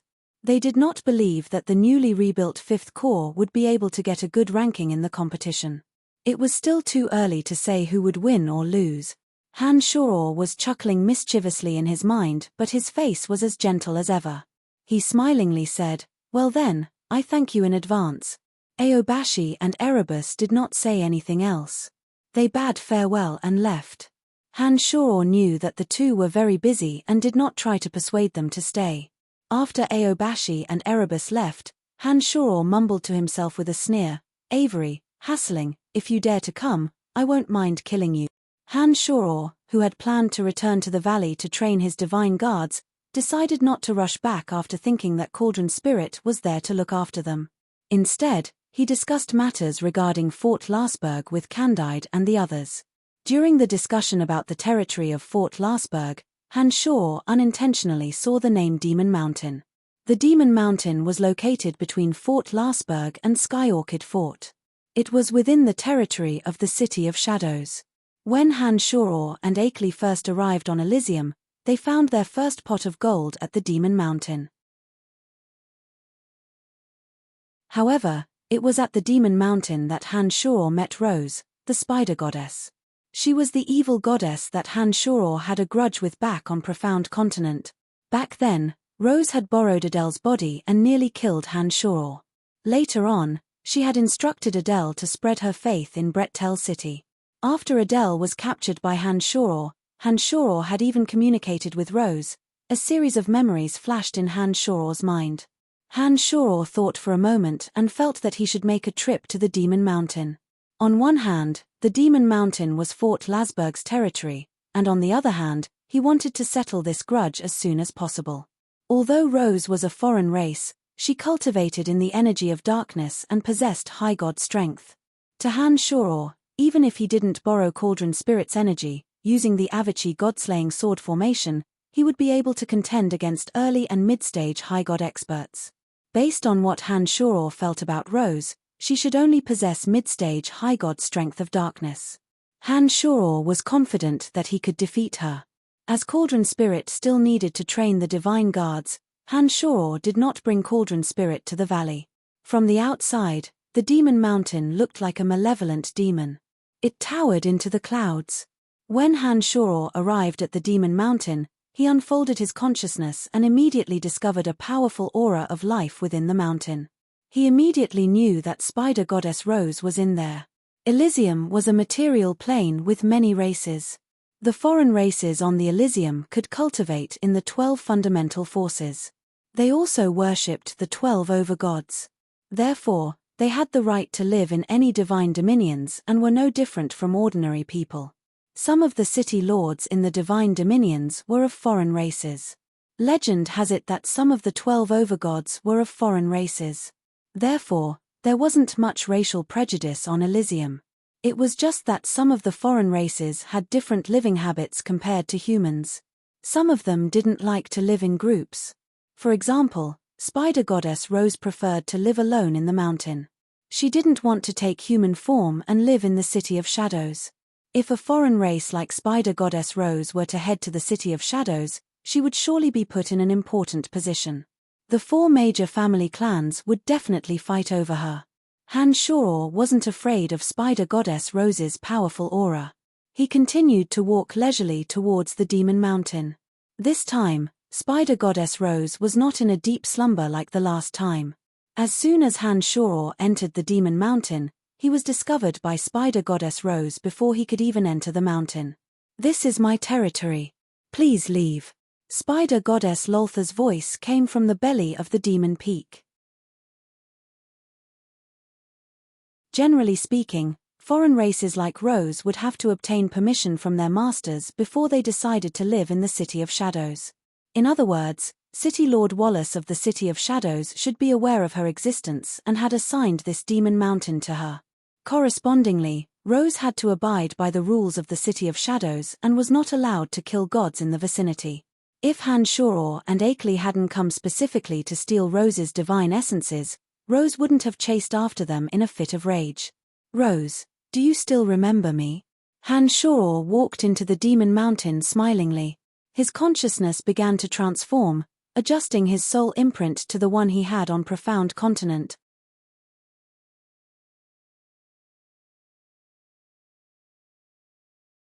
Chapter 757. Every time one made a breakthrough in demonic arts, their consciousness imprint would change accordingly. Back when Han Shoror was on the Profound Continent, his demonic arts had yet to reach the level he was at today. Therefore, his consciousness imprint was very different from what it was now. The consciousness had infinite uses and it wasn't difficult for Han Shoror to alter his imprint. As soon as Han Shoror entered the Demon Mountain, his consciousness imprint changed accordingly, reverting to the state he had when he fought Lolth back on Profound Continent. Rose grew impatient when she saw that Han Shoror still wanted to enter the Demon Mountain despite her warning. She was ready to kill Han Shoror right in front of the Demon Mountain. Rose had to abide by the rules of the City of Shadows. She was not allowed to take the initiative to kill any gods that passed by. However, if anyone dared to trespass on her territory despite her warning, it would be considered a provocation to her. Even if she were to kill the trespasser, it would not be considered a violation of the rules of the City of Shadows. Rose was about to send her darkness divine energy into the Demon Mountain when Han Shoror suddenly said, "Rose, do you still remember me?" She was stunned for a moment. She did not immediately attack Han Shoror. Instead, she sized up Han Shoror in puzzlement. As Han Shoror's consciousness imprint changed, Rose became more and more puzzled. By the time Han Shoror's consciousness imprint had completely reverted to its original state, Rose said in a cold voice, "So it's you." "That's right. Back when we were on the Profound Continent, we even spoke to each other. It's good that you still remember me." "Very good, very good." Han Shoror calmly walked into the Demon Mountain. He ignored the dangers in every step of the way and headed straight for the depths of the mountain. He continued, "Oh, right. I remember the last time I was here. I was the one who obtained those divine essences that you collected. You should remember them, right?" Rose, who was inside the mountain, was furious. She sneered and said, "It seems that you are here to die today." One after another, small spiders crawled out from the depths of the mountain. They circled around Han Shoror's body and went straight to the entrance of the cave where Han Shoror came from. Those small spiders spat out spider silk and quickly sealed the entrance of the cave where Han Shoror came in. There was a very strong fluctuation of dark divine power on the surface. Han Shoror could clearly see the situation behind him. He knew that Rose wanted to kill him, but Han Shoror didn't care. This time was different from the past. He didn't have to hide when facing Rose. The fact that he dared to come in was a testament to his confidence. While those small spiders were weaving their webs behind Han Shoror, the extremely fast Han Shoror had already passed through the winding caves and arrived at the enormous cave where Metal Elite Zombie came from. The enormous body of the human-faced spider goddess Rose was at the center of the cave. Spider webs covered every corner of the cave. She raised her head and looked at Han Shoror with her beautiful face. Her pair of eyes were cold and emotionless. Without looking at the spider goddess' gigantic body, just looking at her beautiful face would move most people's hearts. Her face was bright and moving, her eyes were serene, and her lips were plump and rosy. No matter how one looked at her, she was a beauty. Rose, you are also a high god. Why do you insist on staying in this cave that never sees the light of day? Han Shoror walked in with a faint smile on his face. He first sized up the surroundings, and then asked nonchalantly. Rose's cold and gloomy eyes were fixed on Han Shoror. She did not answer his question. In Rose's eyes, Han Shoror was merely a mid-god. She didn't understand why a mid-god would come here to court death. Rose's heart was filled with puzzlement, especially when she saw that Han Shoror was so fearless. Rose, who hated Han Shoror so much, did not dare to act rashly. This time, I'm here to settle an old score with you. Han Shoror didn't ask further when he saw that Rose didn't answer. He smilingly looked at Rose and explained, back on the profound continent, you used Adele, your divine slave, to almost get me killed. Later on, you had Adele wreak havoc in my territory. Tell me, what should I do? You're asking me what should I do? Rose suddenly shrieked. She sneered and said, on that low-level material plane, you repeatedly ruined my plans and raped and murdered my followers. After coming to this material plane, you stole my divine essences. How dare you ask me what should I do? Brat, I don't care what backing you have, but don't even think of leaving this place alive. It seems that you don't have any more divine essences in your cave.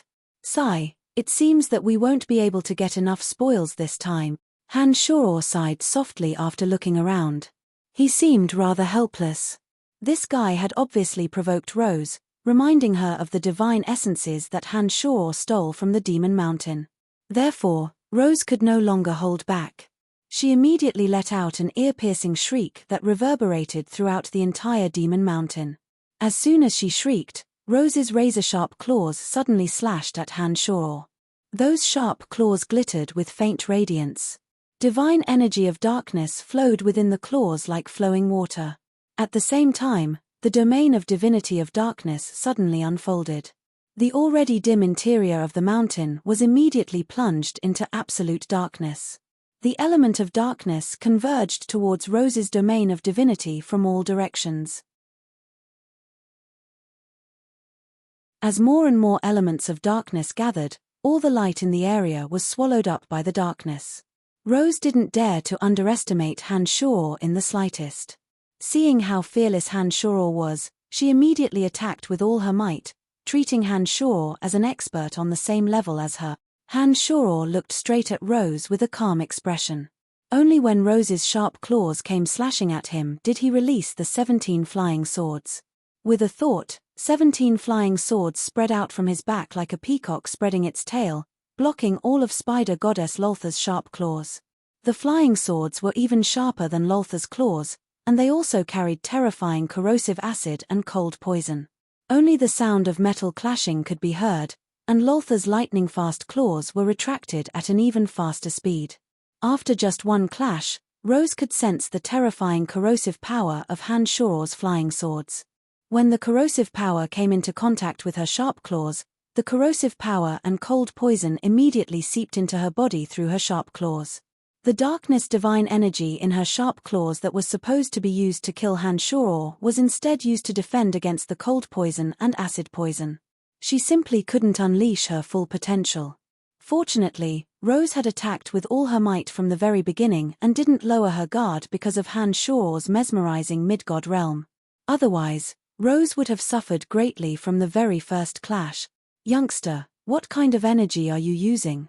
Why isn't your eyesight affected at all? And why are your divine weapons so insidious? Rose immediately shrieked after the first strike. When Rose's sharp claws came into contact with the demonic yuan imbued in the 17 flying swords, she immediately discovered that the energy was very foreign to her. The corrosive and cold poison on the flying swords were even more insidious and overbearing. She immediately jumped in fright. When she looked at Han Shoror again, she found him even more unfathomable. She didn't dare to lower her guard. It's none of your business, Han Shoror put on a mischievous smile. The 17 flying swords on his back suddenly shot out and went straight for Rose. After one strike, Han Shoror confirmed that Rose's strength was indeed that of a mid-stage high god. The 17 flying swords whizzed past Rose, ignoring the space of absolute darkness created by Rose. They followed the trajectory of the Avicii god-slaying sword formation and enveloped Rose. Rose possessed mid-stage high god strength. Without borrowing Cauldron Spirit's energy, Han Shoror had no choice but to use his full strength. The whistling of the flying swords was extremely ear-piercing in the cave.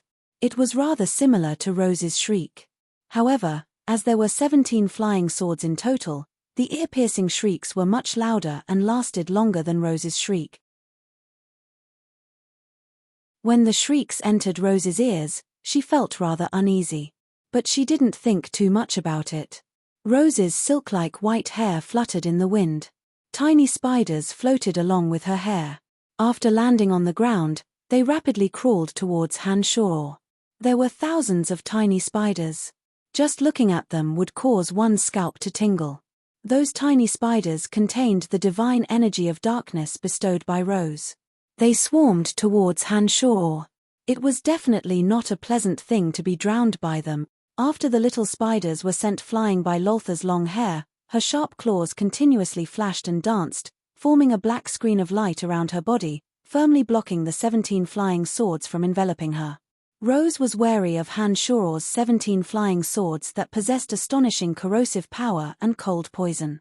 Even when she used the tiny spiders to attack Han Shoror, she did not stop defending against the 17 flying swords. Naturally, the Avicii god-slaying sword formation was not that easy to deal with. Without Cauldron Spirit's energy, even if he couldn't deploy Avicii Hell, the Avicii god-slaying sword formation formed using the most basic formation would be very difficult to defend against. This was especially true when the 17 flying swords carried terrifying acidic and chilling toxins. A series of clanging noises rang out as the 17 flying swords landed on the dark light curtain formed by Rose's dancing claws.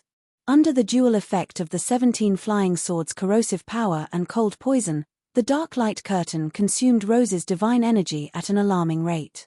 Rose suffered greatly. Rose complained incessantly in her mind. She continuously commanded the thousands of tiny spiders to bite Han Shoror to death as soon as possible. Seeing the tiny spiders charging towards him, Han Shoror sneered and said, "You are all in a hurry to die." Very well. Han Shoror casually grabbed a handful of green phosphorus sand and sprinkled it at the tiny spiders. As soon as the green phosphorus sand came into contact with the tiny spiders, it immediately ignited with faint green phosphorus fire. The phosphorus fire that was specially refined by Han Shoror could burn anything it came in contact with. The thousands of tiny spiders were already densely packed together.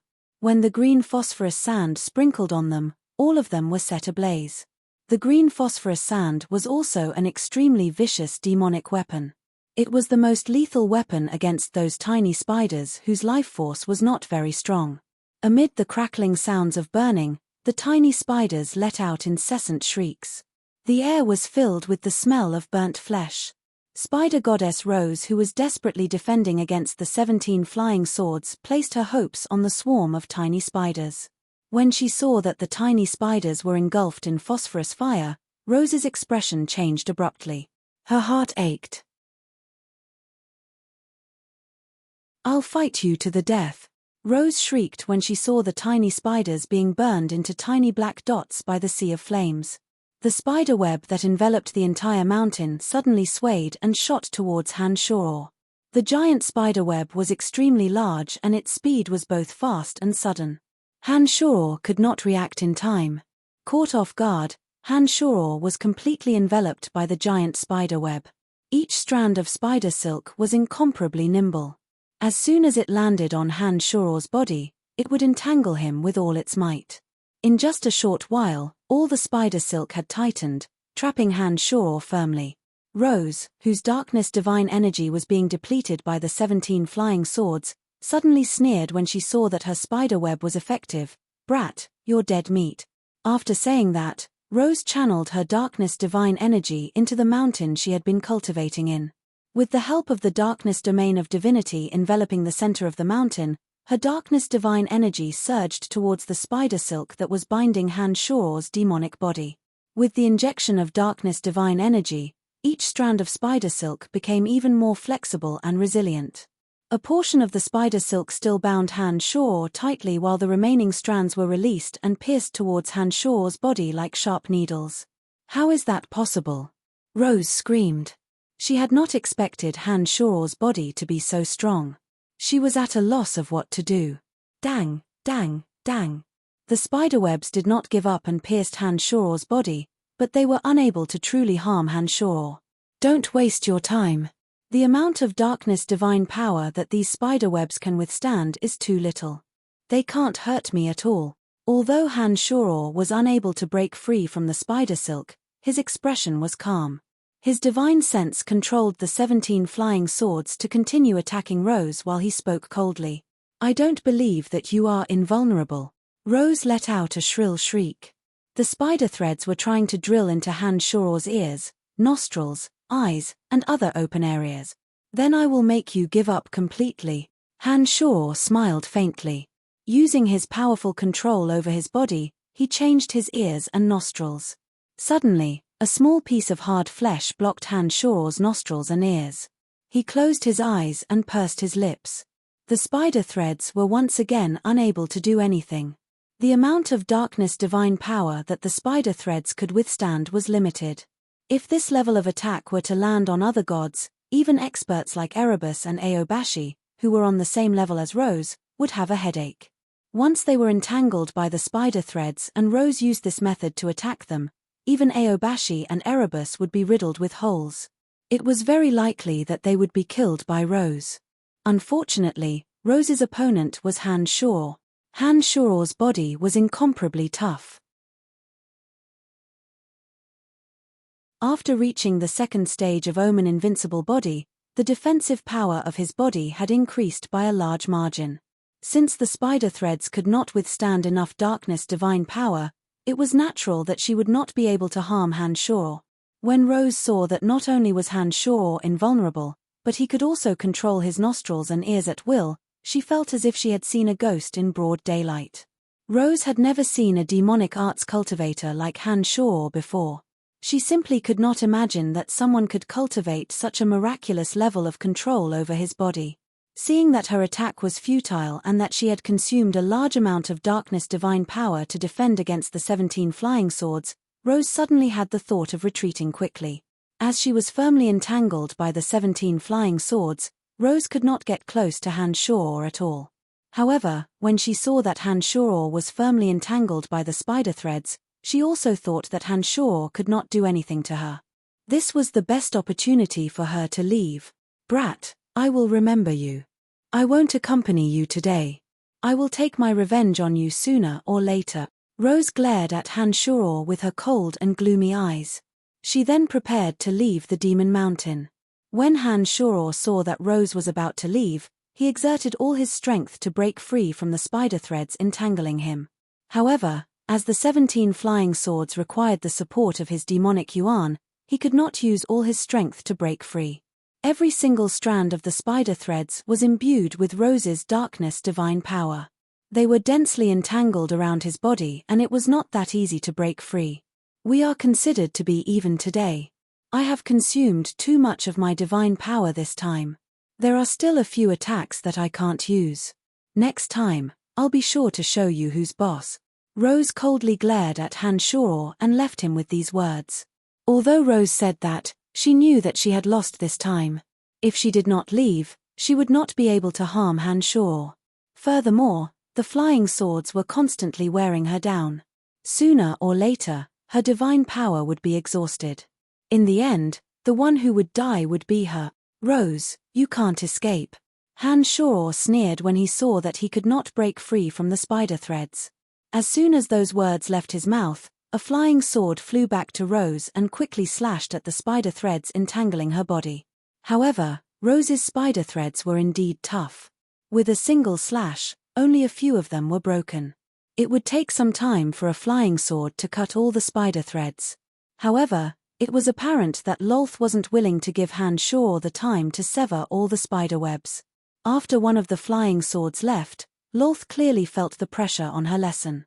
She no longer dared to continue talking nonsense with Han Shor. While fending off the remaining 16 flying swords, she fled towards the outside of the demon mountain. Her sharp claws repeatedly hacked at the mountainside, causing large boulders to fall down, blocking the pursuit of the 16 flying swords. With a thought, he retrieved all 16 flying swords. Rays of light shot out and circled around him, cutting the spider threads one after another. Soon enough, Han Shor freed himself from the spider threads. With one thought, Han Shor immediately sensed the direction in which Rose fled. He immediately chased after her with the art of the demonic ninth heavens. Rose had consumed too much of her divine energy today. This was the best opportunity to eliminate her. If he missed this opportunity, it would not be easy to find her again in the future. Although Rose fled quickly, Han Shor was even faster. When she had just fled several hundred miles away, Han Shor had already blocked her path. Without saying a word, he once again unleashed the 17 flying swords. This time, Han Shor did not stay idle. The moment the 17 flying swords entangled Rose, he charged straight for her. His avatar of destruction transformed into the Demon Slayer Edge and was carried by Han Shor. Wait a minute. Actually, there is no unresolvable enmity between us. I don't want those divine essences. Seeing Han Shor charging at her with a ferocious expression, Rose was truly flustered. She could neither defeat him nor escape. Rose was at a loss of what to do. Her tone began to soften. Han Shor remained unmoved. He did not utter a single word as he stared fixedly at Rose. His expression was grim. It was obvious that he had no intention of letting her go. I surrender. I am willing to be your slave. Rose immediately shrieked when she saw that Han Shor was unmoved. You're tuning in to the Celestial War YouTube channel. Don't forget to subscribe and join us on this journey to catch the most captivating stories.